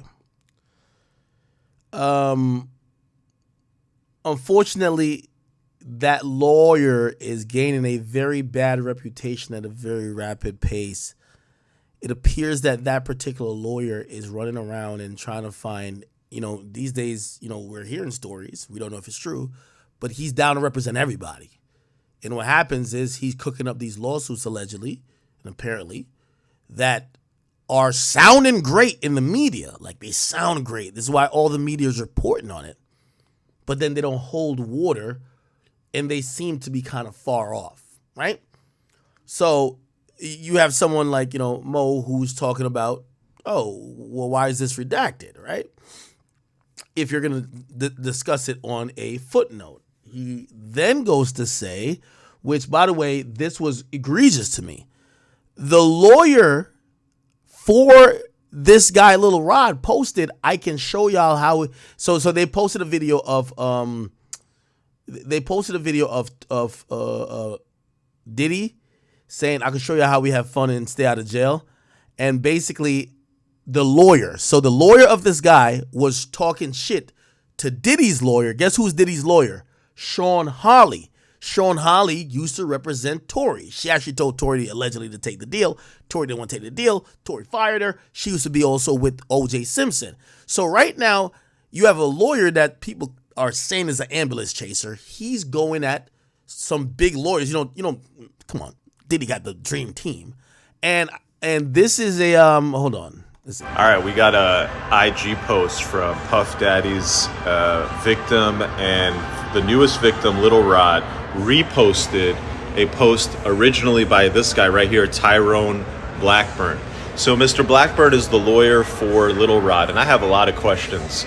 Yesterday I was wondering why somebody would file a lawsuit that uses the word redacted, but the whole world is absolutely sure who you're talking about. Sounds like you fucked up. Now I have a question. If he posted this video, the lawyer, it's Diddy, and Diddy says, I can show y'all how we have fun and stay out of jail. Couple of things. One, does this have to do with the Lil Rod case? Because it certainly seems like it does. So if it does, you should explain it. And if it doesn't, you shouldn't post it. But he's making a valid and valiant point. The lawyer for Lil Rod is clout chasing. He's online taunting Diddy's $1 million law team. That's a problem. Bigger issue, this comment, free Tory. Lil Rod reposted his lawyer's post, and Lil Rod wrote, free Tory. Well, his lawyer is saying that Sean Combs is going to get locked up like Tory, because assumedly they're both guilty. So if you're the lawyer and you're like, yeah, lock Sean up, throw the book at him, just like y'all did Tory, and then your client is out here saying free Tory, I don't know. All right, we got a... Okay. So then we get to this guy.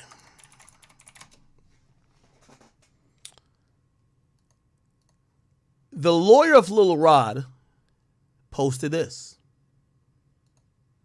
I know y'all niggas know if I ain't hot, y'all niggas ain't hot. Well, this is a message to everybody. I don't know. Y'all acting like I could be motherfucking lukewarm and y'all gonna be hot. You ever put your foot in a bathtub, that shit scalding hot, you feel like the meat just got torn off that shit. Yeah, hot. And I can show y'all how we have fun and stay out of jail too. Now it looked like, by the way, these videos are coming and pictures are coming because Diddy was allowing people to videotape him. I don't know if he thought he was shooting a documentary or something of the sort, but there's a bunch of these videos that Lil Rod got a hold of. What you'll find here is a lot of litigation, not in court. So you have the lawyer for Lil Rod is saying first, Sean Holly claims the shooting occurred 7 blocks away. Now the studio claims the shooting occurred a half a block away. Now TMZ reporting the shooting occurred as G stepped out the studio. If you were going to tell the truth, blah, blah, blah, where are the 911 calls?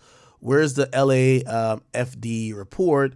What's G's name? Why did blah, blah, blah? Now he's asking questions that if any paid and educated lawyer was on a case that has used this, by the way, they've used this same shooting as an allegation that they believe that was a cover-up, you wouldn't be asking these things via social media. You'll be doing it in court.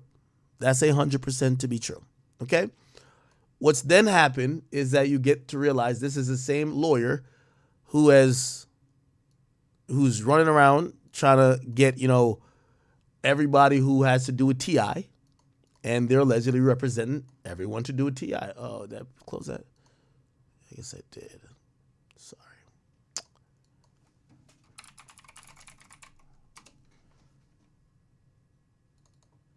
And honestly, I think we're in the space of realizing what this is.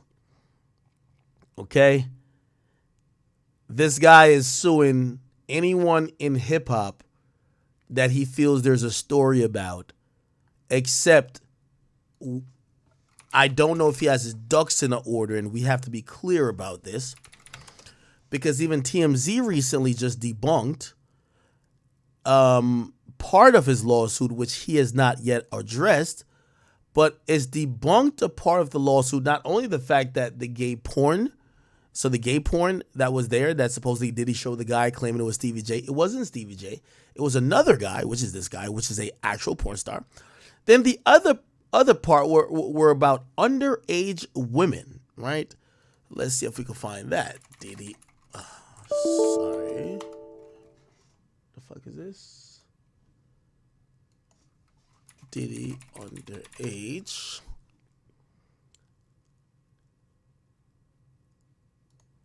And what ended up happening is 2 of the women came forward in the lawsuit that were said to be underage. And you got to now think about it. A lot of lawsuits are written like a scorned ex. What does scorned ex says about you when they leave? Yo, dick little, you can't fuck, you a bitch, and you gay. Right? That's what usually said. They might even say, oh, you fuck, like you get with a girl that's younger than them. Yo, you like kids. Whatever, right? We do know the word of a scorned ex cannot be respected. That's how a lot of lawsuits are filed. So 2 of the women who were accused to be underage, they were written up in the lawsuit as being underage. They have came out. By the way, this is one of them here that was listed in the lawsuit. This is the picture from the lawsuit. And it says Mr. Combs was an underage female. Okay? Then there's another woman that they have pictured with Mr. Justin Combs. Well, the women actually came out, and one of them said, and this is Diddy's lawyer, who I guess, Diddy probably remembers the night, his son remembers the night, they know the women. The women came out and attested and say, hey, no, that's me in that picture. Yeah, I'm 33.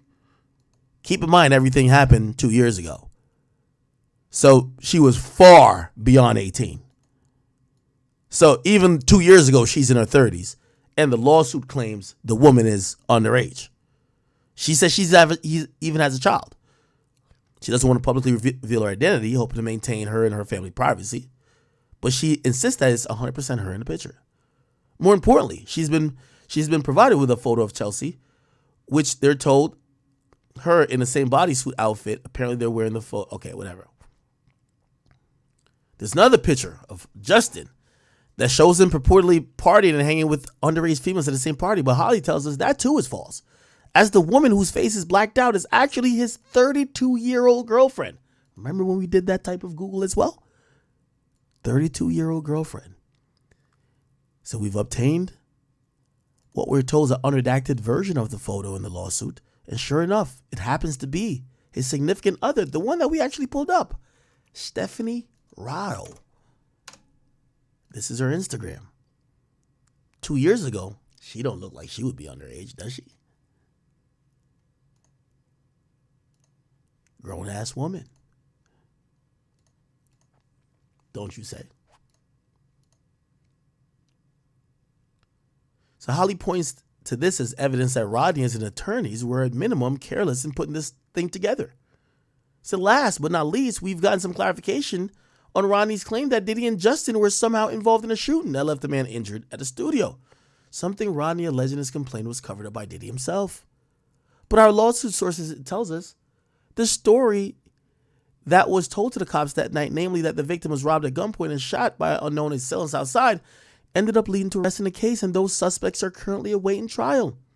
We're told cops think the gunshot victim stepped outside the studio around 3:30 p.m., was accosted by two individuals, which at that point they try to rob him. Our sources say the man suffered from the gunshot wound, and when the officers arrived, there was no sign of Diddy at all. The alleged culprits, Rudolph Flowers and LaRon Bundley, and we're told there are suspects in other crimes in and around LA, including follow home robberies.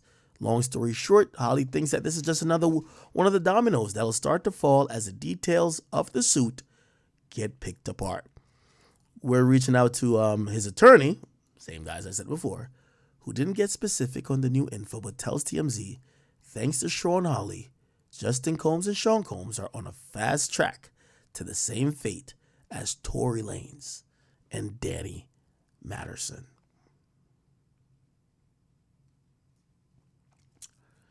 Point of me saying that is that it wasn't the underage girl in the video. And we need to be very clear about that. Which, by the way, I should put out that the first woman in question, Chelsea says, hold on. I think she's seen kissing Diddy. Chelsea Diddy underage. Maybe there's another article.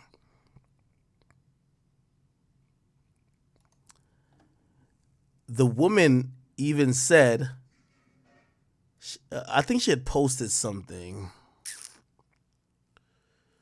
I think she had posted something on social media. I think she's already known. And I think she said she was dealing with him for like 2 years. So it's basically just another one of the girls on the harem for Diddy. And they're basically saying, one of the women saying she been fucking Diddy for 2 years, which kind of, if you think about the timeline, overlaps for the Young Miami, but Young Miami knows she's a side chick. So it says, we have overwhelming indisputable proof that his claims are complete lies. Our attempts to share this proof with his lawyer has been ignored as he refuses to return our calls. We will address these outlandish allegations in court and take all appropriate action against those who make them.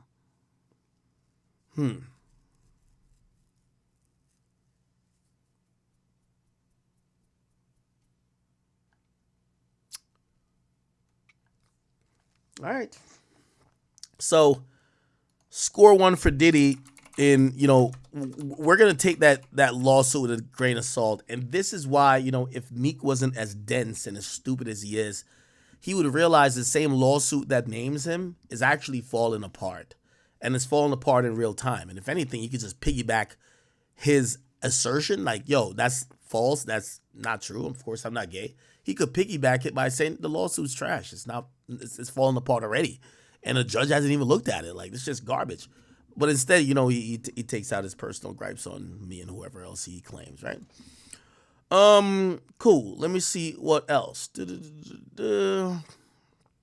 Chat, spam some topics if you are here. What am I missing? Oh, I had seen something that said, it said Whack 100 responded to something. I want to hear what Whack said. Here we go.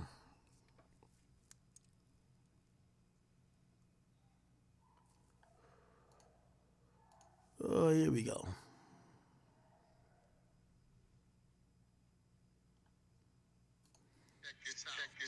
City.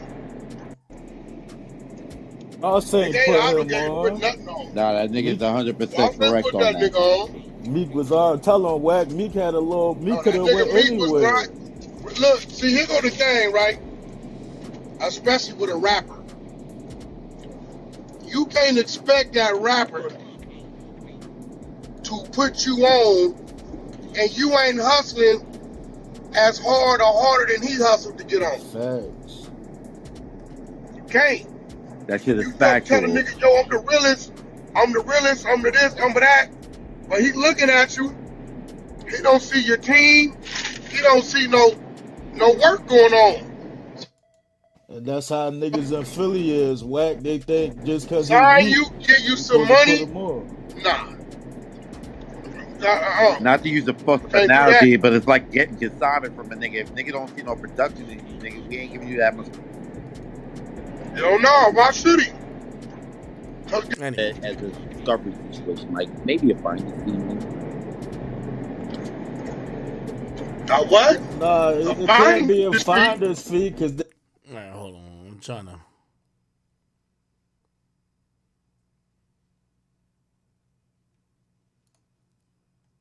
You will not call you to your tweet. He said this man engages in selective politics. Okay. All right, never mind. I thought there was like a succinct clip. It's all good. Let's see what else is brewing these internet streets. Yeah, I like the fact that I streamed early today. Big Meech got his sentence reduced. I care about Big Meech.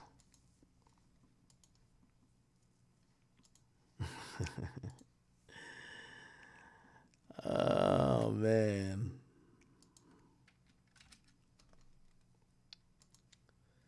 Sad.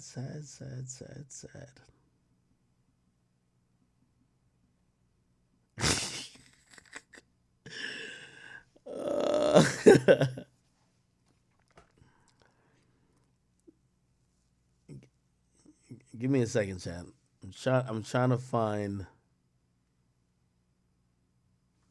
It said a stalker pulled up to Boosie's crib. Let's check this out.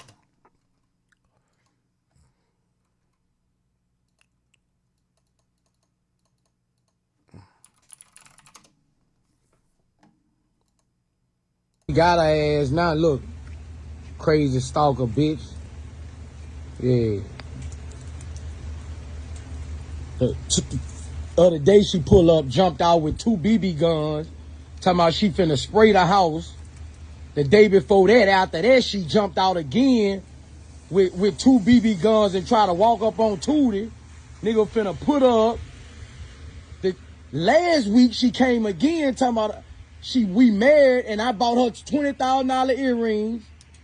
A month ago, she did some more shit. Now today she come block my driveway off so nobody can't come through. Talking about she ready to die with her kids in the car. Stalker ass bitch. You trying a nigga now.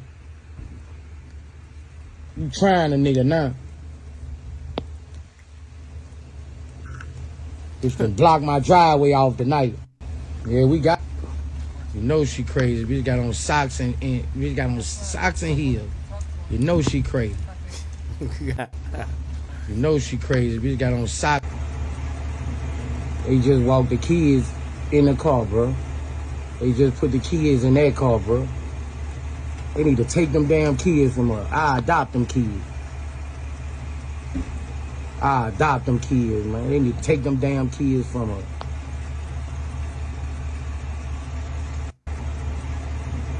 They just walked the.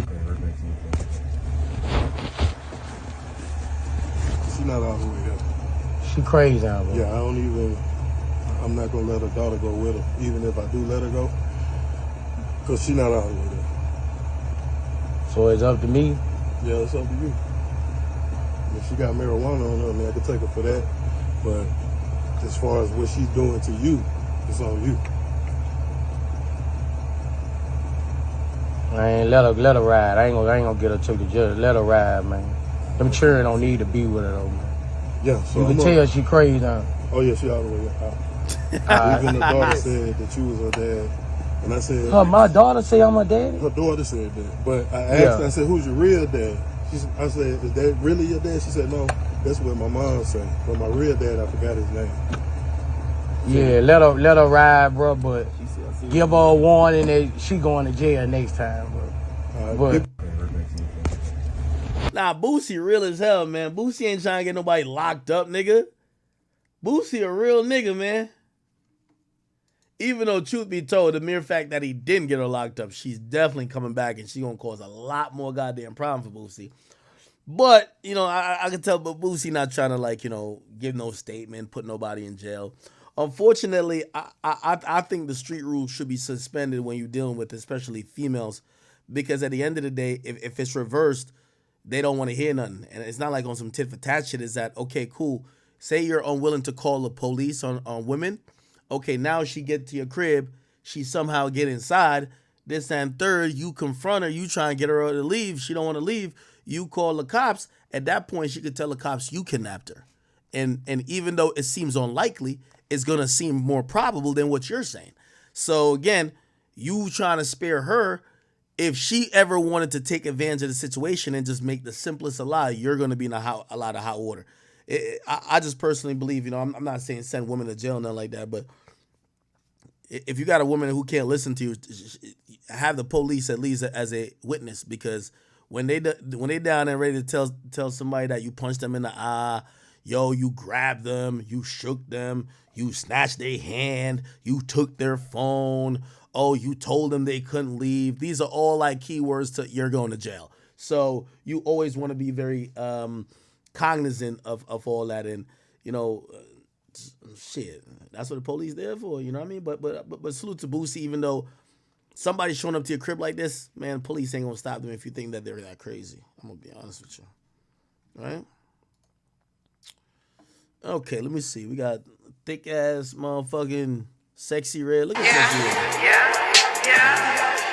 It's that slim, thick, chrome skin, 5'5", this bitch is 10, her done, bills paid, catch me sliding in the Benz. I ain't looking for no man, I ain't recruiting no new friends. Louis bag filled with bands, gone sexy. Damn, she had her kid and she back to hoeing. I ain't gonna lie, I gotta respect it, man. Did y'all see this? So the feds are accusing NBA YoungBoy of using drugs incessantly while he's on house arrest, and they're claiming that he's not going to stop. Now, this is one of them crazy type articles because it reads almost like a Boondocks type of article, right? So if you read through this thing, it says federal prosecutors are asking NBA YoungBoy, they're accusing him of breaking or violating the terms of his house arrest by using unspecified drugs and telling his supervising officers that he has no intentions of stopping. Just think about that, just that in itself. You're telling me that U.S. federal prosecutors are saying he violated his terms of his house arrest by using drugs, and the people who were supervising him said, yo, could you please stop doing drugs? And YoungBoy said, bitch, I ain't stopping. That sounds crazy, right? Saying on following Thursday, February 29th, prosecutors asked a Louisiana federal judge to set a hearing to deal with the rapper's non-compliant behavior while he awaits a July trial on federal gun charges. They said he violated a rule forbidding him to use or unlawfully possess a narcotic, drugs, or other controlled substance while under house arrest. The undersigned has learned that the defendant has violated this rule and informed his supervising officer that he has no intention to discontinue using the substance that resulted in the violation, okay? They didn't say what drug he's using, but the rapper's attorney did return a request for comment. They did not return a request for comment. They will likely file a formal response to the allegation days ahead. He was indicted by federal prosecutors in March 2021 on charges of felon in possession of a firearm after he was allegedly found with 2 guns in Baton Rouge, LA. Possession of guns would be illegal for YoungBoy since the rapper was previously convicted in 2017 of aggravated assault with a firearm. While he was arrested in LA on those charges, another gun was found in his car, leading to similar charges being brought by California federal prosecutors. YoungBoy was acquitted of those charges following a July 22 trial, but he was still facing a looming trial in Louisiana over the original indictment. Since this is, him being waiting for trial, he's been confined to a Salt Lake City mansion, a house arrest that has lasted now 2 full years. In October, his attorney has pled that the long period of social isolation was harming his mental health. They asked the judge for a looser restriction, including having him allowed to be traveled to a music studio to create new music, but that request was largely denied in November. His trial is scheduled to kick off in July and expected to run for 2 weeks. There was one of his baby mamas. What was the name of the baby mom? This baby mom who spoke up. Let me see if I can find. Where is the baby moms? Give me 1 second.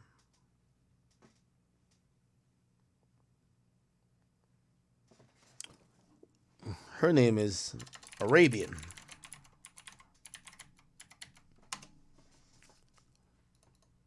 She spoke up for him. And she said this. Oh, she tweets a lot. Oh, my God.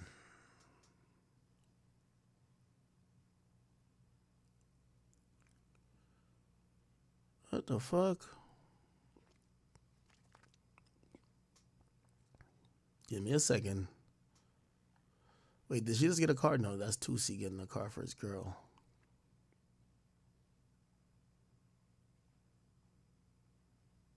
Did she delete the tweet?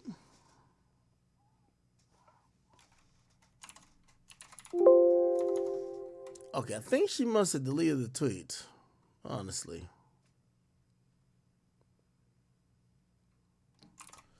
Yeah, I think she deleted the tweet. Anyway, one of his baby mamas said this. I won't even go through the trouble of putting it on screen. It says, the feds doing YB wrong, in my opinion. How you imprison someone to their home for 3 years and because they depressed and taken meds to help with depression, and you decide to revoke them. This should be illegal. He's only 23, 24. They already stripped him of his career, fans, friends, etc. What more do you want? I am confused. How old is NBA YoungBoy? How old is he? He's 24 years of age. He's actually turning 25 this year. Yeah, I think it's going to get shot down, honestly. There's very limited that I would speak upon going to YoungBoy's house, but I could tell you that from me being there, there was none I did not see, and I was around him in a very open. It wasn't like they're like, yo, let's sneak and do this without acting. I've seen everything. There was nothing that wasn't prescribed to him. So if he ever took anything, he's allowed to take it via a doctor. It's not like he's over here just fucking popping illicit perks or whatever, like Flintstone vitamins, but without, no. If he took anything or he is taking anything, he's allowed. So I do think this is going to get shot down. We're going to see what happens with this trial. But that's one thing I definitely could confirm. So, if anything, though, this tells me that the prosecutor has been probably talking to his supervising officer, and maybe they have some concern for him, including the social media post where he posted NBA YoungBoy drugs. He posted some drugs himself, which I don't think was the smartest thing, right? He posted like pills. Yeah, he posted pills like this. Wasn't the smartest thing, and I could see why, pills and seemingly what could be lean. I could see why people might be like, yo, let's go check this out. Also, there was a concerning message to one of his photographers page, which, yeah. Anyway, hopefully, YoungBoy, hold your head. Hopefully your trial comes quickly. I know being in that house is probably driving you mad, even though he could leave. His thing has been extended a bit. Like he could leave that mansion. He could for various reasons. He just can't do it for no reason. And yes, he still does have a curfew. Okay. But all right. I think this is gonna be a non-issue. based on everything I've seen, you know, what are you gonna say? You're gonna penalize his. I don't think the courts could tell a doctor that gave someone a prescription saying, hey, the prescription is for his health and his mental health. I don't think the courts could say, don't give him no more prescription. So that's going to be an easy argument if you ask me to defeat. Hey, the doctor prescribed me this. Whatever drugs you think I'm on is prescribed by a doctor. What are you talking about? I'm using it for my depression. What are you talking about? Yeah. Pretty simple if you ask me, if it's just that, right? NLE Chopper. He tattooed Krishan Rock. He said, just because you was in my video, Krishan. I ain't gonna lie, NLE. I don't know why you did this if you're not trying to squabble with big schoolyard crip Blueface. Because you know that nigga wanna squabble up with you. He said, was he in the video? Oh, is this Krishan?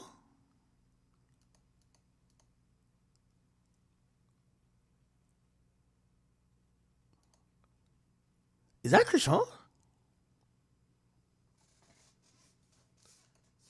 That's kind of odd. Why would Krishan be in an NLE Chopper video if they just had some like issues with him and Blueface, and Blueface was trying to talk to his girl? Y'all remember this? Blueface and NLE Chopper.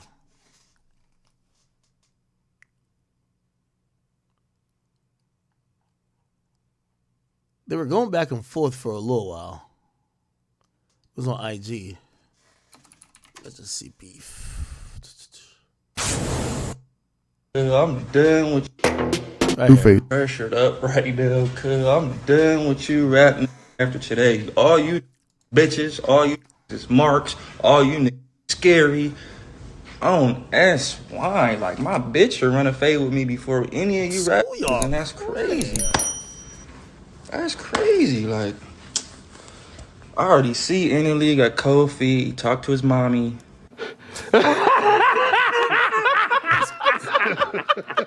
That's crazy. His mommy was like, I don't think it's a good idea.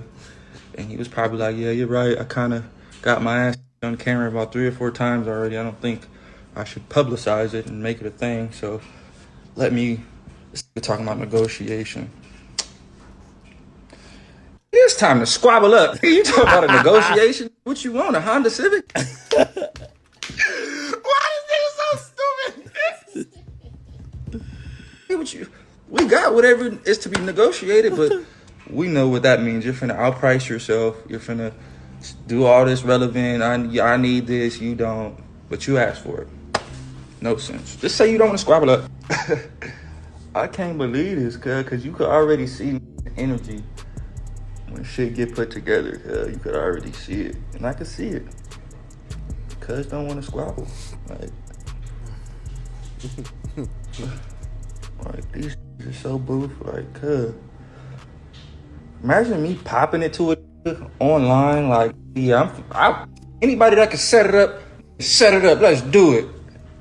Then start putting shit in motion and you're like, well, wait, I didn't negotiate my terms of the deal. Like, what? Cause you know everything is gonna be contracted and written up. The flyer get posted and you talking about negotiations? Like, that sound like some peace treaty shit, like some watered down. Like, what are you on? Cause are we squabbling or not? Dead homies. Like, bro, you y'all. I'm finna go run a fade like outside. That's my fault for getting worked up though, cuz that's my fault. You know why it's my fault? It's funny. Because this nigga's a Muslim, a vegan, and a Crip. So it's like a like that. He don't even know himself for real. Because he don't even know, like, that don't even make sense, cuz. Like, you eat paninis and tofu and shit. Like, like come on, cuz. Like, I'm really... I ain't gonna lie. I fuck with you, NLE, but this shit was funny. He said this nigga's a Muslim, a vegan, and a Crip. I don't know why. Like low-key, none of those things go against each other, but that just sounded funny as fuck. I ain't gonna lie to you, bro. That sound like some peace treaty shit, like some watered down. Like, what do you want? Are we squabbling or not? Dead homies, like, bro, you know, I'm finna go run a fade like outside. That's my fault for getting worked up though, cuz that's my fault. You know why it's my fault? Cause this nigga's a Muslim, a vegan, and a Crip. So it's like a like that. He don't even know himself for real, cause he don't even know like that don't even make sense, cuz like you eat paninis and tofu and shit like like come on, cuz like I'm really on that spot. Oh crap, bro, you is really like, oh my god, like I never let the beef get cold on. That's why I eat. Man, you the type of nigga that eat pussy with your eyes closed. I can tell. Type of Muslim, vegan, and a Crip. Who's gonna tell him that you can't be like all three of those at the same time and not be looked at as like a booth individual to a real, yeah? I'm looking at you like, bro, that on that get for free on camera, but you don't want to get it for no dough on camera. Be sure to like, comment, and subscribe. Man, this shit is crazy, cuz like it's really gonna be squabbling, huh? Like I done ran so many fades for free that if a nigga got even 100,000, I'm in the street ready to park shit, cause it's like if I could do this shit for free, cuz like I could, like come on. My last two fights, my first fight I made 180,000. My second fight I made 225,000. That's it, and I was perfectly fine with it. Cause I do this, like this is like, this, like, come on, cuz you got to up at the airport for free. You got to at the beach for free. You don't want to squabble up for no, you don't want to get for no dough. You would have made like half to $1 million. I ain't gonna lie, Blueface did have a point at that time. I ain't even gonna lie, but then we definitely had an elite chopper. He came nigga, back. anybody that can improve. Oh, here we go. Type of nigga Muslim video. Yeah, I'm looking at you like. I'm gonna respond, cuz what you ain't finna do is make me look like I'm still on old and begging out to fight this, fight that. I tell Blueface under his post, cause he posted a fake flyer that has not been approved by nothing with a whole website on it. So I'm like, how is it? I asked you to fight. How do you get a flyer the next day with me and your face on it, and I'm the one that asked you to fight? So now it's like you want some clout chasing shit. That's what people. So I come in on the job. I'm like, damn, bro. I'm like, you posting a flyer and we ain't negotiated nothing. He says, oh, you say that? You don't want to fight, you getting cold feet, you bagging out the fight and want to manipulate the whole situation. No, nigga, I'm just saying, why is you posting my face on a flyer with a whole website? You making them money out real, because people clicking and going to that website looking for this, a pre-order or something, and not even finding it. So you false advertising. You know what I'm saying? Then, let's call the elephant in the room. The elephant in the room is you've been boxing 3-4 years. So you already got 3-4 years of experience as boxing. Now I ain't gonna say as a fighter, but as a boxer. You know what I'm saying? You trying to rush me in a ring when I ain't got nowhere near the experience, not even a month, not even 3 weeks, 2 weeks of boxing experience. You trying to rush me in a ring so you can have the ups. Come on now, I'm not a scared nigga, but I ain't no dumb nigga. I know this shit, I still gotta learn this.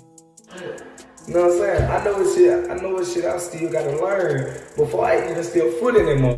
I gotta know what you know.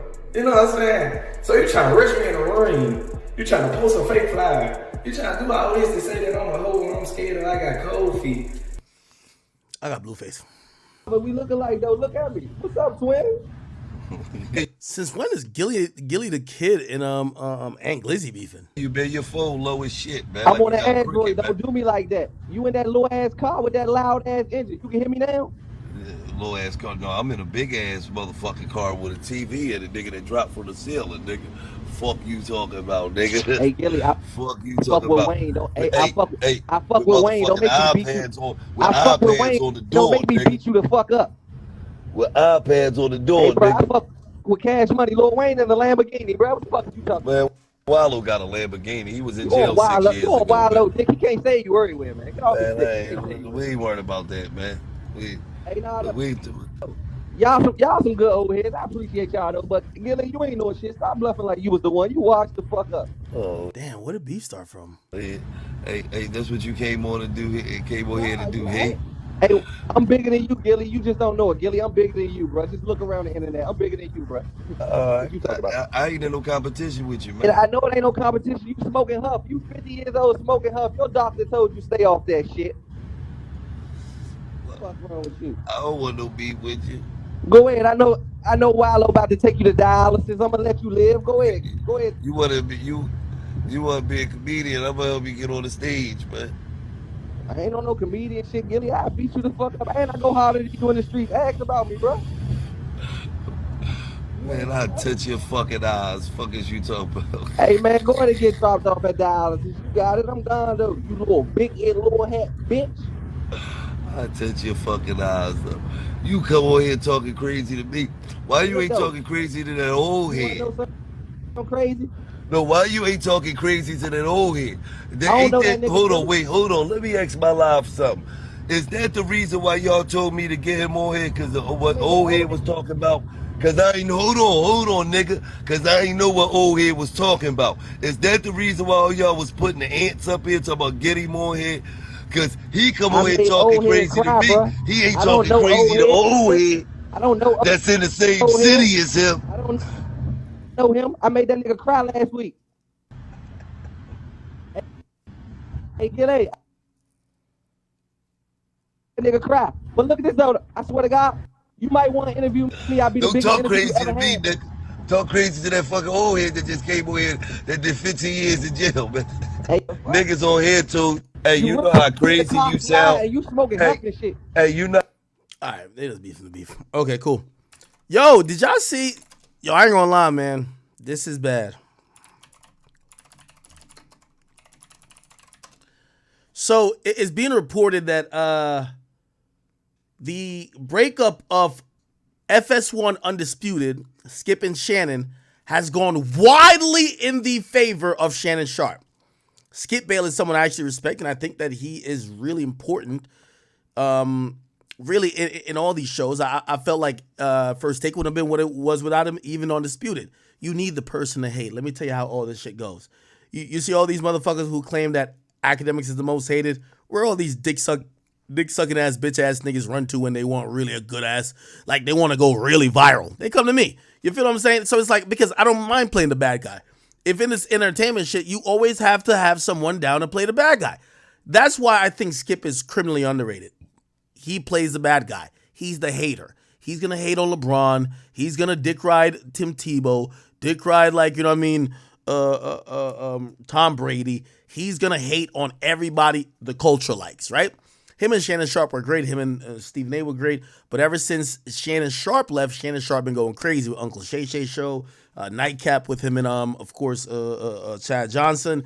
And he's been on First Take every now and then. They said the Undisputed, though, recently has only averaged 50,000 viewers on Tuesday. And it's historically bad numbers because on the same day, First Take averaged 486,000 viewers with Shannon Sharp. Essentially what they're saying is that Shannon Sharp, his move, by the way, First Take has always averaged like, you know, high 300s or even 400s, depending on who's there. So it looks like First Take is continuing to go good, but they're saying that FS1, a show that, you know, he left ESPN for, and I'm talking about Skip, ever since Shannon left, that shit is going down, okay? Apparently, it's one of their least watched shows of all time. And now it's going to be speculated, well, what's going to happen? And if in FS1, they try to get 3 different hosts to, you know, come do the show with Skip. They have supposedly Lil Wayne who comes in at times. Here's the thing. We don't see any good debates from FS1 anymore. And you know why? Remember what I said. That guy, Skip Bayless, is the bad guy. You need someone with a strong opinion or someone who has an affinity or who likes someone else that he hates. For example, Shannon loves LeBron. He hates LeBron. So that was always going to make for spirited debates. These days, it's less than debates about things that are spirited that are less. It's more like they'll have like Keyshawn Johnson or they'll have Richard Sherman, and those guys are just giving their expertise as analysts more than they're arguing as spirited personalities. And that's the problem, if you ask me. You're not about to argue with Lil Wayne. Lil Wayne is Lil Wayne. You get what I mean? So again, he's missing that element of it. And what makes him good by him being the bad guy, we're not using. Nobody wants to hear the X's and O's of this shit. This is First Take. This is like drama filled. This is like Jerry Springer almost damn near. You know what I mean? Like this is Zeus without fighting. So again, when we can't get those debates, we have seen Skip less and less in the news feed, less and less in the clicks. And it kind of equates to the viewership now. Nobody ain't watching him right now. So what he really need to do, and I ain't gonna lie to you, if Skip forced out Shannon Sharpe, he was fucking wrong. I don't know if they couldn't get along personally. I know he did disrespect Shannon Sharpe on air before when he said, man, put your fucking glasses on, or he said whatever he said to Shannon. He should have apologized to Shannon because him and Shannon, they were steamrolling shit. And I think Skip's ego is now going to place this show in an interesting place as this year goes on, because put it like this is how TV works. With about 500,000 people who, you know, usually on average, if you're watching that early in the morning from 10 a.m. or something like that, you're probably about age, on average, you're at like 25 to 45 category or 25 to 65 category. They can sell a lot of ads, make a lot of money. When you're averaging the show with 500,000 people watching, you can still do a lot, okay? Even though these days those numbers don't even look too crazy like that when you give the you think about like how streaming does. Like, I mean, currently on here now, how much we have? We don't got too much. We got 3,000 on that channel. We got 11,000 on King Academics. How much we have on Rumble right now? Yeah, we have 4,000 on Rumble. Yeah, so yeah, we got about like 20,000 people watching here, right? Which obviously clearly isn't 486,000 people watching concurrently, but still, like, shit, if we got 20,000 and Skip Bayless only getting 50,000, what the fuck? You know what I mean? That just comes down to an ad game where, like, you know, like, put like this, all the places we stream to get the 20,000, they're not going to pay 1,000th as much as they would pay for the 50,000 on Fox. And you know why? Because Fox has, you know, anyway, long story about ad selling and shit like that. Anyway, the point what I'm trying to say is that it's going to come to a crossroads eventually. They're going to tell Skip Bayless within the next year, hey, check this out. Brother, you're good, but we could do two things. We could either kill the show completely, fuck the debate show, we'll give you your own show. I think people will listen to Skip for his rants, unless he has a good buffer that they'll listen to him for his debates. He's good at debates, but they, you know, good at debates in terms of being so delusional, it's always entertaining. And I'm not saying he's wrong all the time. I'm just saying that, like, that's why he's great. They're either going to have to find a perfect match for him. It can't be that this whole little rotating three, it's not going to work, and Wayne, it's not going to work. They got to figure that out, or they're going to have to say, yo, we're just going to give you a solo show like how we do Colin Cowherd. And the numbers are there, where it says 50,000 viewers. You just, let's not think in terms of dollar amount. 50,000 viewers is 1/10 the audience of ESPN First Take, and that's supposed to be the competitor. They're paying, or they paid Skip Bayless more than ESPN was down to pay him at the time. You get what I mean? And if you listen to his story, arguably he says not really, but he says he also left because of like this producer he was really indebted to that came over here to start some new shit. But regardless, hey, if you're doing 1/10 of your competition, you're just not in the league of the competition, which means if you're getting paid the same that your competition would pay you, that's doing 10 times better than you, they're going to have to cut your paycheck. So they're going to either have to cut his paycheck, fire him, or they're going to have to give him a different format. I think he's going to get a different format. I think they appreciate him over there. I think whoever made that decision to say, get Shannon the fuck out of there, I believe that person was ill-informed. They thought pair Skip Bayless with anybody of color with a loud voice and we'll get the same result. That is clearly not true. I haven't been able to get through one segment with all the new guys. And also Skip speaks less. We're there for Skip's ignorance. Like, to be honest, I haven't even seen niggas hate on LeBron in the last, I used to go to watch Skip hate on LeBron. Like, LeBron recently, he overcame like a 19-point deficit in the fourth. I used to go to watch sports ESPN First Take when he was him and Stephen A. I would go there for him to say, yo, LeBron's still not clutch. And matter of the fact, he ain't the real champion of the fourth because he got lucky. Like he's a hater. You know what I mean? I go there to listen to the mental gymnastics of him basically not trying to give a nigga his props. It was always cool with me. These days, I don't go listen to him at all. So they got to get that in check because I know they're probably losing some money. And these corporations, they ain't finna sit here and lose money about a goddamn thing. So we'll see what it is. But it's kind of crazy. Apparently, if you're wondering how much the numbers fell, it used to be in the 300,000s, right? So ESPN First Take would be 400. You'd have Undisputed 300 and something thousand. That's not the case anymore. Somebody said Shannon just moved on. There was no problem. Cap. Nigga, he literally pretty much said it. Yo, he was forced out. It wasn't by his choice. He did not just move on. He did move on, obviously, by his choice. But after, he got forced out. Yeah. P-Money, I see you. Okay, all right. Bet, let me see. We kind of still moving and grooving. Please, spam some topics that I could, make sure we hitting everything. We're on the 5-hour mark. We started streaming early today, chat. We're starting streaming early today. We got about 45 minutes left. I got to give y'all the 6 hours. I'm treating this like a shift now. You get what I mean? I'm like, let me give y'all 6 hours and we be straight, right? Nobody gets hurt. Nobody gets mad. Jordan Lucas dropped some shit. Okay, I see what's going on. I see.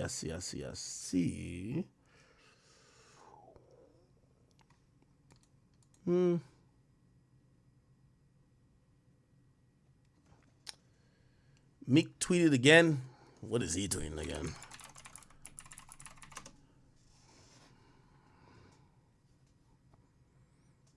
It says, what? Don't tell me stop responding. Do something. Yeah, I'm telling you, Meek Mill is he's burnt out. Meek is now didn't we just say, after Meek said he gonna die over something, he down to kill over something, he down to die. Then he said the governor stopped him. Then he said nobody could stop him. He said that today. Then he's now saying, well, I ain't gonna do nothing. How about don't tell me to stop talking? Y'all do something. This guy's confused. There's not much more left to be said about him. I think we've kind of put a good bow on his career. The guy, he had a spark when he started. He's just now garbage. He's just not the guy anymore. You get what I mean? Oftentimes we know we're gonna get to this point in history with everybody. We want him to either, gracefully sidestep. That's the thing I always liked about Wayne.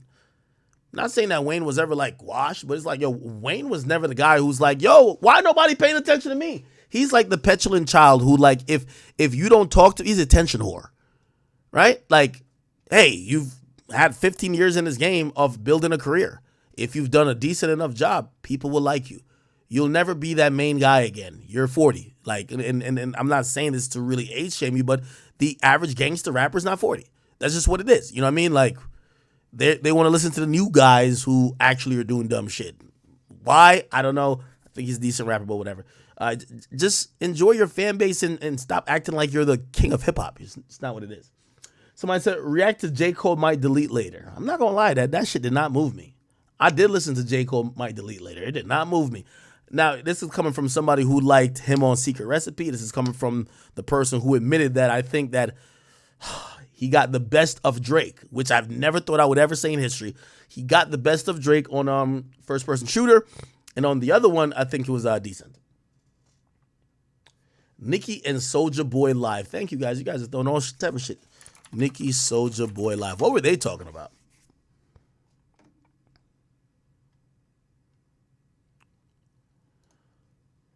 When did that happen? Is it today?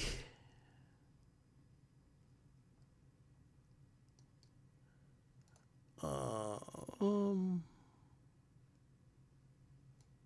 it's 4 days ago. Let's chop it up with. Oh. minute, number one, that I even decided what I was going to perform in that slot. So, of course, I went there.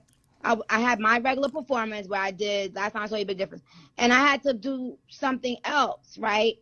That we added, when we decided that I was going to do Itty Bitty Piggy, it probably was like, I'm talking about days. Days before. Nikki, you can perform Itty Bitty Piggy whenever, wherever. That wasn't, you know what I'm saying? Like, I love that. You know what I'm saying? That's all support. You went up there, you did your thing. That's support. I can't be mad at that. MTV, though, it's with MTV. It's nothing to do with Nikki. Anything you do, we support you. You know that. I even commented. I said the performance was fire. MTV just called me, hit my phone, and let me know what's going on out here in these streets. Mm-hmm. It's nothing to do with Nikki. Don't never. Okay, we're gonna actually get back to this in a second. We just have a little bit more relevant and pertinent stuff that we got going on. So, Fonnie Willis, she's been in this trial it's a disqualification trial, right? And this is a disqualification trial saying that if they're gonna make the decision if she should be taken off as the prosecutor of Donald Trump for election interference. Remember, she hired a special prosecutor, so she's a governing prosecutor, but she hired a different prosecutor, which is not within her office, but somebody she used to fuck. That guy name is Nathan Wade. He testified he used to fuck her. She admits she used to fuck him. They're admitting it, but she's saying, hey, listen, not because all that stuff happened means that none of that means that they can't handle this shit fairly. You get what I mean? So they've been asking a bunch of questions to see how long they've been dealing with each other and all these other things. And now we're getting to closing arguments. And here we go. It's about 17 hours. Here we go. Okay, let's get right at it. Let's bring in former Deputy Assistant Attorney General Tom Dupree and former DOJ Attorney Hans von Spakovsky. Gentlemen, thank you so much for joining us tonight. First to you, Tom. It got really heated in the closing arguments today to disqualify Fulton County DA Fonnie Willis from the Georgia 2020 case due to misconduct charges. Tom, where do you think it leads? Well, Liz, today was an explosive ending to what has been an explosive proceeding. Okay, I don't want to hear these people talk. Let me see if I could find the I want to find that last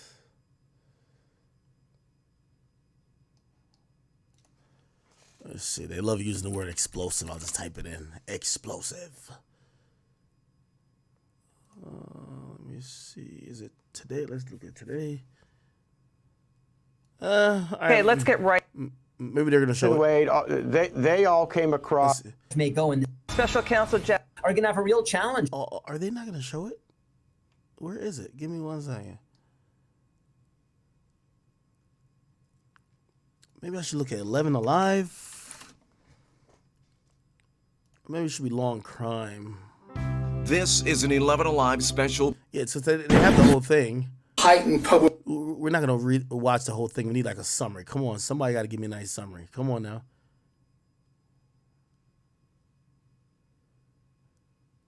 Okay. Let's look at Long Crime. Sorry, Chad.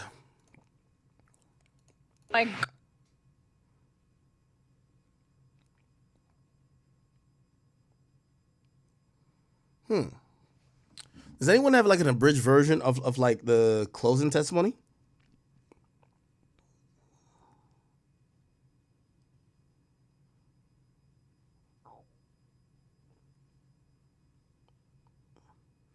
Okay, send me an abridged clip of it if you can. I'll go to that. I'll go back to the Nicki Minaj thing and Nicki Minaj and Big Soldier thing, which is posted on DJ Academics TV. By the way, shout out to all my people who run that page, man. Grand memes, chat niggas, shout out to all y'all. And I think this is the clip in question that y'all wanted me to react to. Where is it? Where is it? Where is it? Nicki and Draco. This right here we go. Do you think it's a lot of undercover brothers in the industry? Oh no, Queen. We don't know nothing about undercovers. Oh no.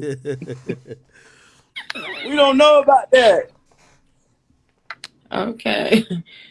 Because I do. Wait, what? Do you think it's a lot of undercover brothers in the industry?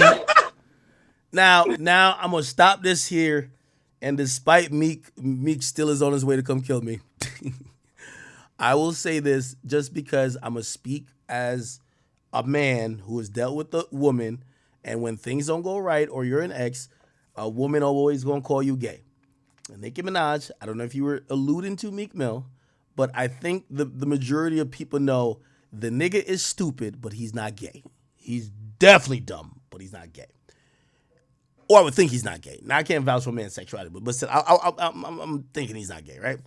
Now, this is why I think you're wrong, Nicki. Because you women get to parade and call your ex or call someone that you used to sleep with homosexual. And I always say, what does that make you? If you're a woman who got penetrated by a homosexual man, it tells me a lot of things about you. You're nasty, number one. Okay? Number two, you have a lack of self-awareness and a lack of attraction barometers that would have let you know that the person that you're attracted to isn't even attracted to your same sex. They're attracted to their own sex. So that's already a problem. So to be honest, like, I think it's a bad look when these girls claim that their ex-guy was gay. Wait, like, when a girl says that to me, I'm like, you're shorty, go get checked. Like what you mean? And you really thought the guy you were fucking and dated was gay? And you stayed with him? For bad long? And kept having sex with him? Unprotected? Yeah, that says a lot more about you than him. And I'm going to keep saying that. That says a lot more about her than him if she was talking about him, but I don't know if she's talking about him. She might be just trying to, kind of like spice it up a little bit. But if any woman, so it's not just Nicki specific, if you leave a relationship and you're like, oh, that guy was gay, and you were with that nigga for a while, or you were with him after you quote unquote found he was gay, right?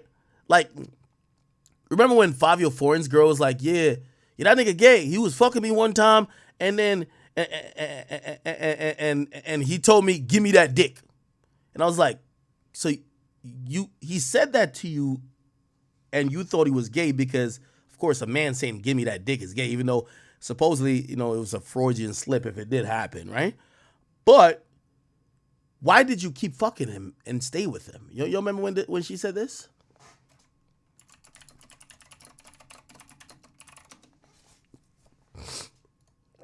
I went through his porn history. It was mad gay history.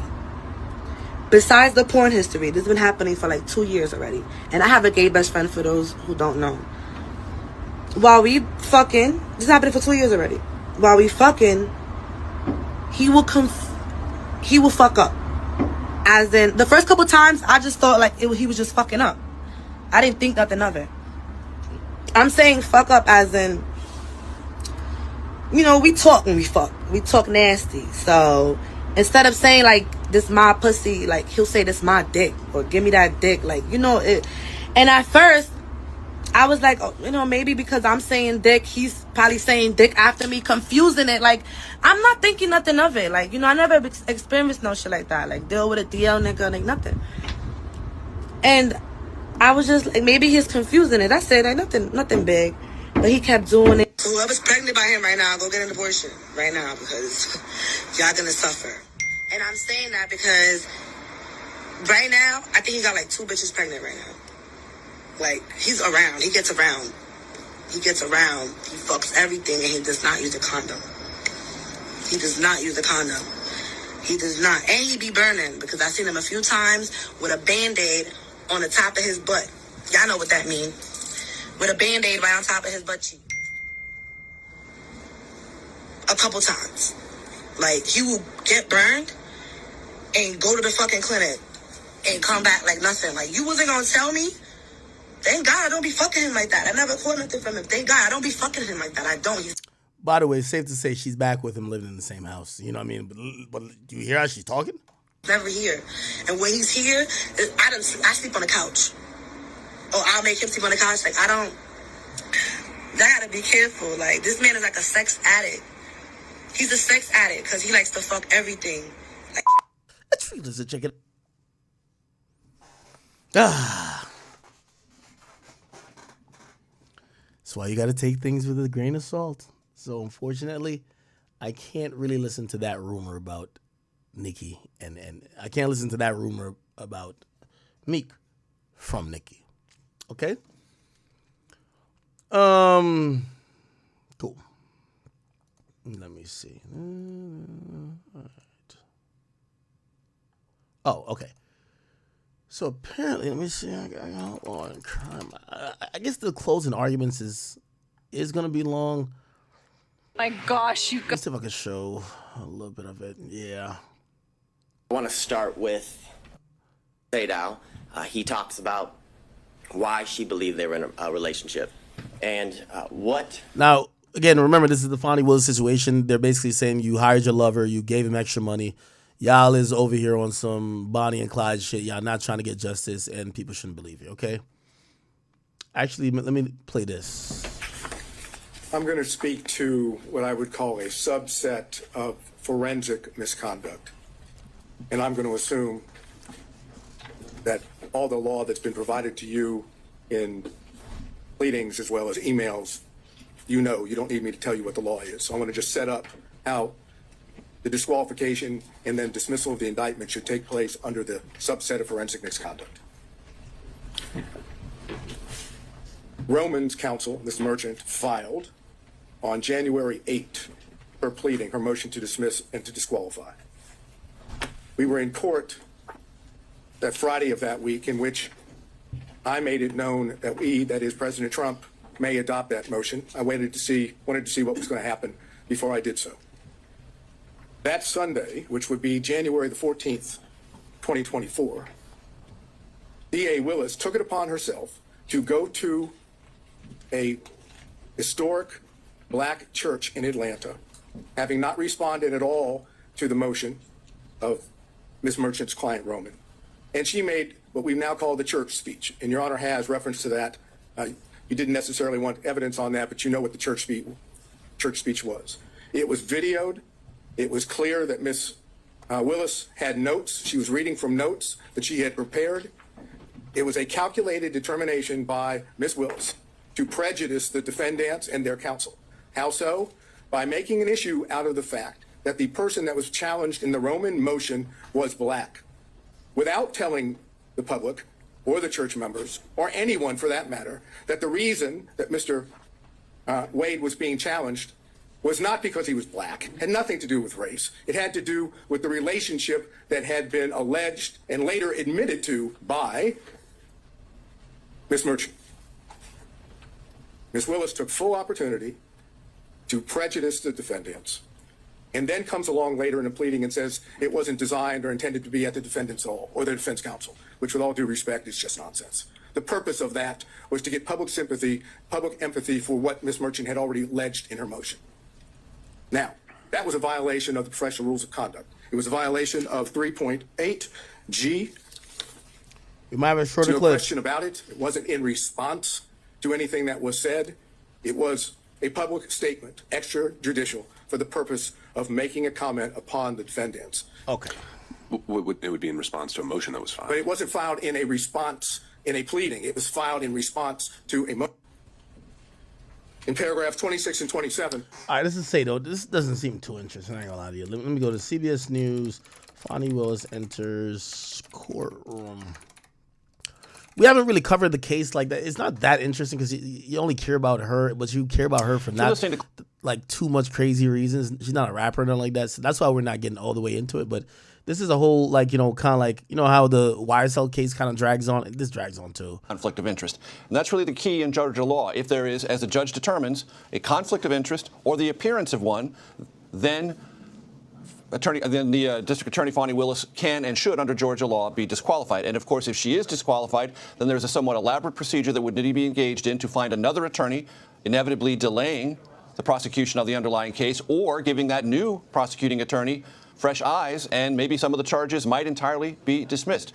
In other words, tremendous amount of limbo would be visited upon this case if, in fact, Fonnie Willis, as the district attorney of Fulton County, Georgia, were to be disqualified. I'm joined here at the table by Nicole Killian, our congressional correspondent. Nicole, you've been down to this courtroom, in this courtroom. You've been covering this case for a very long time. The stakes are high. What we heard there was the counselors for the defendants making very aggressive charges, alleging that Fonnie Willis and Nathan Wade engaged in an elaborate cover-up, a scheme, that they benefited financially from their personal relationship, that they didn't disclose it to the court, and then, having been accused of having this relationship, did all sorts of things to keep information from the public and the court. A pretty aggressive posture from the defendant's attorneys. And also accusing District Attorney Fonnie Willis of playing the race card as well. And the God card at the same time in the same speech. And trying to prejudice a jury in the city. Now, granted, they aren't on trial, but certainly, as you raise, a lot is at stake in terms of whether or not she and Special Prosecutor Nathan Wade could potentially be disqualified from this case. I think another fascinating dynamic of what we've been watching is, once again, the table as we await the state's arguments. Was submitted to the court in which defense counsel claimed the evidence would show. And I would strongly bring to the court's attention that the claims... All right, I'm going to be honest with you. It don't seem like there's much there. What else y'all saying? Y'all saying THF Bezu telling? Did I interview him or something? Or was that Zoo? I don't know, man. Listen, man, I don't know what's going on. Let me see what else.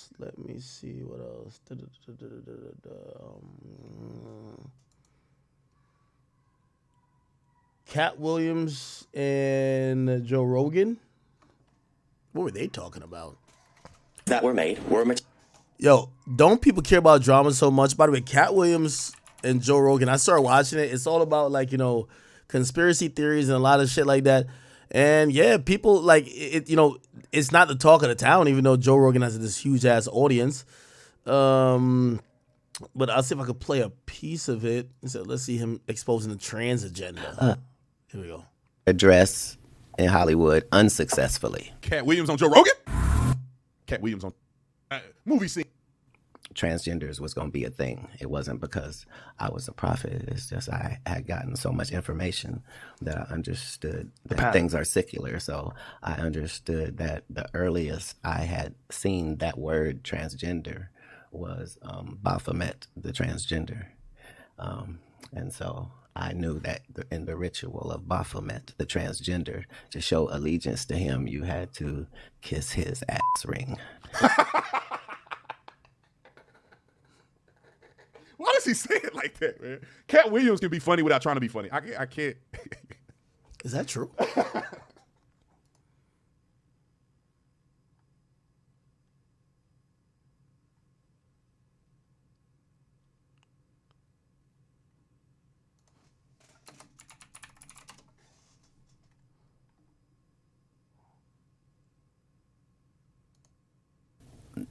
Hollywood is not really there to entertain you. Like, that's great that happens, but propaganda is something that is important to all civilizations. Well, propaganda in Hollywood movies is built into the ingredients list. It's like, if you want flour, you need wheat. You're gonna have to get the wheat. And if you want to be able to make movies about certain subjects, you have to be willing to work with some people. That, it'd be nice if you made it so that this is what we're trying to accomplish, and this is showing the negative side of this other society, and this is and this is our hero. This is our hero who's going to go do America's bidding and go over there, and you're like, okay. And those movies are successful, and so they continue this relationship, and you become a bit of a propaganda arm for the government, and in turn they don't fuck with you. Right, but that's what makes information so powerful. Is you don't care how people feel about the ritual. It's about does following the ritual work. Yeah. And so you can fool yourself into thinking there isn't one, but the evidence will be clear. So like when I be like, oh, these guys are wearing dresses, everybody's like, oh, he keeps talking about people wearing dresses. No, that is a weird thing. It's not like that. Look at it from a different way. Look at it. Show me one person that ever wore a dress in Hollywood unsuccessfully.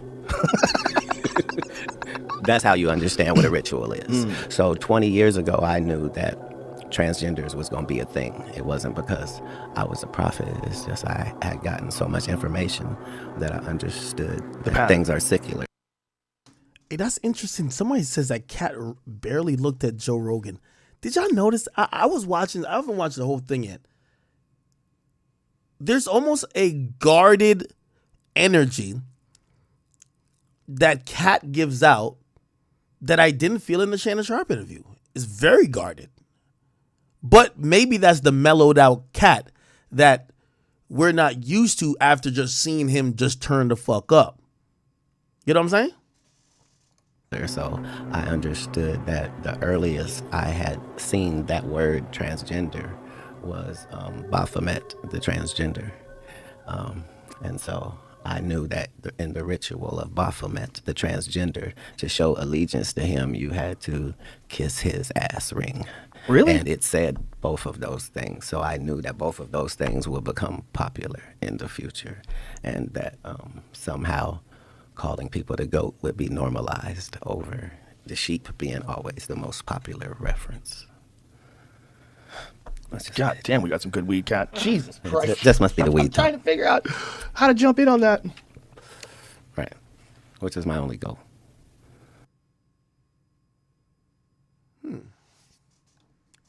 That's interesting. What do you mean the immigrants are getting a check and we're putting them up in places that what? You mean in the homeless people's face? Right in the homeless people's faces. Like, right? Let us show you what we could have done. Right. Wow. Crazy. That's not okay as a society. No. Well, did you see the scam that they were trying to do in New York City? Where they were trying to give them debit cards with $10,000, but there's people getting cuts all along the way? That wasn't a scam. That was business that got uncovered. Yeah. And I'll prove it to you. When you go to, like, if you go to jail in New York, everybody goes to Rikers Island. So I was in Rikers Island. So if you got money on you when you go in, they give you a card when you leaving, and it's got money on it. Your amount. Like, systems are the system. Like, right. Yeah. There's a lot of money being made. Yeah. A lot of money being tossed around in the system. And if you have a thing like an open immigration policy, for sure, someone's figuring out how to profit off that. Someone's figuring out something about that. No, you're looking at it the wrong way. There is no one who isn't profiting. Everyone's profiting. I'm saying, how ridiculous is it for you to think you have the greatest country in the world and then it not be a big deal to get there? Of course. What do you mean? Of course. This is the bees saying, why do they love our honey so much? Right? Well, no one's shocked at that. What people are shocked at is that there's no effort whatsoever to stop the stem of illegal immigration. That's what people are freaked out about. Like, it seems like we're not freaked out about the loss of bees. I am. If all the bees are gone, we're going to die as a civilization because we didn't protect one of the most important insects in the whole ecosystem. Yeah. Right. So, And they think cell phone signals are fucking them up too. Well, can you imagine you're going to be forever, then all of a sudden someone introduces cell phone signals everywhere? This is part of the purpose of religion in society, is to try to get you away from exploring all of the things you could be doing with your time and put it somewhere that's healthier. Like, what do you mean? Like principles of meditation and, believing that you should be trying to do a good job and being nice, because it's not really that profitable, right? But here we are talking about, that's what really would help our country and civilization if we treated the downtrodden better. But the truth is, there's very little money in that. Yeah. There's very little money in that. The truth is that. All right, man. Shout out to Cat. I'm gonna watch this full thing mostly off stream. If I see some interesting moments, I'll bring it to stream. Hey, I know you keep asking for a YNW Melly update. The trial's been put on pause, right? So it's been put on pause for about a month now. And they've been arguing over evidence that should be allowed in. But I think the last real tangible update about YNW Melly is that he caught COVID in jail. Which I don't even know how that goes. And I ain't gonna lie to you. You know what I mean? Are they still testing for COVID and shit like that? I suppose they are, but he caught COVID in jail recently. But it has been paused, the entire trial. So, I don't think it's going to be picked back up until later this year, which, again, it's a very important case to the state of Florida. Usually after a mistrial, they could decide to say, we're not going to go forward with these charges again, which doesn't kind of clear you from them, but it just says, hey, we have expended enough resources. We don't want to keep doing this. And, at least for now, we're just not going to, revisit it. They clearly picked it up instantly, and they still want to somehow get the conviction that could possibly get him the death penalty. So They clearly want to make sure he never gets out of jail. They clearly want to make sure that if they can, give him capital punishment, which would be the death penalty. And again, he's gaining some wins here. He's gaining some sizable wins. And unless the prosecutor really got some shit, if he gets some wins in having some of the evidence tossed out that was used in the previous trial that led to a mistrial, man, like I think the prosecutors might be walking into a situation where, again, we could have our opinion of did he do it, did he not do it? Obviously, the forensic evidence show that someone did do it that was sitting in the seat, and this and third, and people say it's likely that he did it, but the prosecutors can't afford to lose again. They can't, and they're gonna have to take the first one as a loss. Yes, a mistrial in this case is a loss because they have spent probably hundreds of thousands of dollars to go in this trial against him, and for them to do it again, if they don't win this one, it's like at that point you might as well officially drop the charges, right? And let him go. But they clearly don't want to let him go, so they're trying their very best to make sure that can happen. A lot of things are going to come up, including the testimony of the girlfriend who didn't testify in the first trial. A lot of things are going to come up, including some of these text messages that he feels are innocuous and should not be used in a actual criminal proceeding, and also some of the I think the lyrics already was they were already kind of like put out for the first trial, but now you're seeing the prosecutor trying to reintroduce it, right? So it says after a mistrial, the prosecutors are now trying to, and this is controversially, they're trying to introduce lyrics into evidence. Essentially, they're realizing that, we didn't have enough to convict him last time. And usually, unless we're seeing malicious prosecution, if the judge ruled on it once, they're supposed to respect it, right? But they're doubling back. They're like, well, if we're doubling back the whole trial and they're trying to double back for some of our evidence to be thrown out, damn, let's us double back for maybe some lyrics or whatever the case is. I can't see them allowing lyrics because what YNW Melly's legal team is going to say is that a judge already ruled on this, that we both agreed on, and we went through this process. The last judge, most court, in arguments and even decisions is based off precedent, right? So it's like, okay, well, look at case law, blah, blah, blah, blah, you know what I mean? And they'll point out 5 other cases that have similar circumstances and how other judge dealt with it. And usually for the most part, unless there could be a new argument made or a new angle looked at, that judge will kind of rule accordingly. So I could see that if recently within the last year or so, someone ruled that, actually it was within the last couple of years because that ruling was way before the trial, that they weren't going to use lyrics. I can't see why they would allow lyrics in now. So we'll see. But the trial is pushed back. We don't know when it's going to happen. We are sitting and waiting. They were saying that it should have happened during the summer, but if it's stalled out right now, we don't know what's going to happen. I'm going to be honest with you. If this wasn't capital murder, I could see like the prosecutor and the defense attorney saying, hey, listen, he's been locked up since 2018. That's 5 years. Right? I think 2018. I think I'm right about that. He's been locked up for 5 years. He'll plead to a charge that'll give him 10 to 15. And that means he'll be out in 2-3 years, guaranteed, right? I'm not sure how much you have to serve in terms of Florida, but he's already did 5. You could get time for credit for time served there. You can do programs or whatever in prison to try to like bring it down a little bit. But again, if he got 10 years, he would be out like in a couple of years.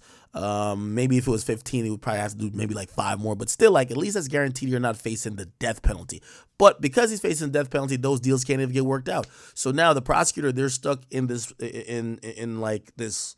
We either have to go all the way or we got to let this guy go, which is kind of again, if they gave him, I don't know, accessory, people would be mad. The family of the deceased would be highly upset that they gave a guy who they think is a killer like some weekend charge instead of charging him and also convicting him of full-on, flat-out murder. So they can't do anything with this. So they're either going to have to run the trial and he's going to be found guilty, or he's going to run the trial and he beats it, if you're asking me.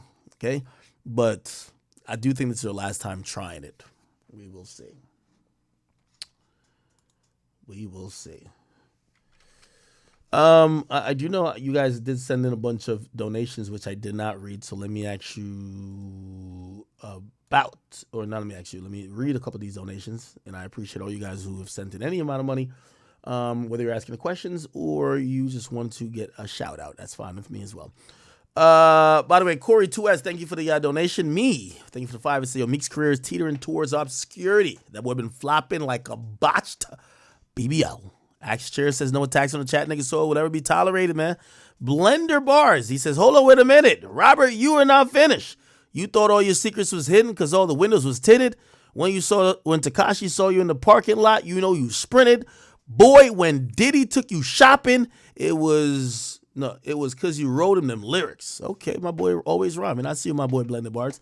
Foo High Head Gaming, he says, yo, holy, Blender is prepping the creams and nightmare. Creams and yeah, I need Jesus, man. Axe Chair says, man, I got that Glock tucked in the cushion right now. Fuck Robert. He says, based on certain Meek tweets, I think he's going through early 2013 Kanye crazy episodes. I will not say that Kanye was crazy, but Kanye was going to, like, he was crazily delusional about getting into the fashion industry, and them, naively thinking they should allow him to do what he wants. Meek Mill is like literally just stupid. Like, you know what I mean? I don't think he can see his ABCs. If you ask him to count to 100, he'd probably top out at about 13 or 14. I just don't think he's smart. There's no bigger plan. There's no grand master plan. He's not trying to get into tech. He's not trying to get into fashion. He's just trying to get into a special ed class. I'm sorry to tell y'all about that.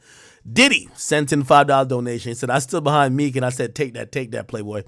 Chad Colonel, thank you for the 5. He says, yo, Flacco posted the audio of Diddy smashing Meek on his Instagram. Pause. Like, I'm not even going to play that, bro. Y'all could go watch that if y'all wanted them. Ain't no sound thing that's real. Hen Dog and Miles. Oh, y'all been on that, I've been on that light liquor recently. I haven't got on Henny in a while. Yes, even the rain that Meek last time was not off the Hen Dog. It was actually off the Casamigos. All right. Maury says, if Meek never had a Twitter IG, his career would be still booming. Facts. I agree. You know what I mean? Like, I wonder if he ever thinks about that. He's probably too stupid to even understand what we're talking about. Just can't comprehend the fact, right? Westcott, he said, Meek is cooked. Then he says, a Blender Bar says, round my city. I got Diddy up in my ghost. Asked me if I wanted head. Pause. But I said, we got Lil Rod at home. By the way, the name Lil Rod, like, think about it. Diddy was allegedly trying to groom a man named Lil Rod. I thought Diddy liked big dicks. Pause. You know what I mean? Diddy used to tell cats he find the niggas with the biggest dicks. Now he was fucking with a nigga named Lil Rod. Like, come on. I thought my boy ain't, you know? Oh, man. Then he said, Meek literally says to YouTube to get this part removed from the Zaza. Yes, that is true. Meek did say, yo, get his part removed from the Zaza music video. Then he had police show up to my house and, shit. I ain't gonna lie, man. He called the governor on me. Cooperant vibes for real. Somebody said, yo, there's an audio of Diddy and Meek doing stuff, bro. Check X. I'm not going to play that because even if it's true, I don't want to traumatize y'all with the moans of grown men. Okay? Hen Dog and Miles, he said, you saw the picture of Diddy and Meek in matching outfits? We've all seen that, brother. He said, read Rumble Super Chats and Poetic IG and X. Yo, I feel like Flock will be posting anything sometimes. Flock will be, you know. Okay, let me see what else. We are still reading. Hey, you know what I got to figure out? How do I read the Rumble rants? And okay, I'm gonna ask my Rumble guys. How do I read the Rumble rants that is old? Like, how do I read those?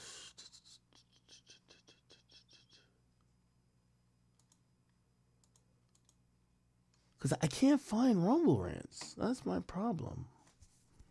Like, I can see the Rumble rants if I see it immediately. But then if I don't see it immediately, I can't find it. Does anybody know?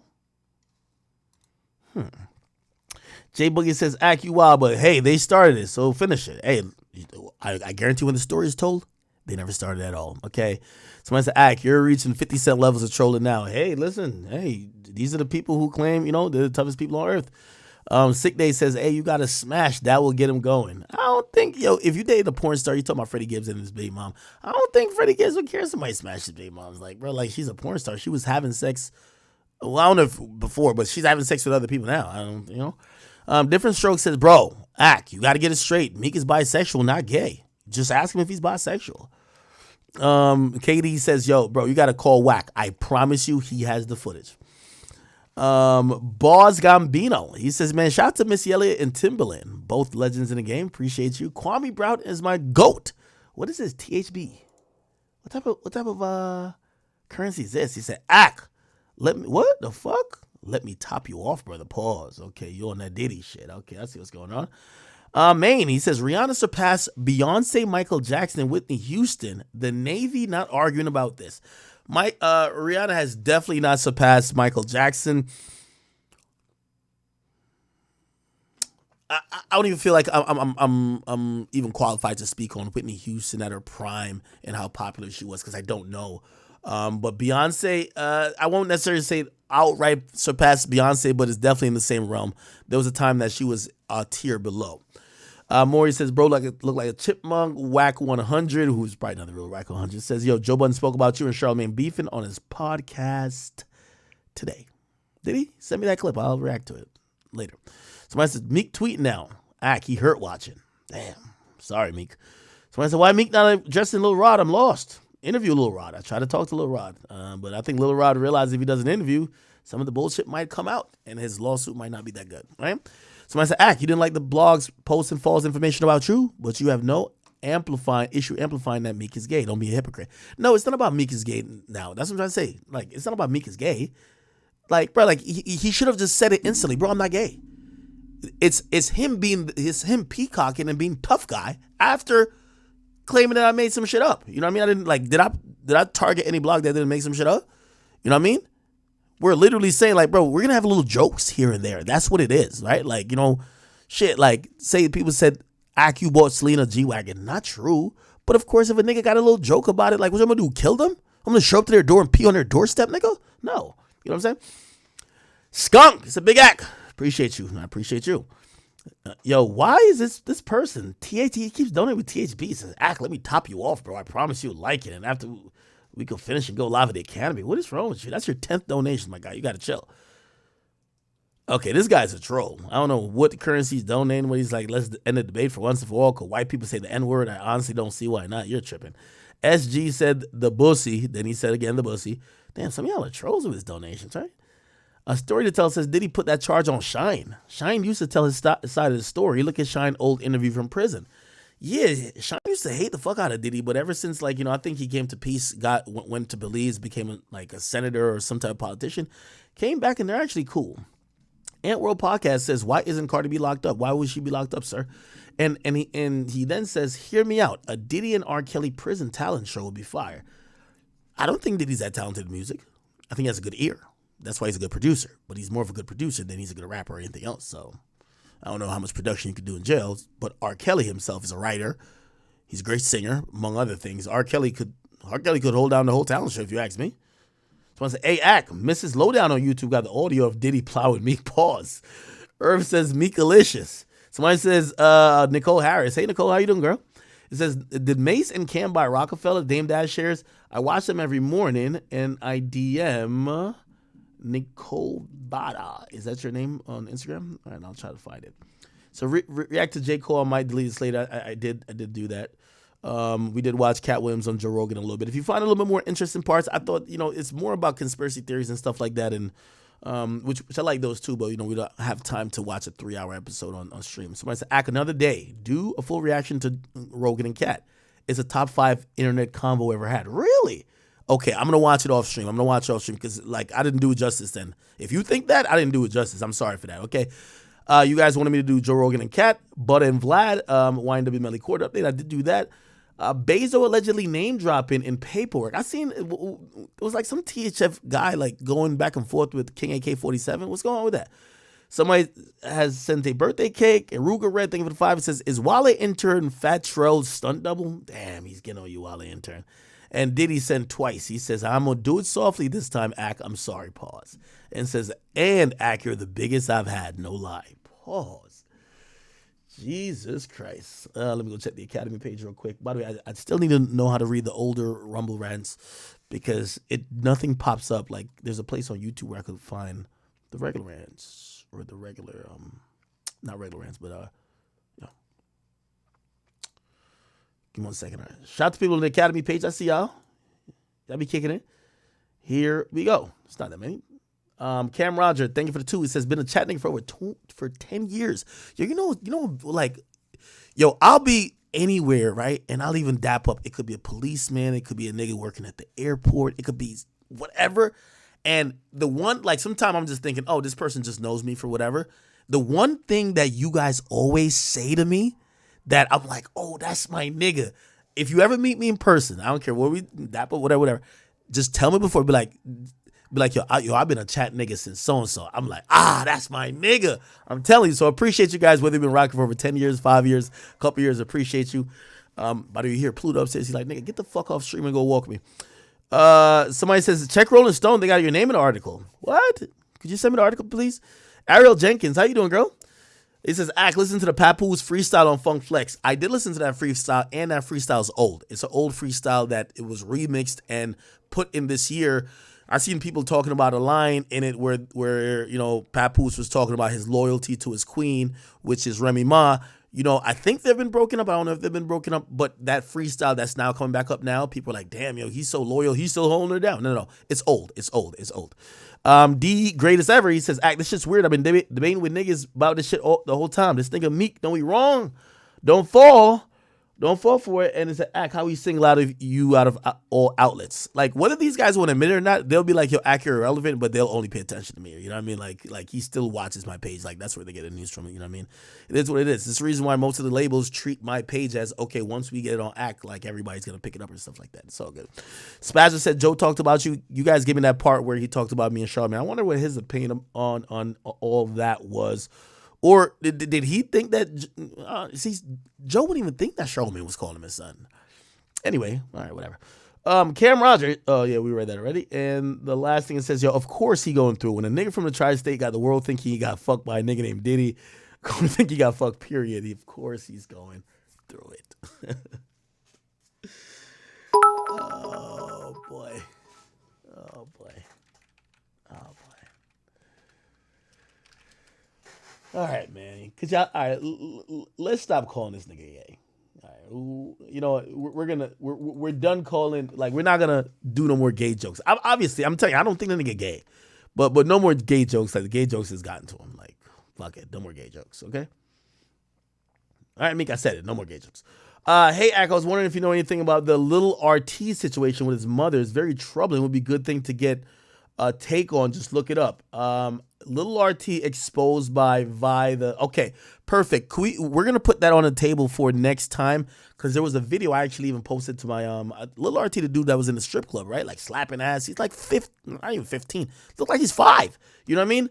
He's a rapper, but a really young rapper, and we're seeing him do grown things, including being around strip clubs, this and third, talking, seeming like almost damn like smoking and everything like that. He's living like a grown person lifestyle, and people are saying, what happened to the family? What happened to the parents? And people believe that it's, you know, they're using this kid to make money, and they don't give a fuck about his well-being. Some people have been trying to expose it. We will talk about that.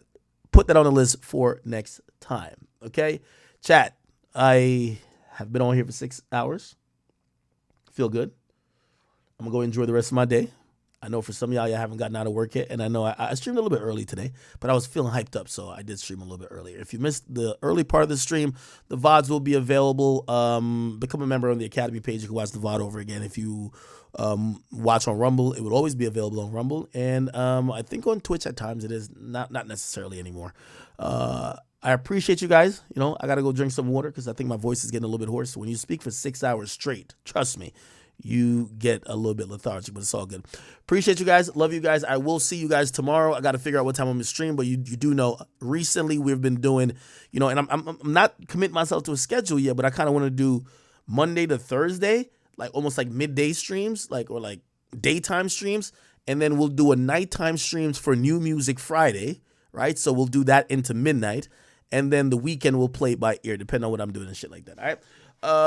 Yeah, I think we've streamed 5 out of the last 7 days. I could be wrong about that, but I appreciate you. Siggy, I see you in there, motherfucker. Why don't you join the Discord where we be at? We'd be like kicking it, playing 2K, Fortnite, all that type of shit. Damn, Siggy been subscribed for 40 months. Appreciate you, boy. All right. Love y'all. Talk to y'all tomorrow.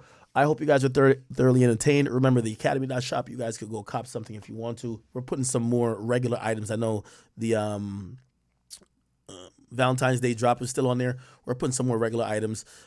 Specifically, and I told him, I said, we need shot glasses up there all the time because I need my niggas to at least cop a shot glass to take a shot with me when I'm over here turning up. All right? People, love you. I will talk to you tomorrow. You know, chat niggas ain't nothing big.